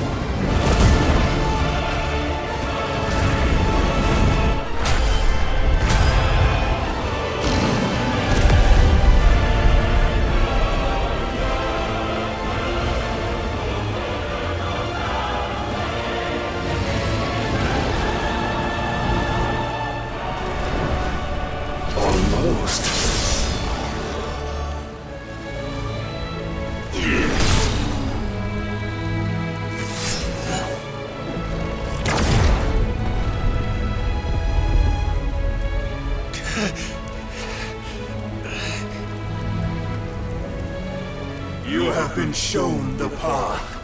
Now you must follow it. Free yourself, Mythos. You will not defeat me otherwise. We'll see. But I cannot be defeated. You admitted defeat the moment you turned your back on us. When you turned your back on the truth, Barnabas. We are not as weak as your god believes.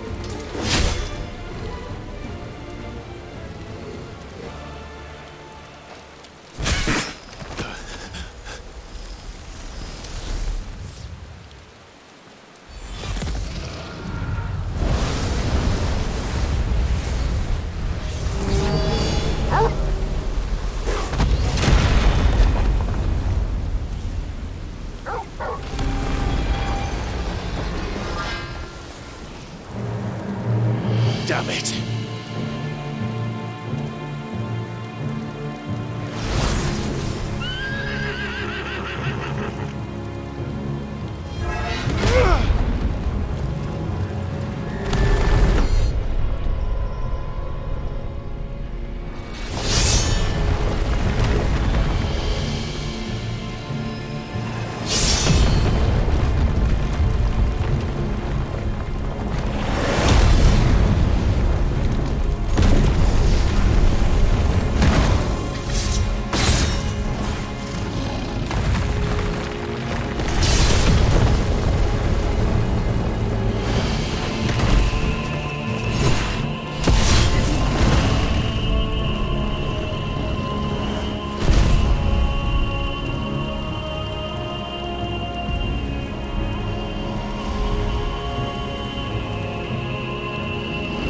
What are you waiting for? Men know nothing of strength.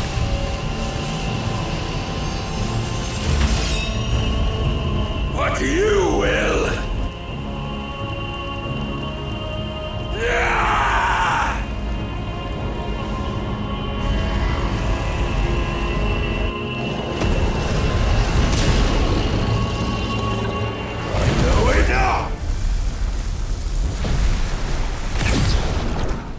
Could it be you have made a weapon of your weakness?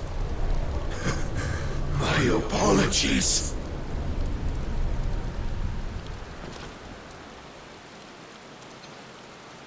You are not the fool I took you for. And so it ends. No!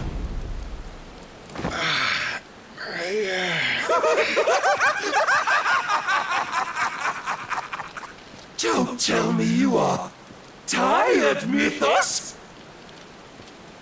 Your stubborn defiance has stirred my long-becalmed heart, filling it with a joy that I have not known for generations! I had thought the tantalizing kiss of self-indulgence a dream forever out of reach. And now that its sweet ruin courses through my veins, I shall not be quick to relinquish it. Show me your work, Mythos, that I might revel in it!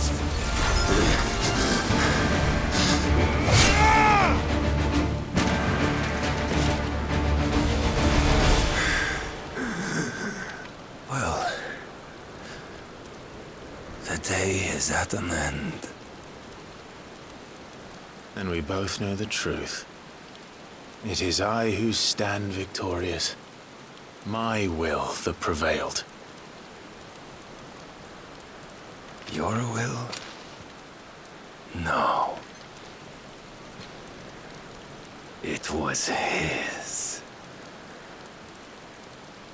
Clive Rossfield.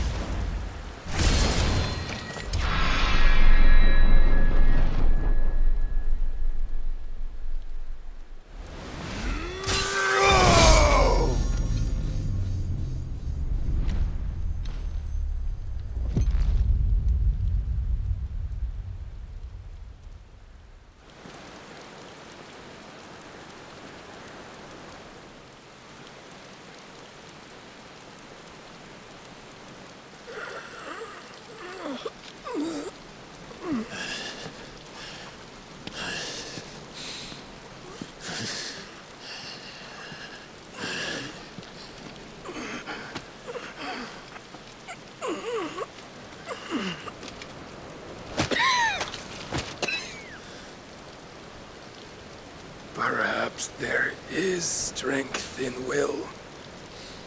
Would that I had not relinquished my own.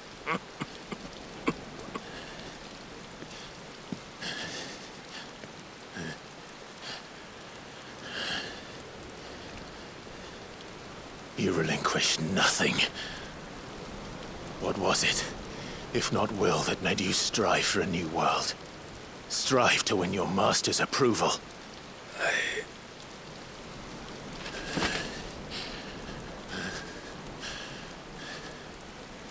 You were shown a fantasy, and you chose to believe it. But you were wrong. There is no world, but the one we live in. And that world is worth saving, even if it means killing a god.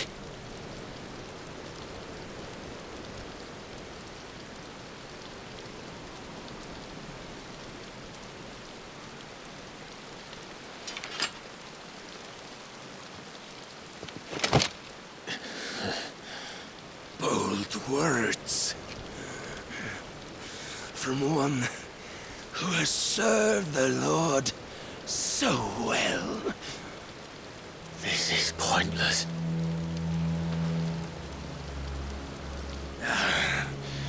But I almost forgot.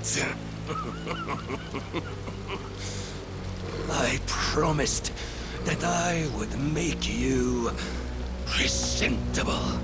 Did I not?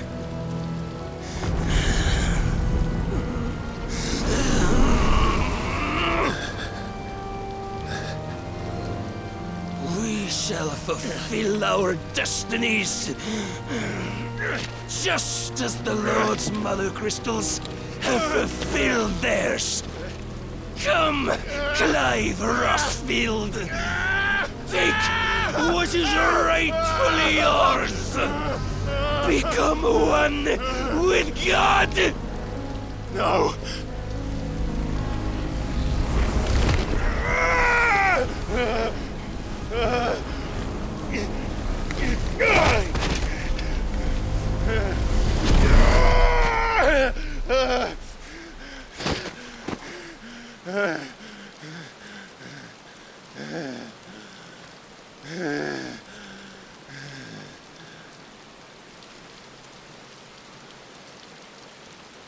At long last, salvation. I'm coming home.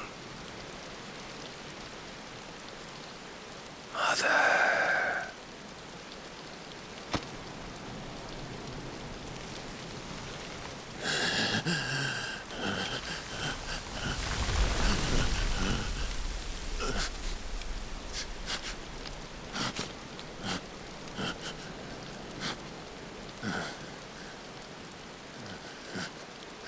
Tell me, how does it feel?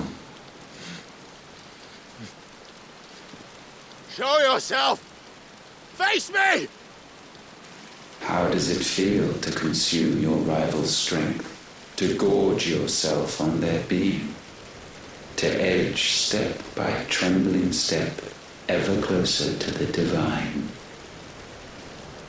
With or without a will, you are still but a vessel, our vessel. Behold, how your body shudders in anticipation of its fate.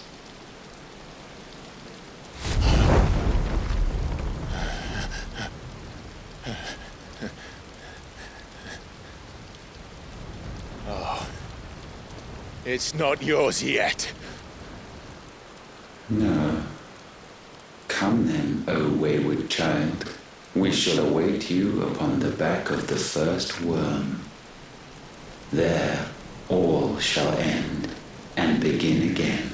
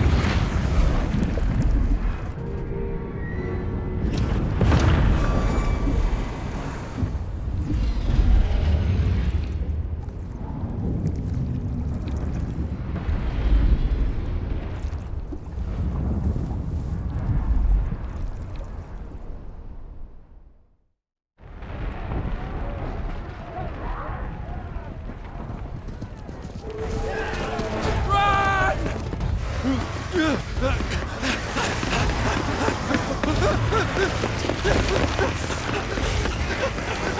my lord! Quickly!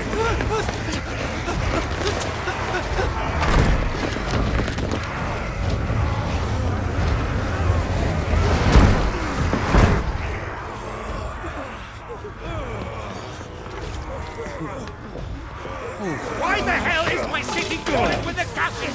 Don't ask me, ask them! Since when was Eugen Hamel one to hide when there was a fight to be had? Since they stripped me of my rank and banished me from the battlefield. Now I'm stuck wiping the backsides of this lot while the city burns and my wife tells off the man half my age! And then you turn up! What the hell are you doing here anyway?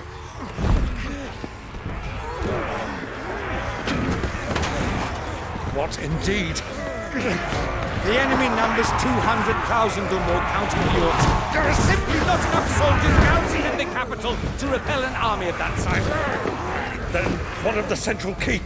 Held by a contingent of soldiers and bearers from the surrounding boroughs. They are the sole reason it still stands. And all it took was an army on their doorstep to bring them together. The prospect of death does put things into perspective.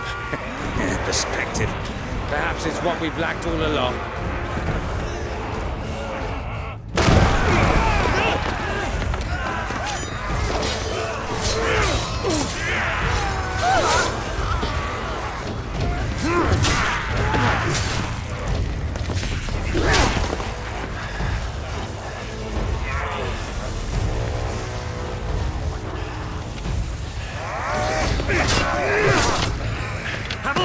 I need you to lend me some of your best men, preferably all of them.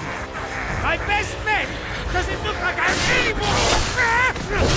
I admit this might not be the most convenient time, but my nephew's in trouble, and I may have already promised him your help. Your nephew, the outlaw? Never! My soldiers have better things to do than die for nothing. Then you and he are of the same mind. I fights for the opposite.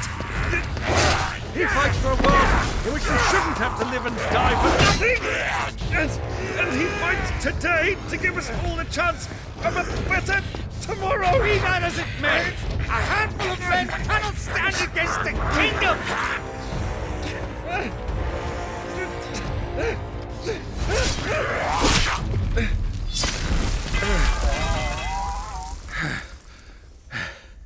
Then mayhap they are the wrong men.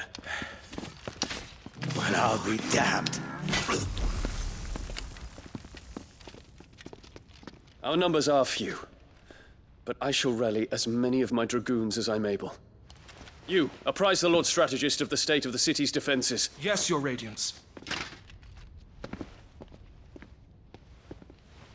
And you would fight alongside us? I owe the Phoenix a debt.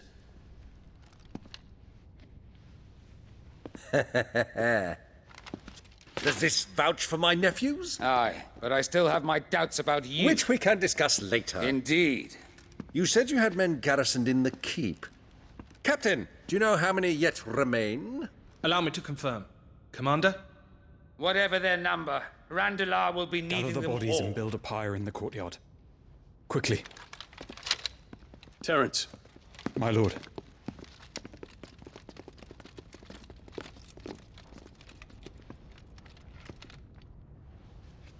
You will find a girl there.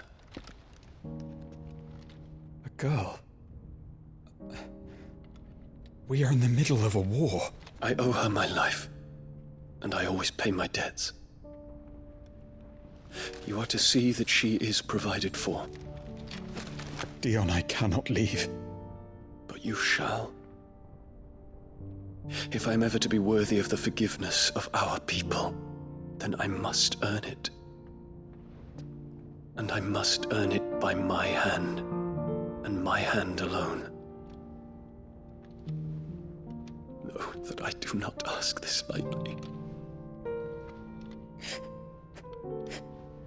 And know that I will do it.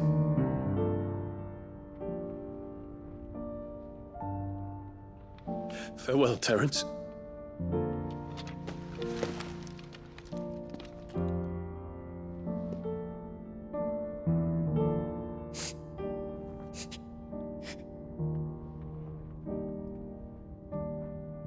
Farewell. My prince.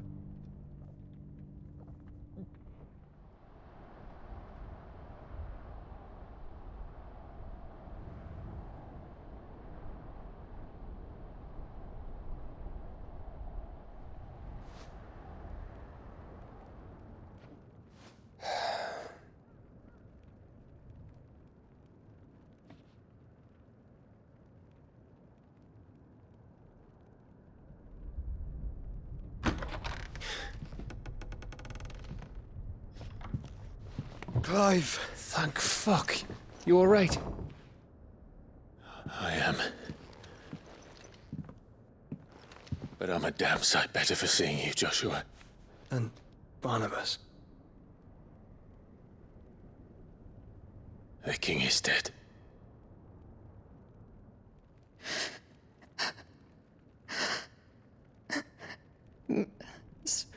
So they're all...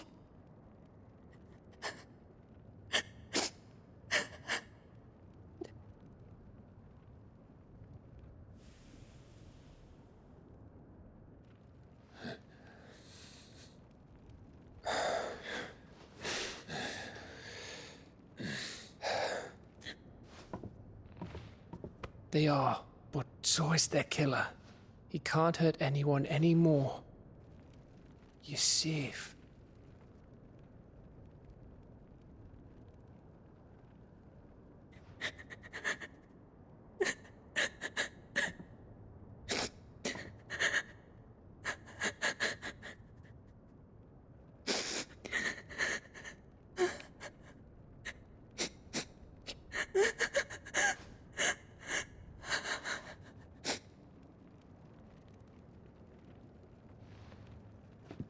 Gav, we need to talk.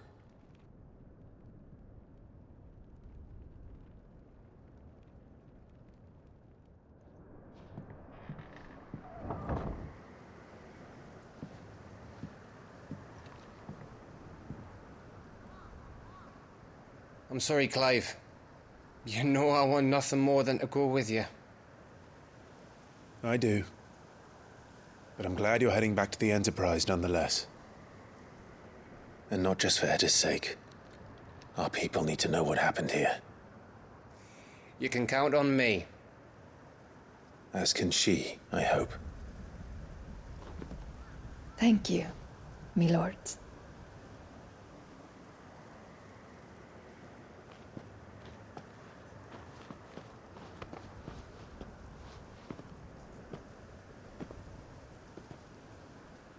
Do you think that was wise? Wiser than leaving a woman with child alone in the Deadlands. They'll be safer at the hideaway. For now, at least.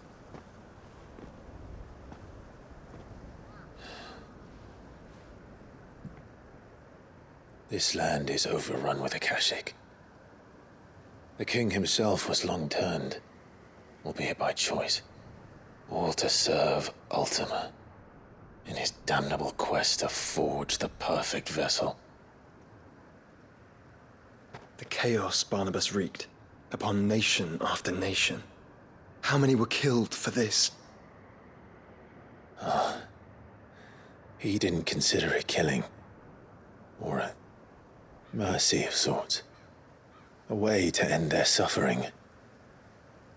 He truly wanted to save mankind, and ultimately use that. As he uses us. But why us?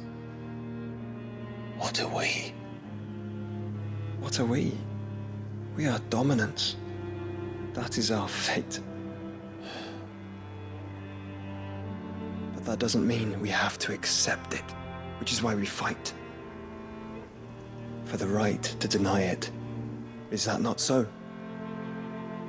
It is. For our sins.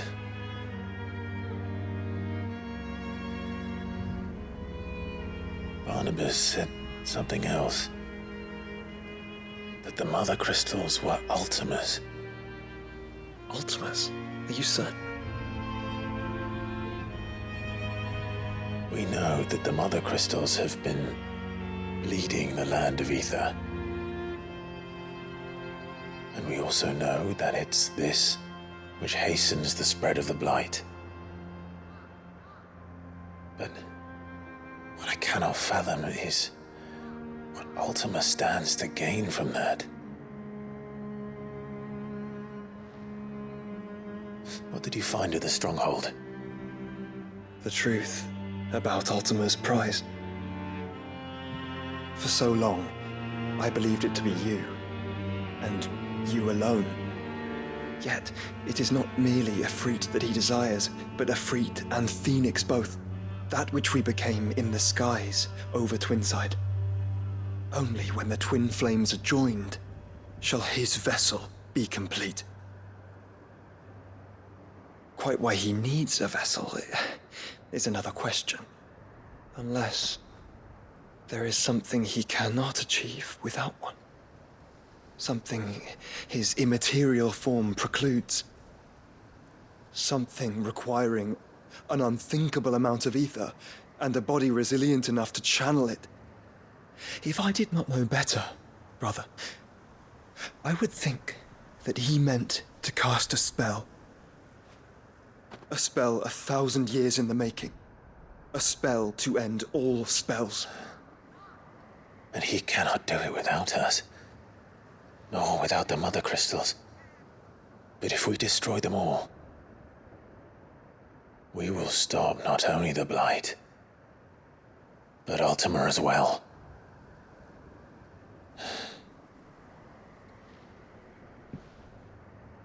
We stick to the plan then. Only this time, we face him together. Well, it's a long walk to Stone here. Let's not keep Ultima waiting.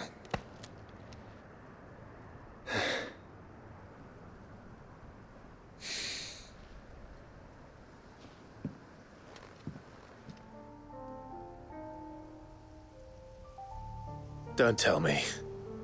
The only way to the capital is through that gate, just as you surmise. There's an army down there, Joshua. Yes, but I don't see any dominance.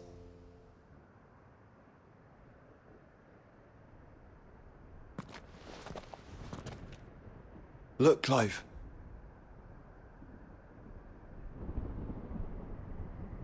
By the Founder, the place is a fortress.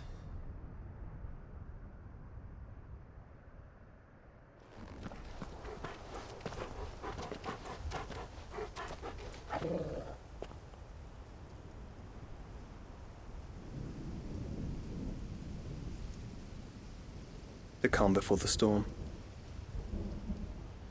There's only one way into that city. Across the bridge. Through the main gate.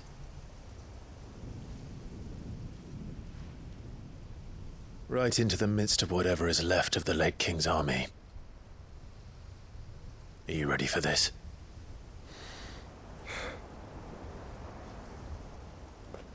As ready as I'll ever be.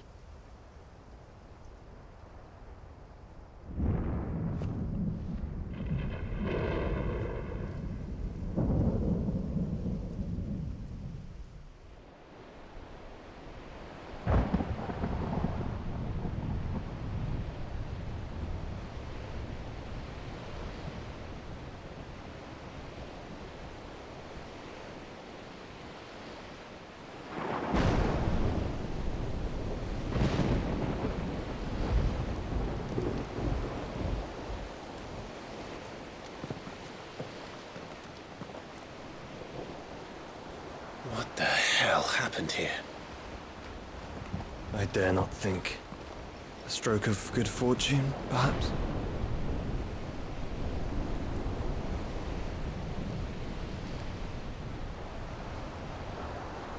I hope you're right. So do I.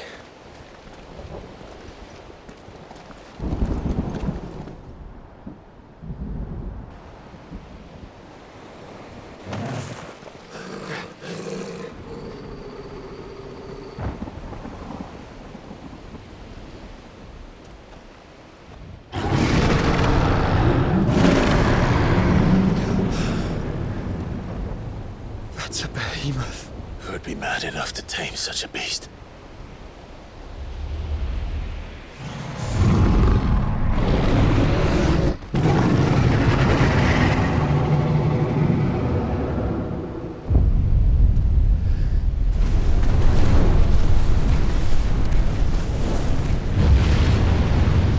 Stand back.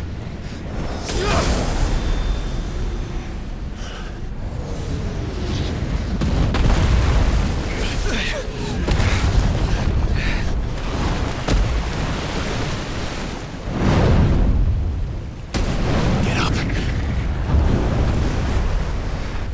Here it comes.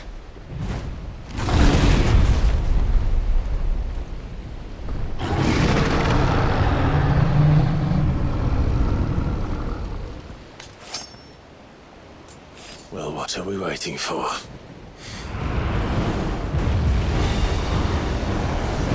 No! Stand back!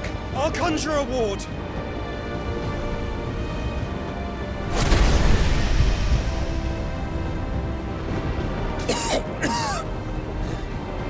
Joshua!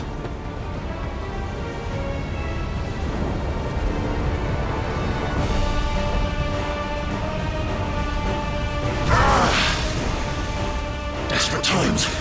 Clive, no! Trust me. I'm your shield, remember?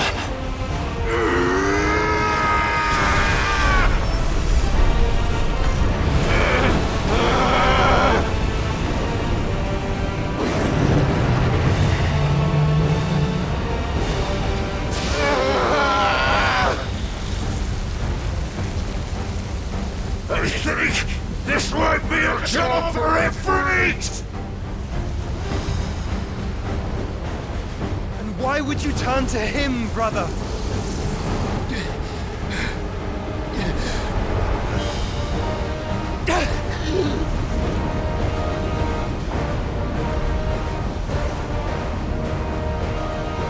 When we fight together.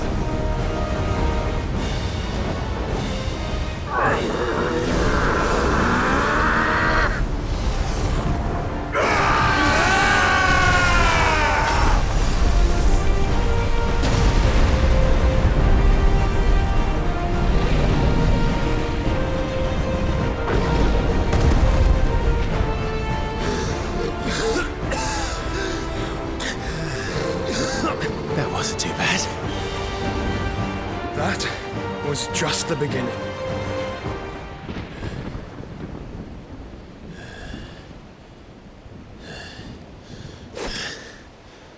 Quickly, before we're cut off for good.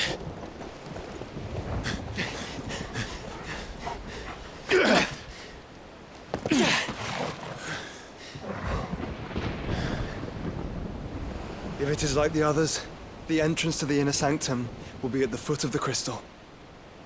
We're almost there.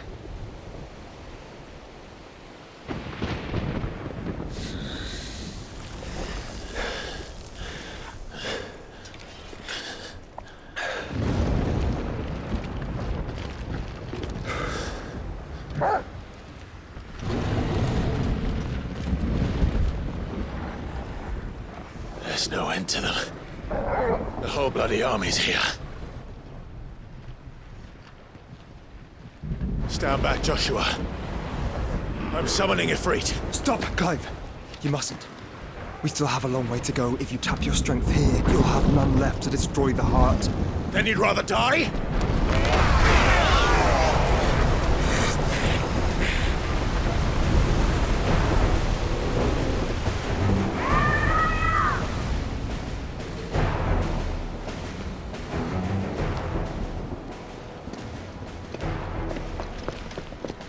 Jill!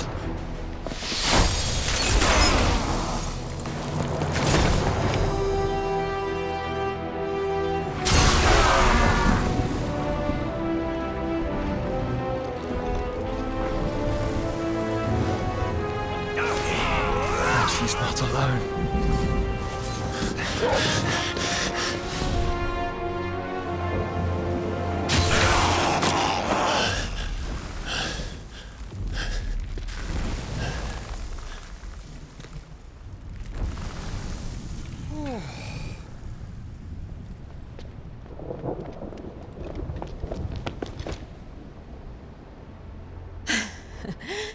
Surprised to see us. How did you? Gav. He told us exactly where you'd be. Even sniffed out a crack in the castle wall. And when we saw the heavens come crashing down, we had no choice but to believe him. It's been quite a day. To what do we owe this honor? A debt I would see repaid. Prince Dion. It's good to see you well. So, this must be Ifrit. Your uncle bade me give you a message. Listen to your heart. It will guide your steel true. Your father would expect no less. That is all. Thank you. For everything, Your Highness. Dion, please. You do realize the only thing we've freed so far is this wall from its foundations, right? Now, if your lord and ladyship's quite finished... Well said, Gav. We have work to do.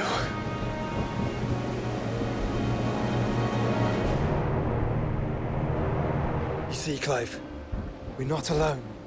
If we are to win the day, we must all play our part. And ours. Ours lies beyond those doors. We fought long and hard for this moment. Sid's dream, our dream, is within our grasp. We need only endure this final trial, and we shall. Together.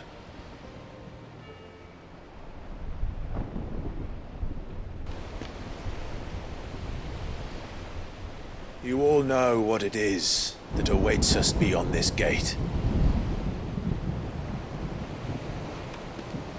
And we shall face it together. Aye.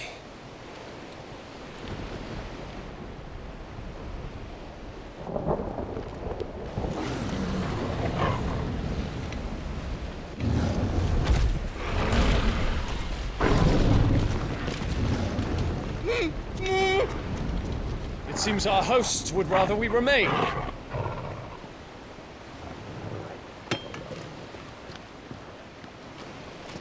I will stay them. We will stay them. Go! Just don't keep us waiting. Thank you.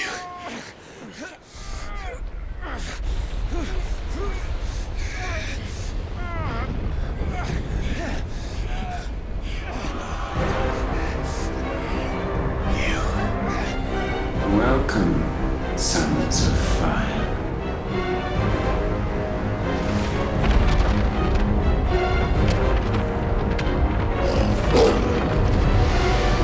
No!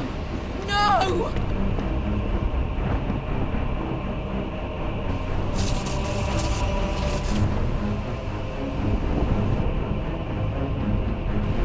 Come back. What?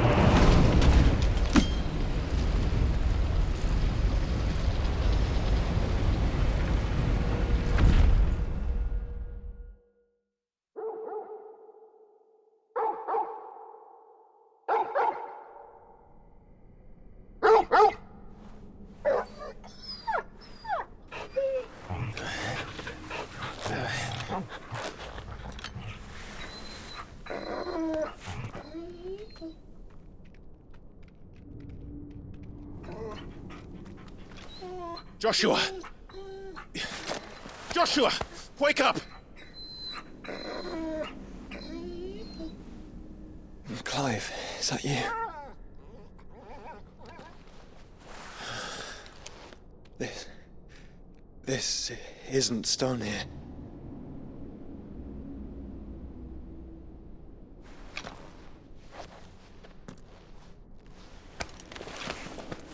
Welcome to our darkness. A rift between worlds wherein your kind might reflect. Show yourself! Grave and many are the sins of man. And we would have you know them, all of them.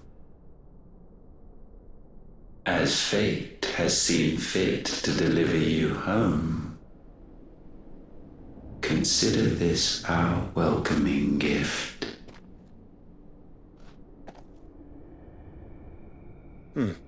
It would seem we are trapped. And the only way out is through Ultima. We find him, and we leave.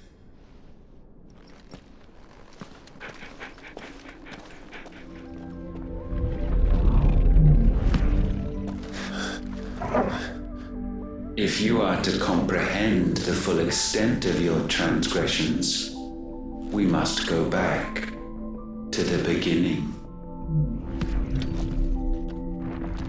When the world was still young, we visited upon it a miracle, magic, and in its light did all life flourish.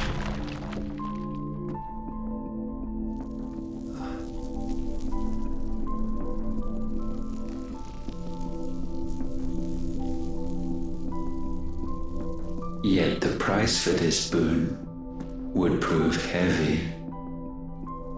A pall descended upon the land, painting the horizon black as night.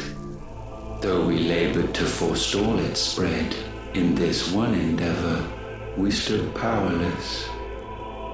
And so we fled, that we might endure, that we might discover a means of salvation.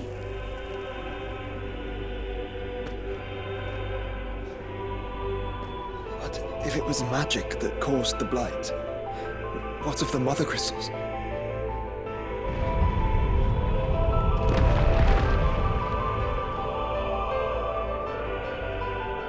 I expect he'll tell us soon enough. Salvation, alas, was not readily to be had. First, we would require a land unvisited by the stain of corruption. An unprecedented journey lay before us, one beyond the limits of our fleshly bodies. And so we cast them off.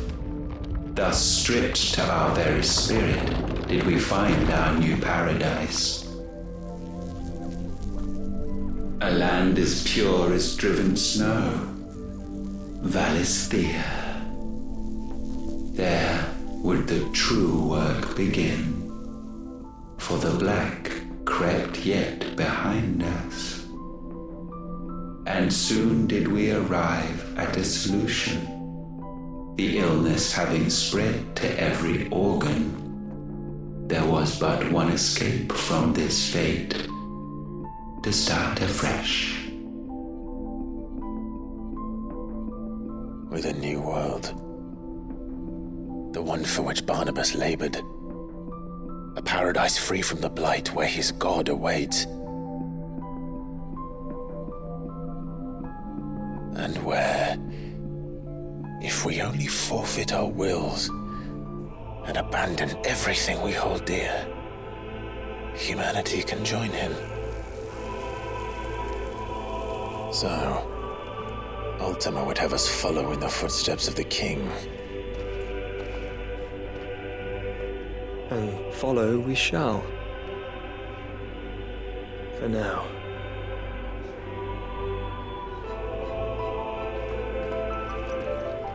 To forge a new world would require not only power, but a constitution strong enough to wield it. Acquiring the first would be simple.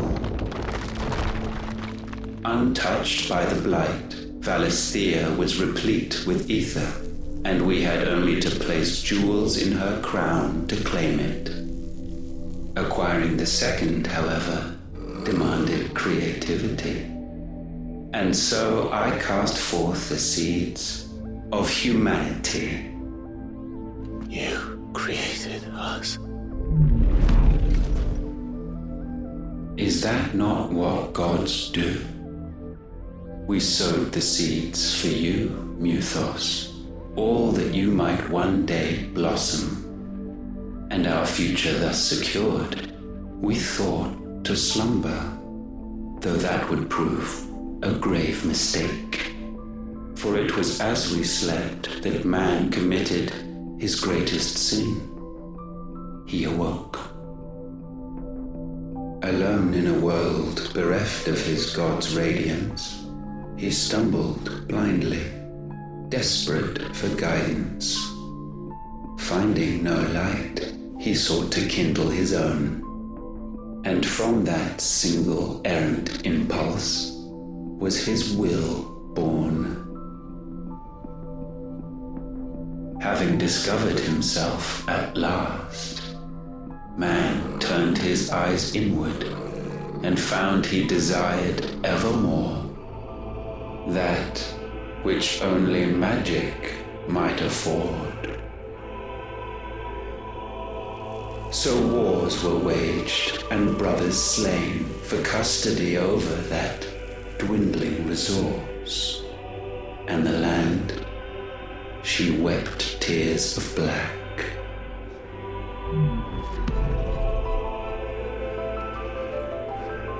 He would condemn us for this.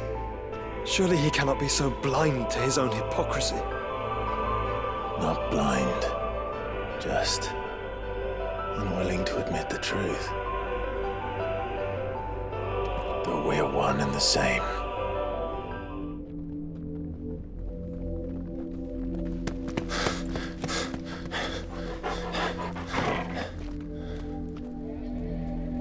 Is that Ifrit, or what's left of him? Long have our ashes lain cold for want of a spark. Cast your eyes upon them and see what you must become.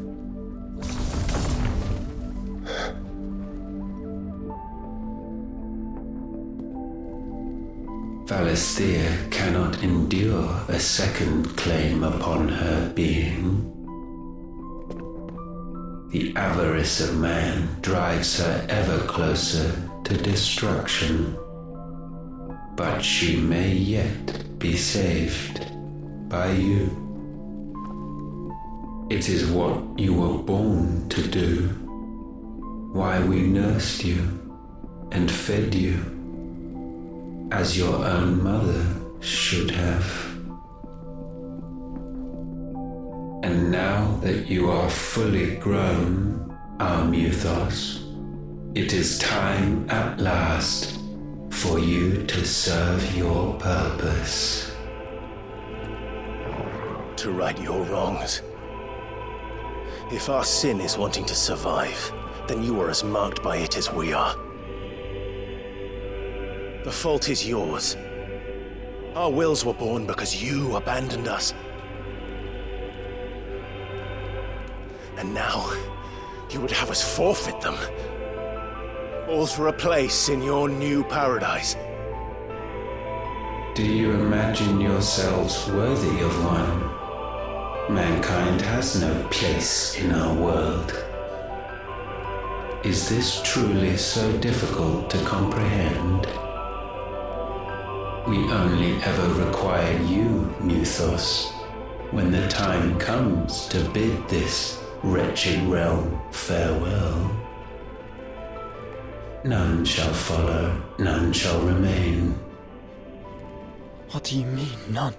This is our world. Once the land's rebirth is complete, humanity will have served its purpose. Why would we continue to suffer that which has caused us so much vexation? Because the land doesn't belong to you. It belongs to us all!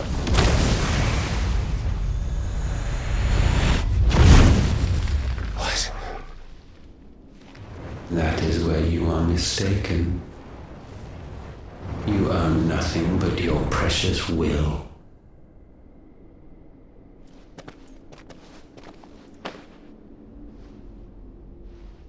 Brother.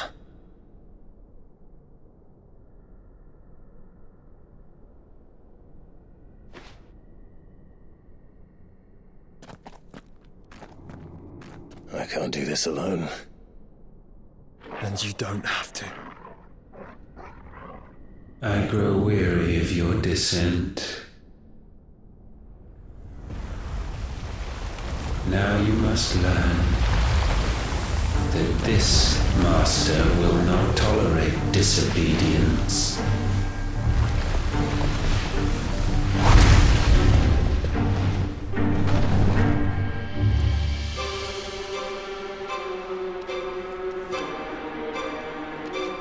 My friends, my family.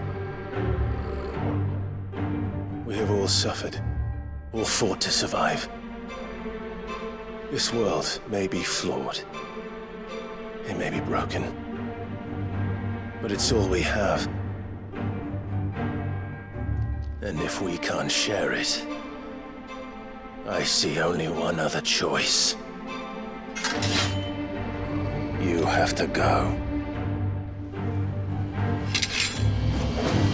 You may have created us, Ultima. But it's time we lived on our own terms. This isn't your world anymore.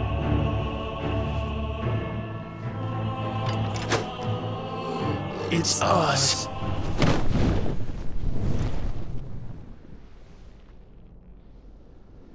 At last, for countless generations, have we awaited this moment.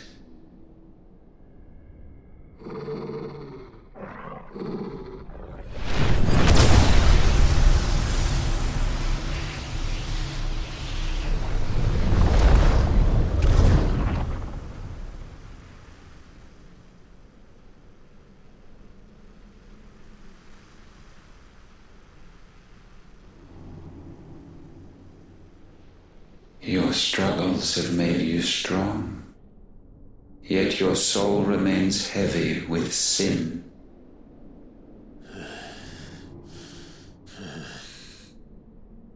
Absolution is nigh. Repent, and all shall be forgiven.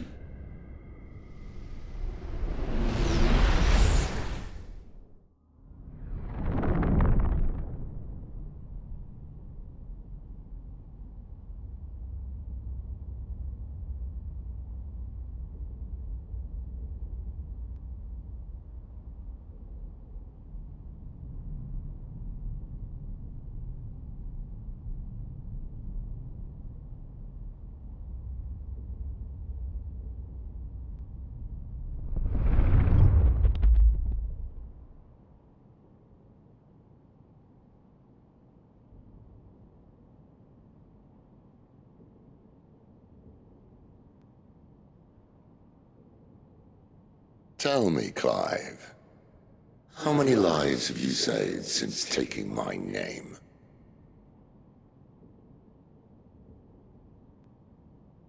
Fewer than we have ruined.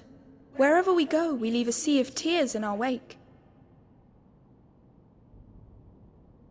These are the wages of your will, son.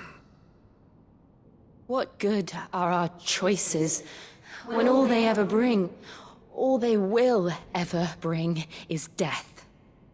There's no atoning, Clive. No matter how hard you try. So why not leave it all behind? Leave it all behind.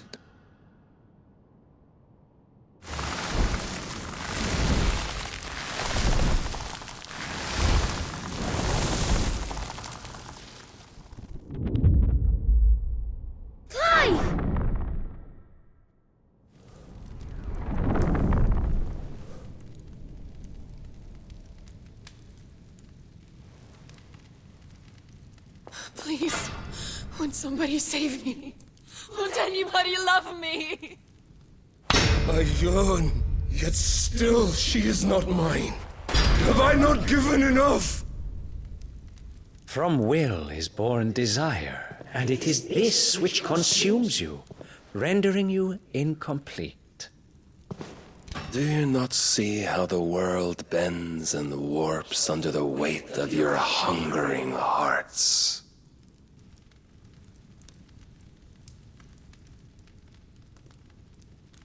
What if it could all just go away?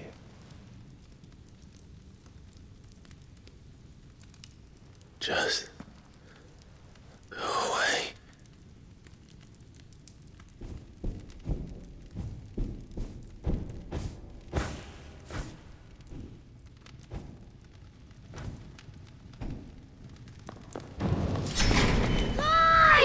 Clive!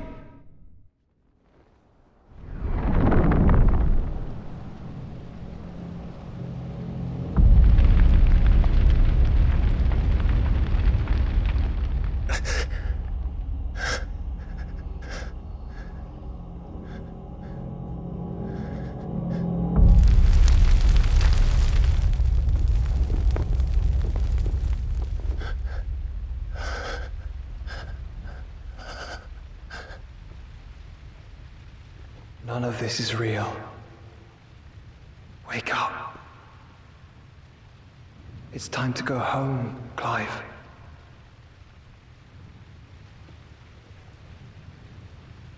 Clive. That's right.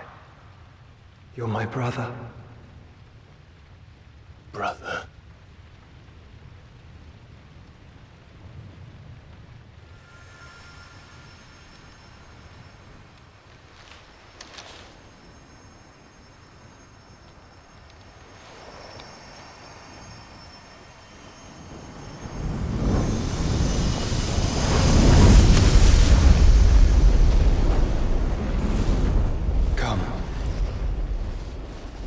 Remember who you are. Clive.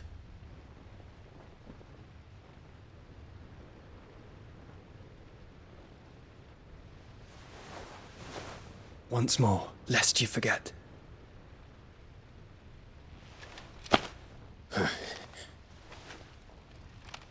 My name is Clive. Clive Rossfield. Look, Ultima.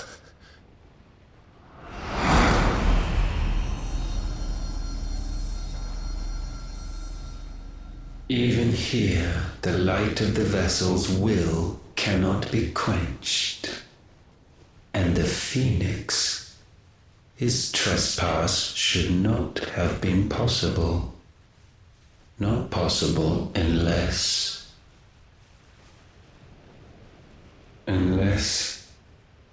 he has been with Muthos all along. The mark of the Phoenix, emblazoned upon his heart, made manifest by the power of will alone. The power of creation. Can it be? Are their wills truly so potent? Are you still talking?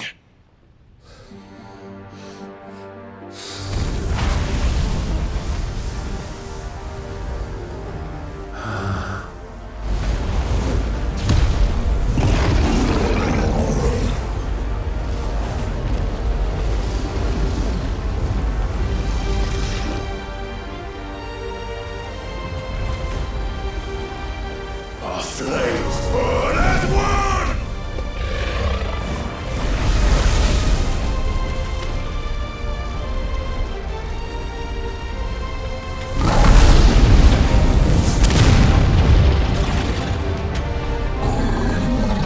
This is no mere evolution, it is deviation. And herefrom does Logos rise.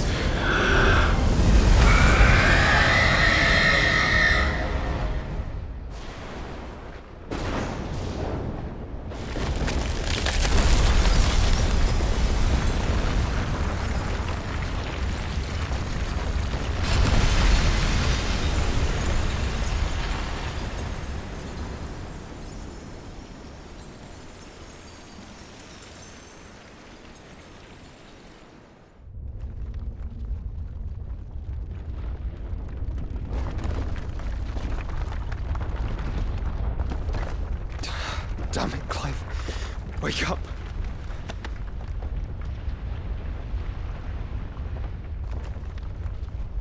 That hurt. Sorry to wake you, but I think it may be time to leave. This place.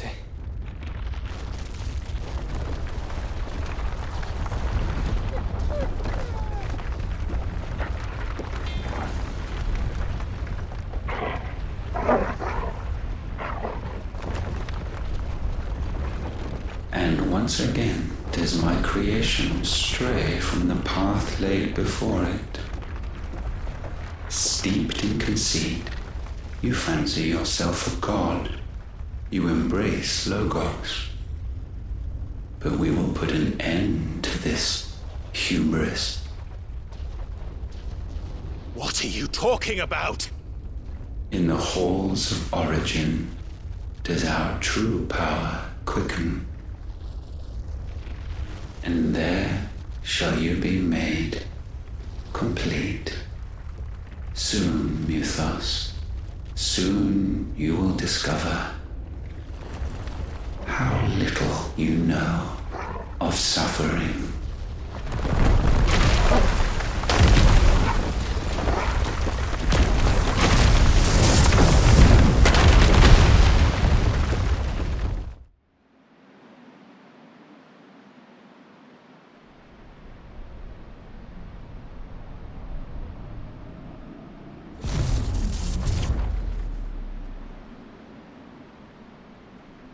And so the crystals are no more. Yet in their silence, a new song rings. Its chorus building, a crescendo as it enters its final movement, stirring those long aslumber to waking. And back to their origin.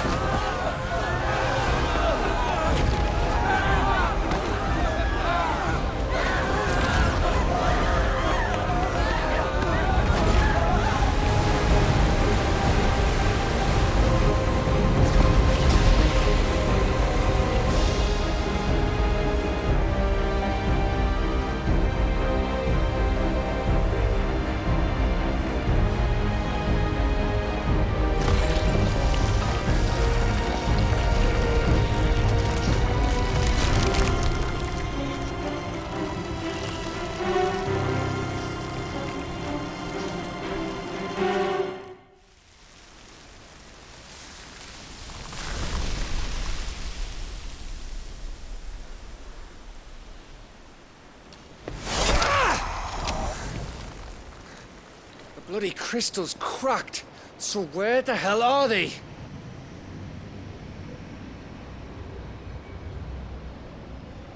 Oh, fuck me.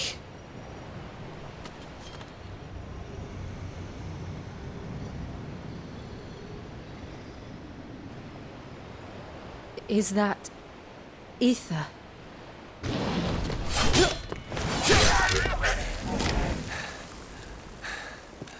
What in good Grieger's name is going on?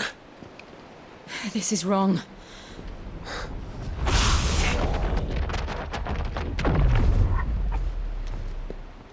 Are we back? Clive!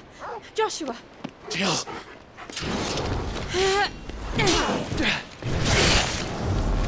Is everyone all right? We're fine. What happened? Too much to explain here. Mate! We're leaving! Now! Everyone, fall back to the ship!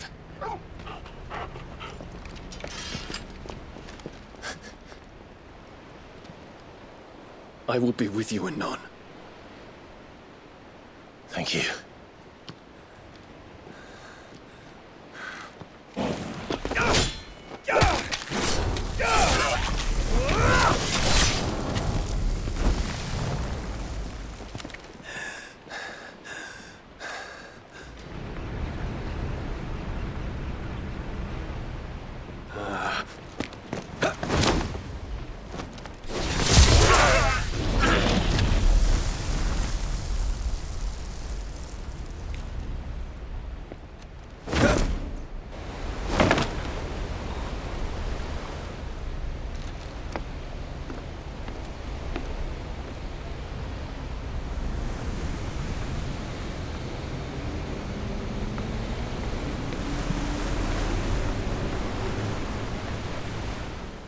Still alive, I see.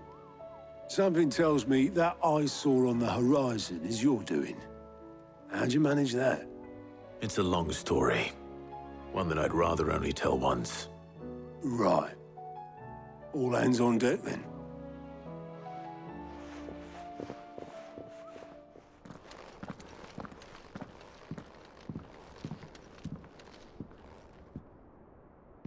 Is this everyone?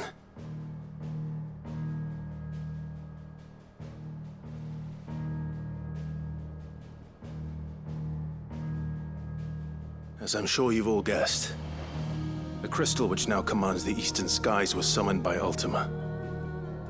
He called it Origin. Though the significance of that name is as yet unclear. What does it matter what it's called? Its emergence tore Twinside asunder and wiped my homeland from the map.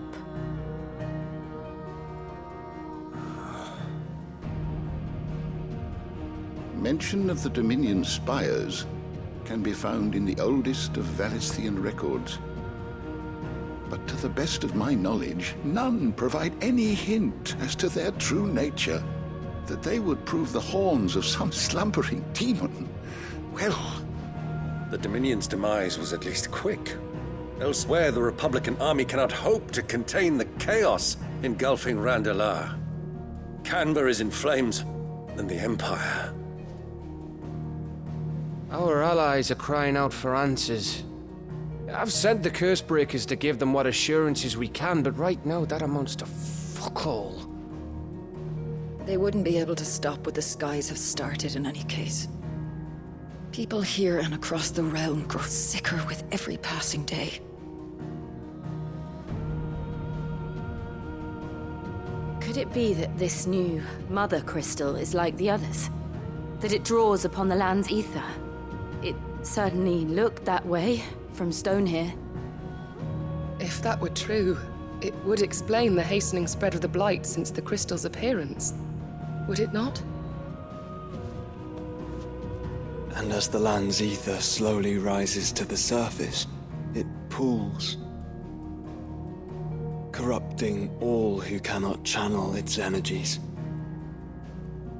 Archae above, ether floods below, and in the middle, here we languish, hopelessly entrapped.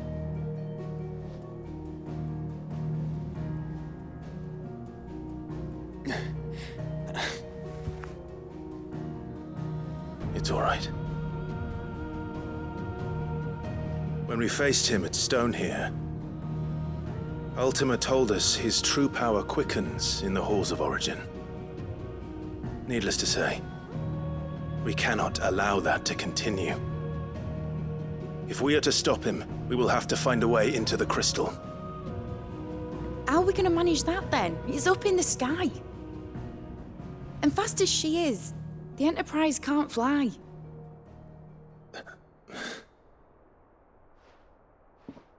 It's a lot to take in, and I reckon we'd all benefit from some time to clear our heads. The answer will come to us. Don't you worry. Ain't that right, Clive? Right. That's right. Well, go on then. Bugger off.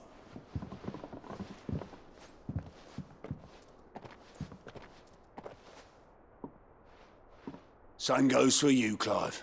You won't solve anything like this. Trust me. Go and get some fresh air, eh? Thank you.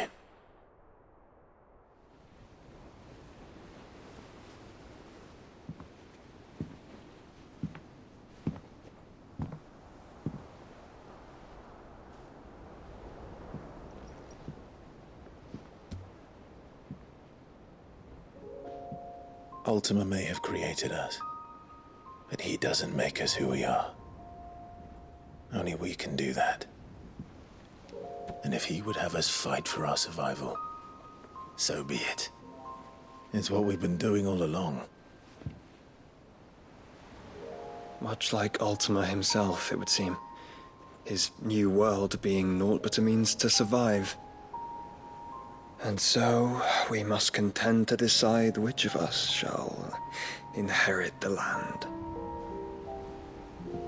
Should Ultima prevail, it will mean death for us all.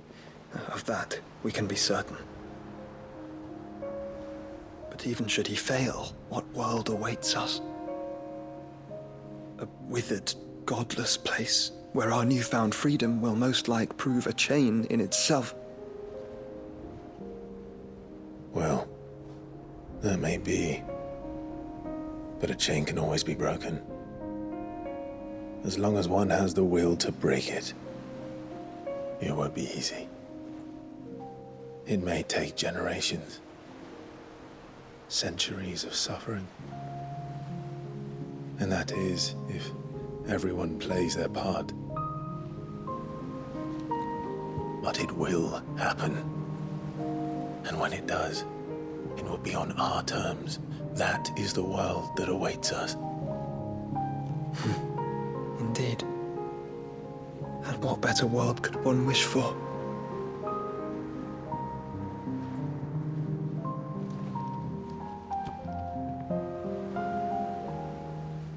But first, we have to reach that crystal. Then it's a good thing I have wings. You can barely stand, let alone fly. And only the Founder knows what horrors await in those skies. You certain about this? Am I certain? I am the Phoenix. I will do what I must. This is our fight. Remember.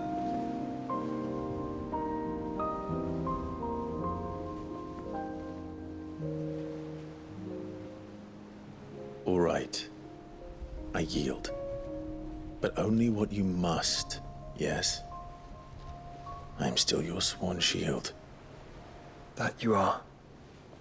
And what of my wings? Lest you forget, you go to stand against a god.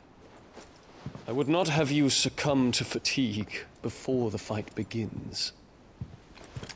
Ifrit, your brother mentioned that some few of the dominants who had lost their power to you were still able to prime.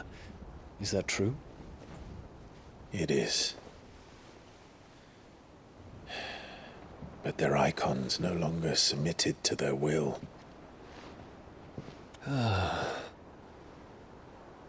Then mine will have to be stronger. That you both might save your strength for the battle to come. You don't have to do this. If you do, there's a chance you might lose all you have left. And what have I but regret? My life ended in the Dominion. I fear death no more. Besides, I would have words with Ultima. He has much to answer for.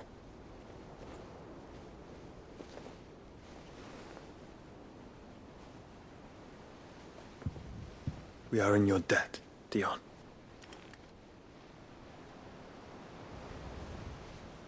We can speak of debts when this is over.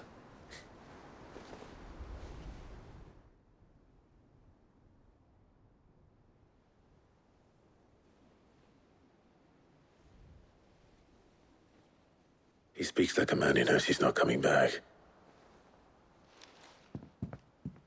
And has come to terms with that. That doesn't mean that we have to, does it, Clive? Come to wish on a star. That might not be such a bad idea. This is it, Jill. You know what I have to do. Why I have to do it. There's no turning back now. This is where our journey was leading us. Where it will end, for better or worse. I could pray to Metia for you. But you'll be all right, won't you, Clive? You always are. I did promise we'd watch the moon together. I'll be waiting.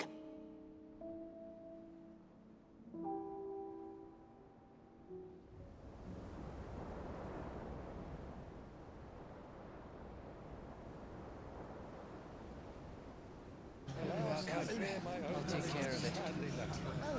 Make sure you do this time. Oh, and while you're at it,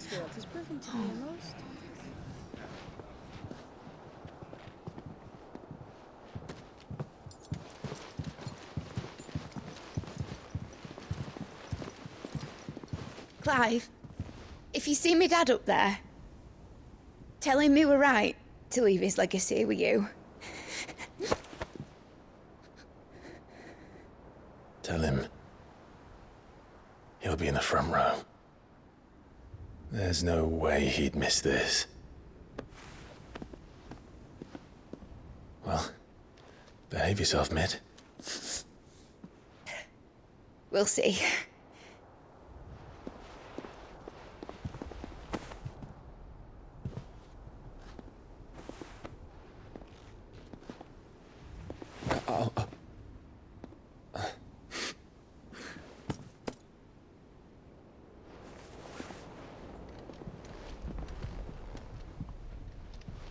So, you're in charge now, Gav.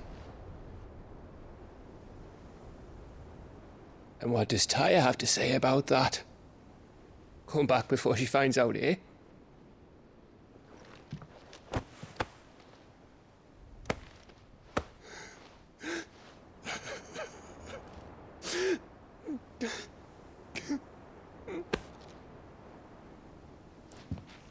Thank you, Yote. I'm sorry. Your Grace, I shall pray for your safe return. That's kind of you. But you should pray he took his medicine. I didn't spend all night grinding herbs for his lordship to leave them on his nightstand. Again. You needn't fear, Lady Tyre. And thank you. See that your brother comes back in one piece. Or, at most, two. Any more and you can heal him yourself. I'll keep that in mind.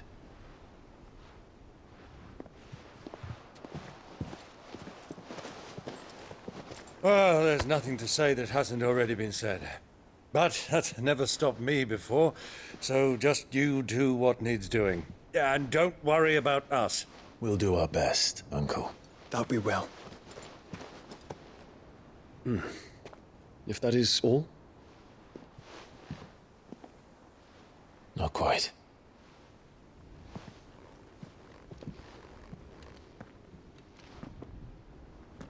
Jill. It's time, isn't it? It is. Take care of him. And you. You take care of her too, boy.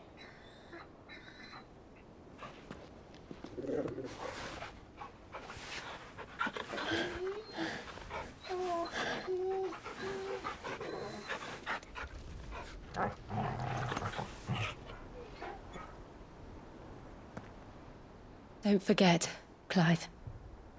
We all choose our own path. Believe in yours. I do.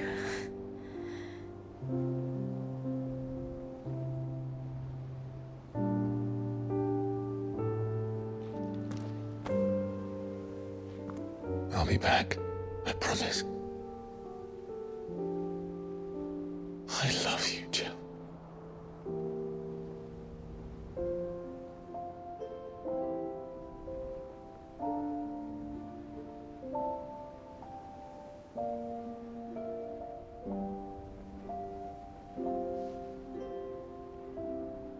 I know. I love you too.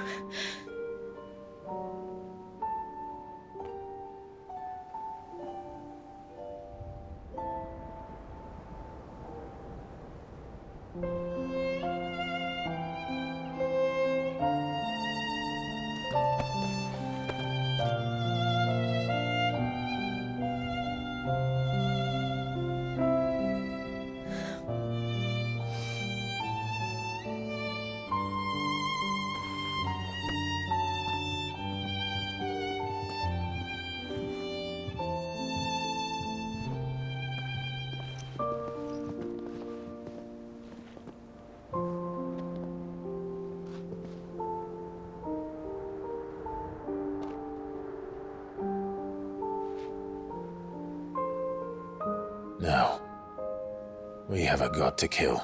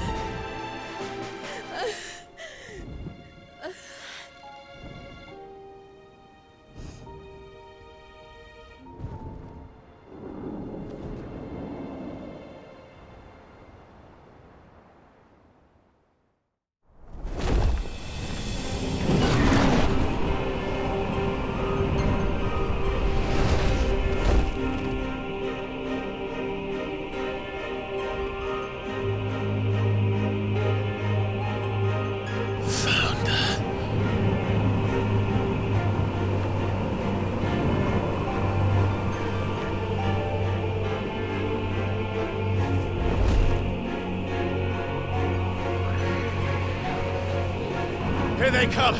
Hold on, Joshua! Already am!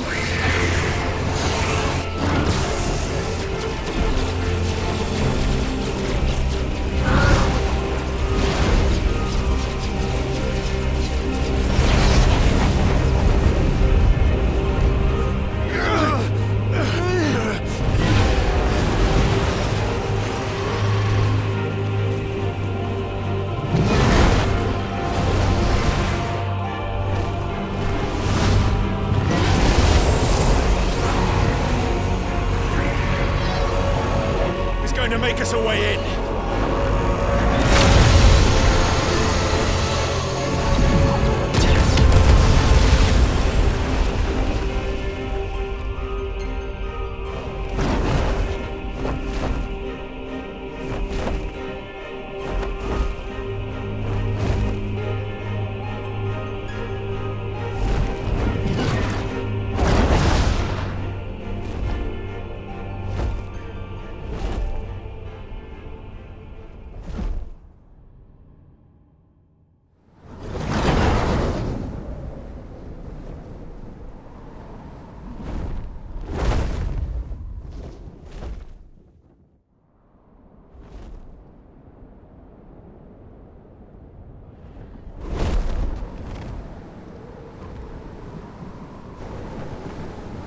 So, this is Origin.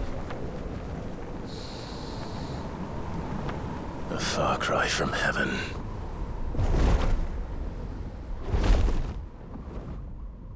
Where it all began, where it all begins, our ark, your architect. There you are. It was here that we slumbered, here that we waited for centuries, clinging to our decrepit shell, for fear that we might have need of it once again. But you have come at last. And now we shall be truly complete.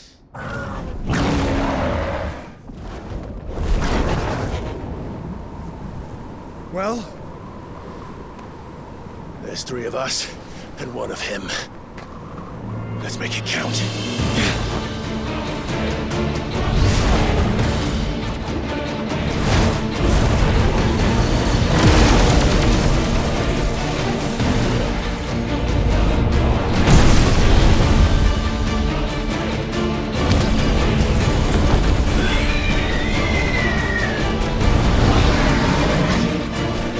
Dominance. We will show you what it means to suffer.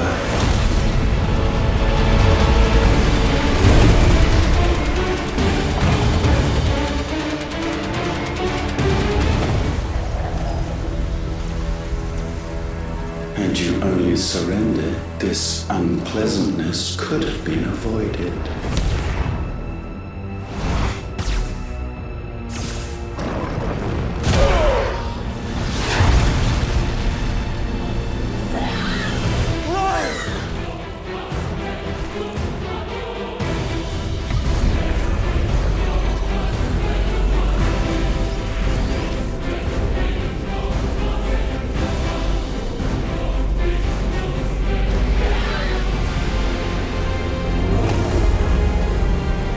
We have you.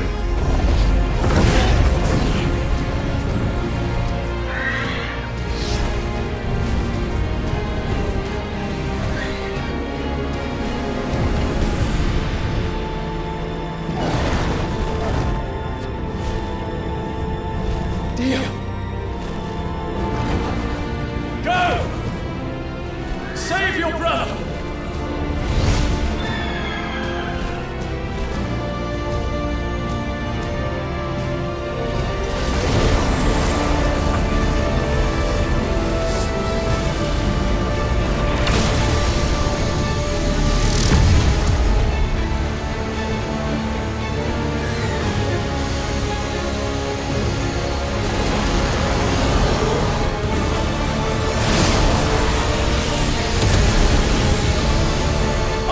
Not for acceptance.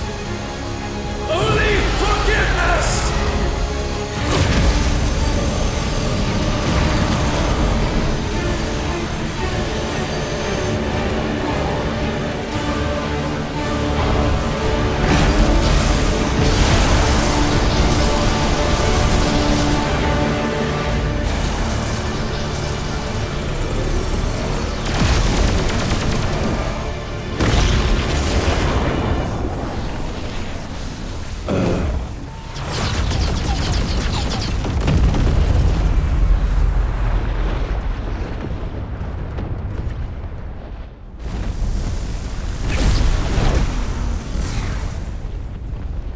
Now, Father, it is done.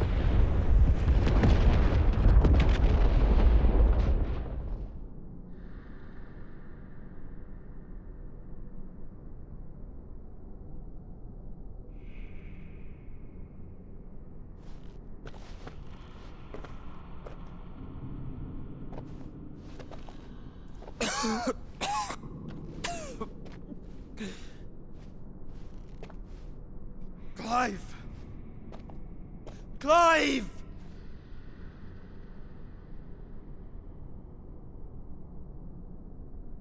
No.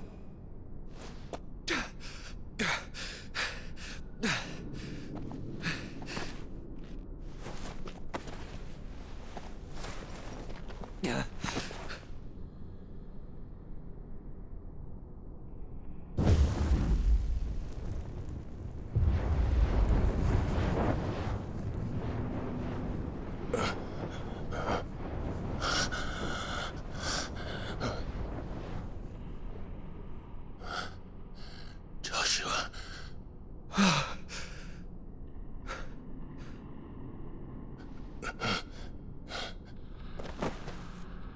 Thank the Founder.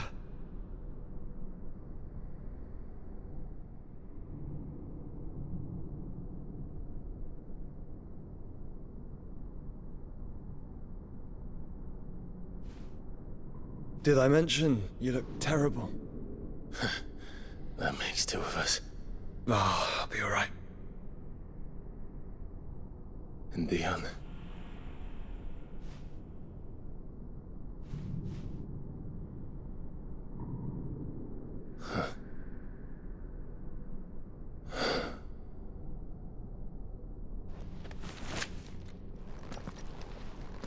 Take my hand.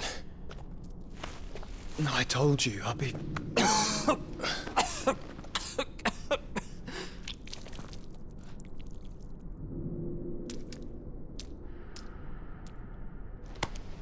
Come on. Thank you.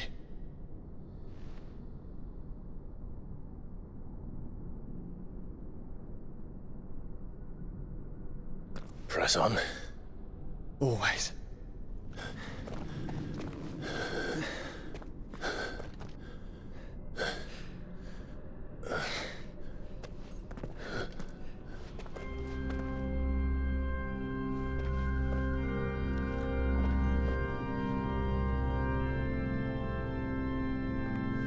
Clive.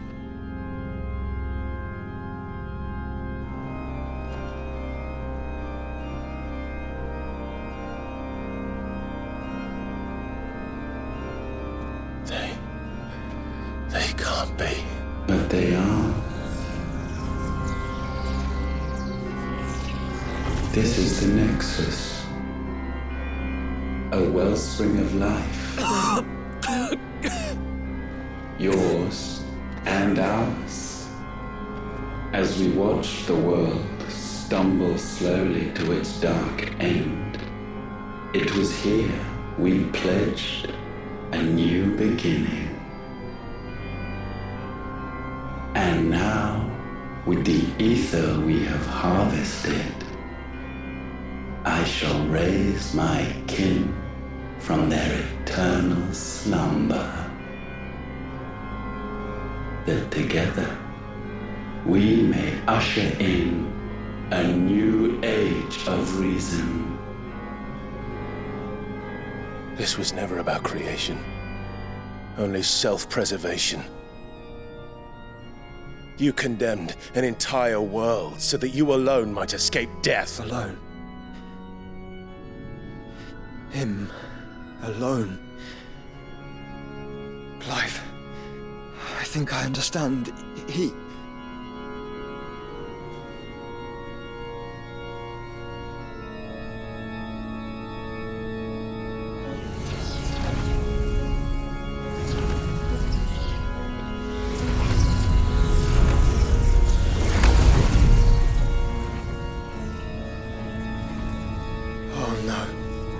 They sacrificed their flesh to become beating hearts of crystal that pumped the land's lifeblood from the depths of the earth unto this very chamber. And thus would they labor still, long after their work was done, had you not set them free. You meant for us to destroy the mother crystals. It's what you wanted all along. You have our gratitude, Mythos. In this you have served us well. You have both served us well. Welcome home, brother.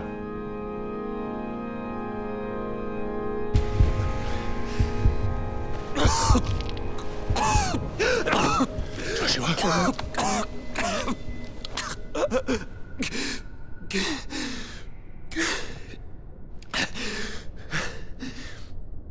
I thought it was me, but it wasn't my grasp that grew weaker.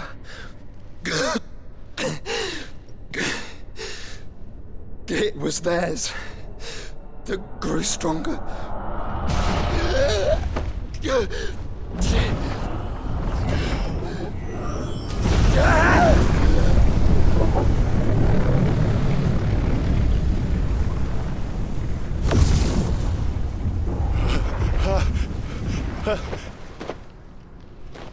Joshua! No!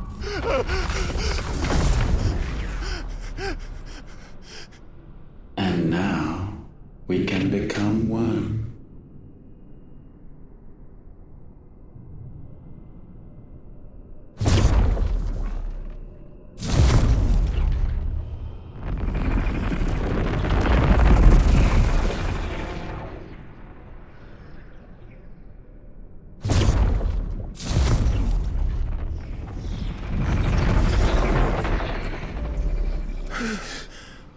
Clive.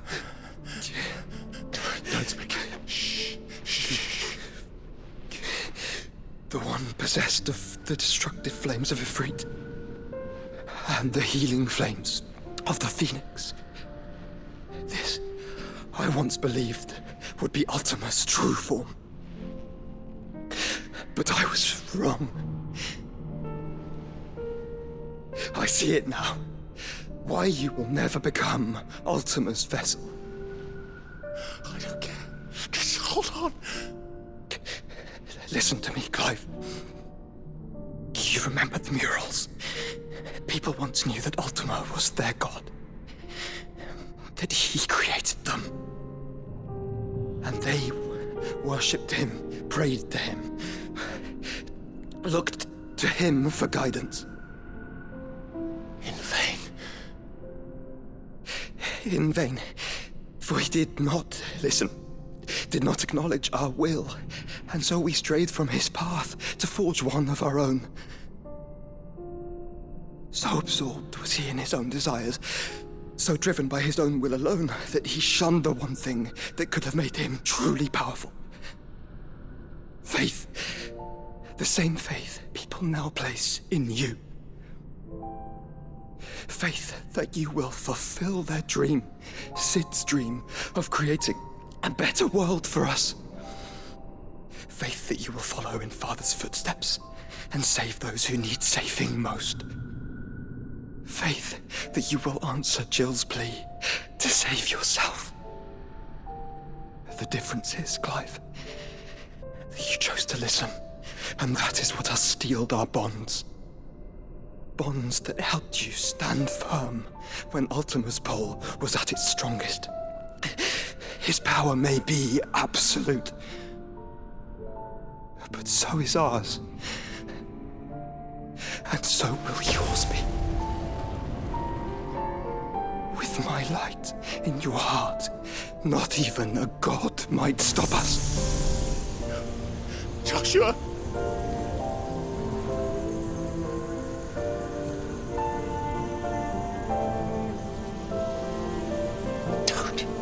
Don't do it, you'll... Enough, Clive. My body is too far gone. If the wound does not take me, the curse will.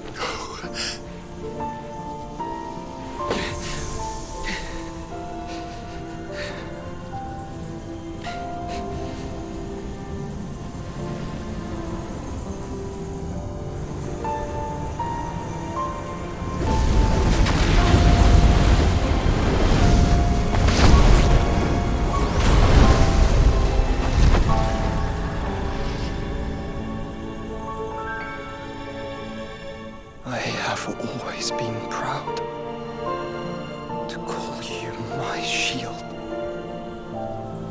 But now, it is the world that needs you. Thank you, Clive, for being my brother.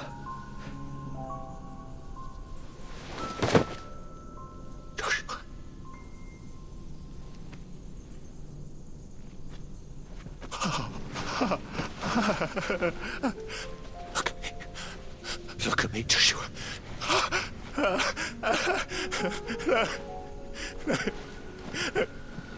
Open your eyes! Open your eyes, Damien!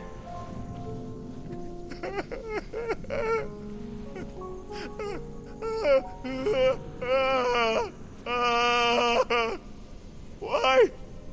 Why did you do this? Joshua!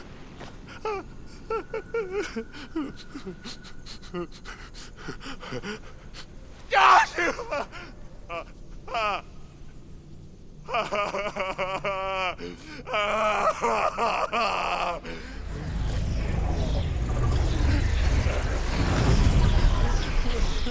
And thus does the final piece fall into place. The incantation primed, but one task remains: to empty the vessel.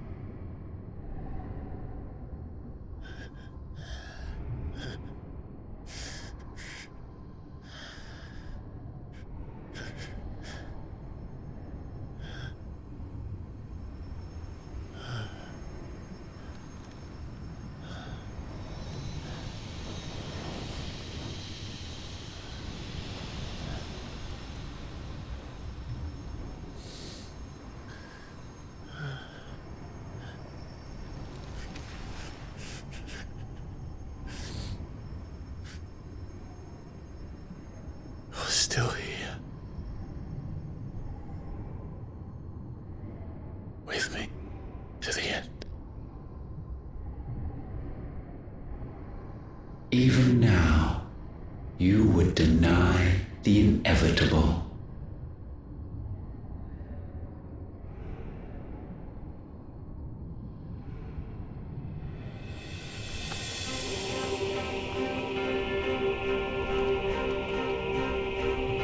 As we always have.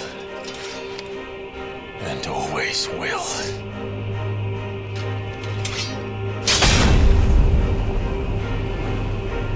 On this, my sword, I swear, to shield the Firebird's flame forevermore.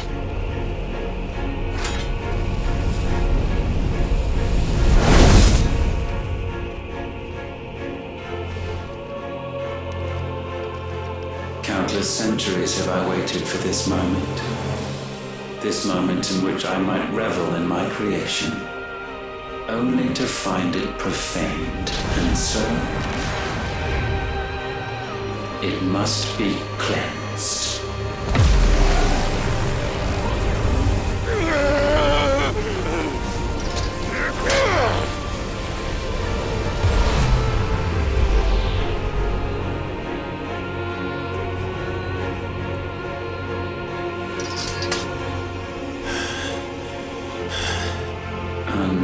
Unexpected. How is it that your will yet endures? Because it's not so easily broken. Why? What latent force feeds these flames? I sense more here than mere will. Is this Logos?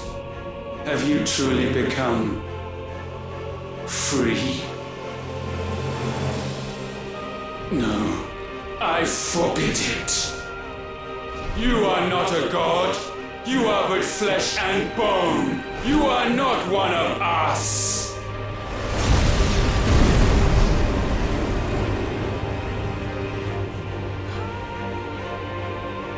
I created you, all of you. And what is mine is mine to destroy. Once, perhaps. But we are no longer yours. Our flames are our own, and they burn as one!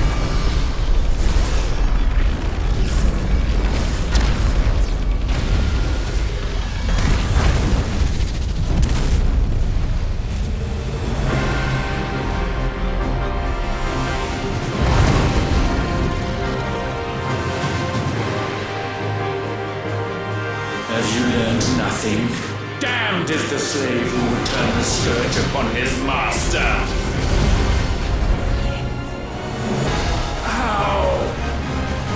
How is this possible?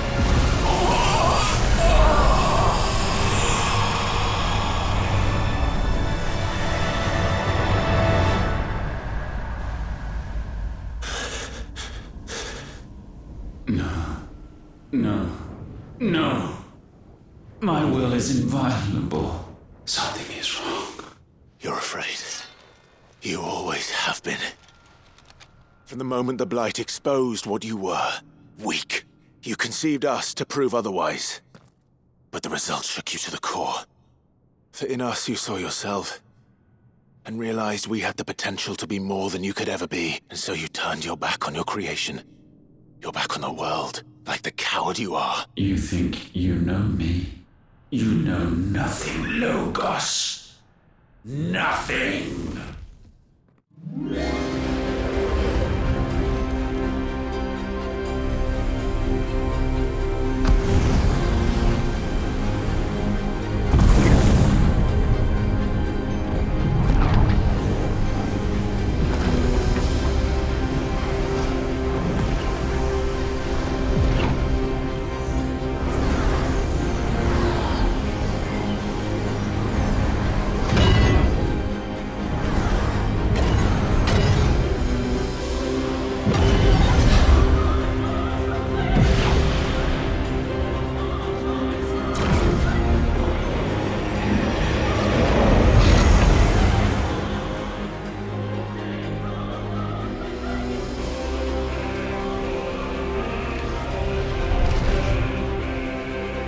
Bathed in light, I stand above you, my rebirth complete.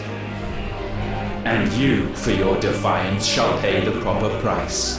An eternity of anguish. Anguish. Pain. Suffering. You have known none of these. But we have. So we know what they grant. They bring us together. And that makes us strong. Gale unrelenting. Garuda! How weird, Clive!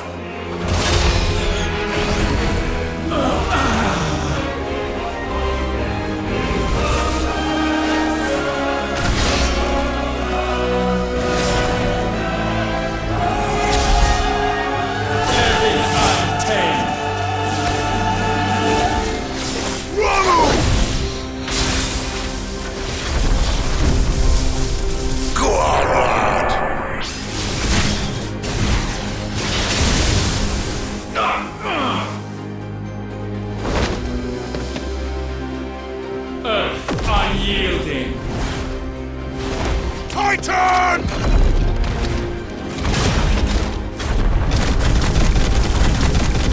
Get him out, Clive!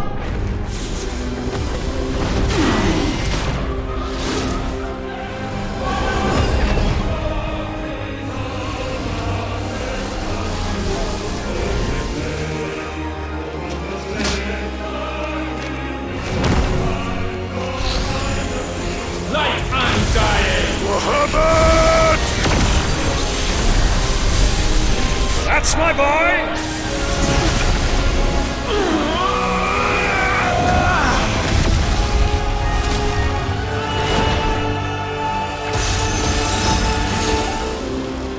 Ice unfeeling. Shiva!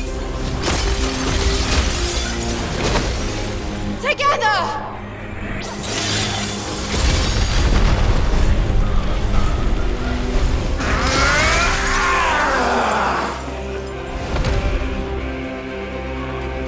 Darkness unending.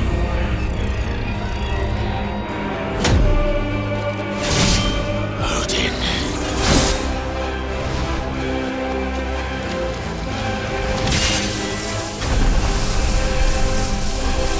Onward, my son!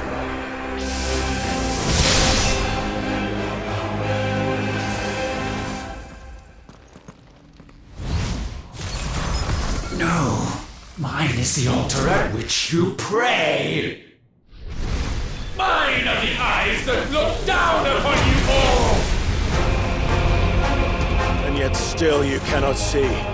You are no better than us. We are one and the same. Flames unforgiving.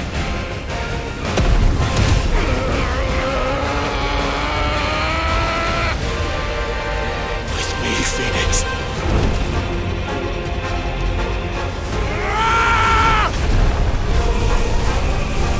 Forevermore.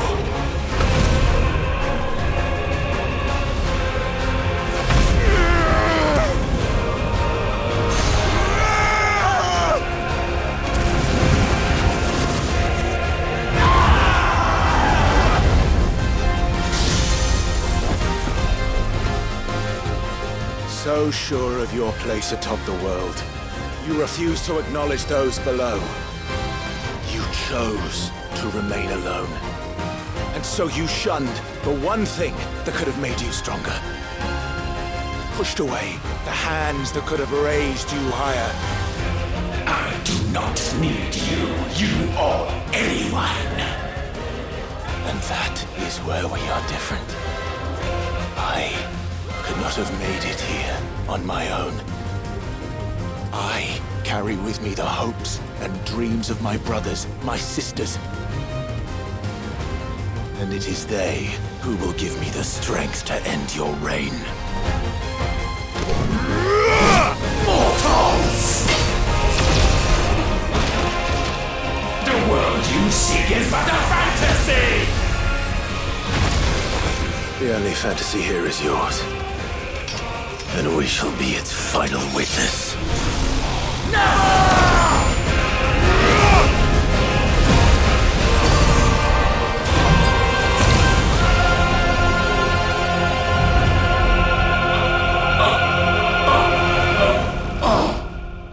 said, it's over!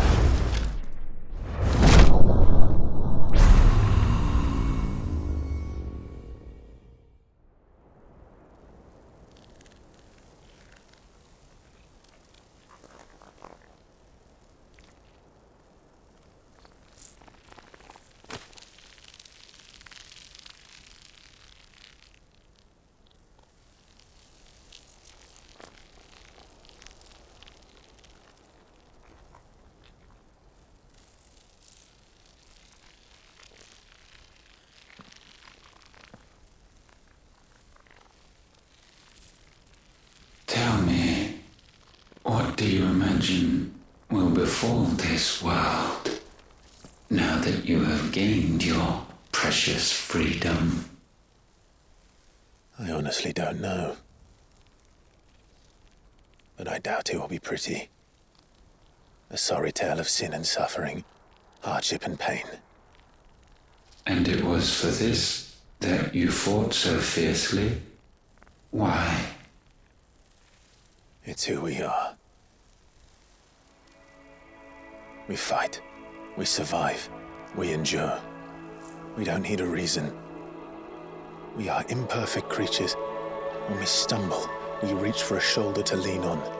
When we fall, we stand back up.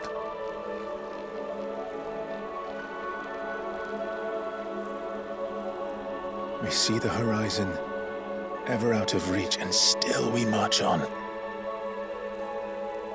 Certain the answers lie just beyond it, because that is our way.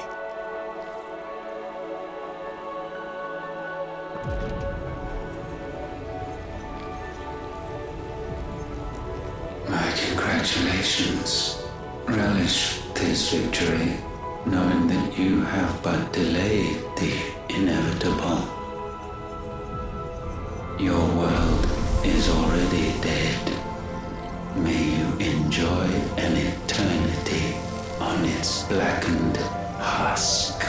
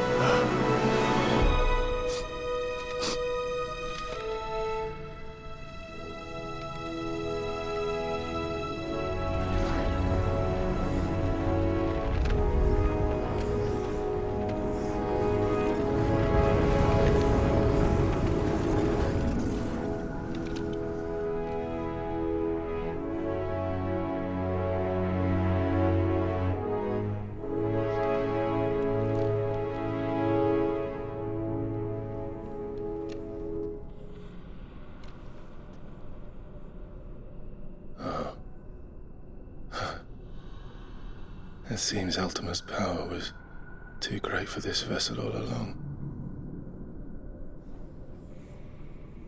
But while I have it, perhaps I can use it to set things right. And see Ultima's legacy. Bearers, dominance, crystals, magic, consigned to the flames.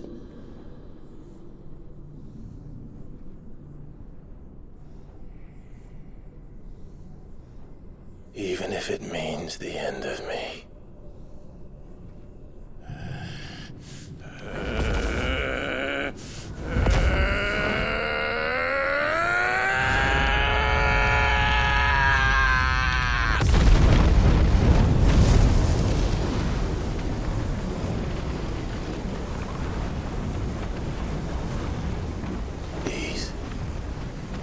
These are our terms.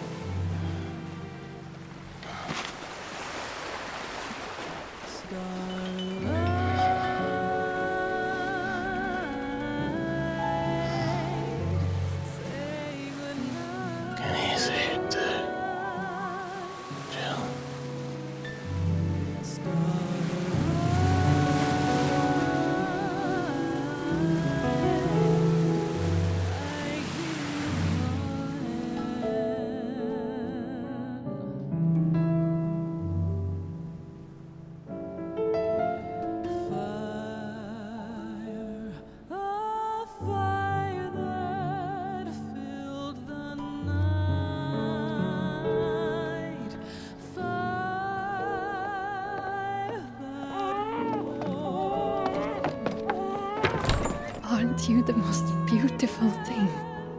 He is, isn't he? What are you going to call him? Let me see, let me see. Oh, read little one. Got a smile for your Uncle Gav. Not so loud, you burp. What? I was only... Shh, you're scaring him. It's all right. Oh.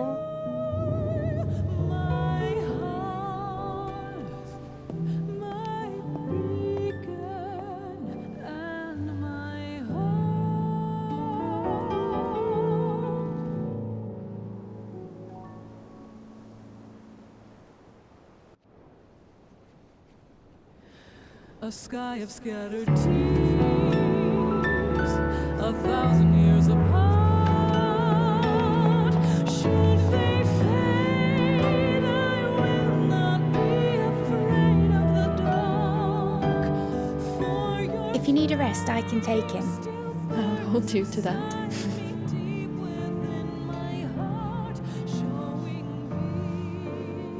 The world's yours now. Yours to do with as you please. That's what Sid wanted. That's what they both wanted.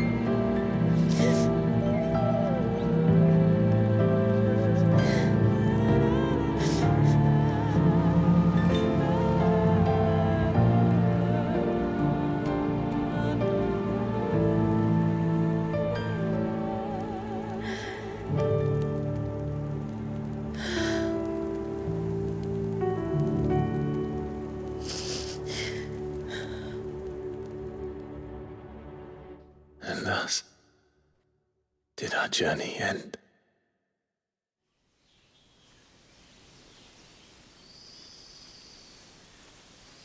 Diddy.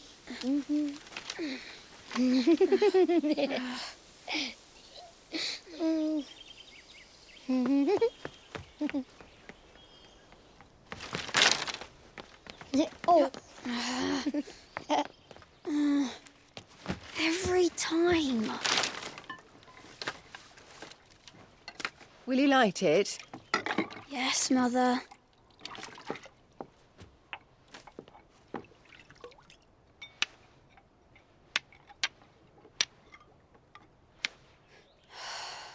Come on.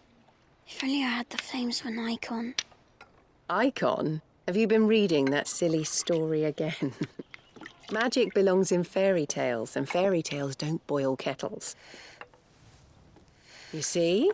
Well done. Now, be a good lad and play with your brother until supper. Come on, hurry! Hurry! All right.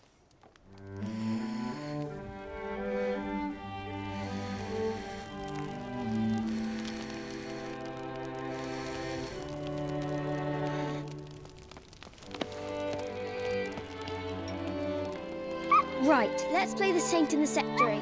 No, I don't want to be Madhu.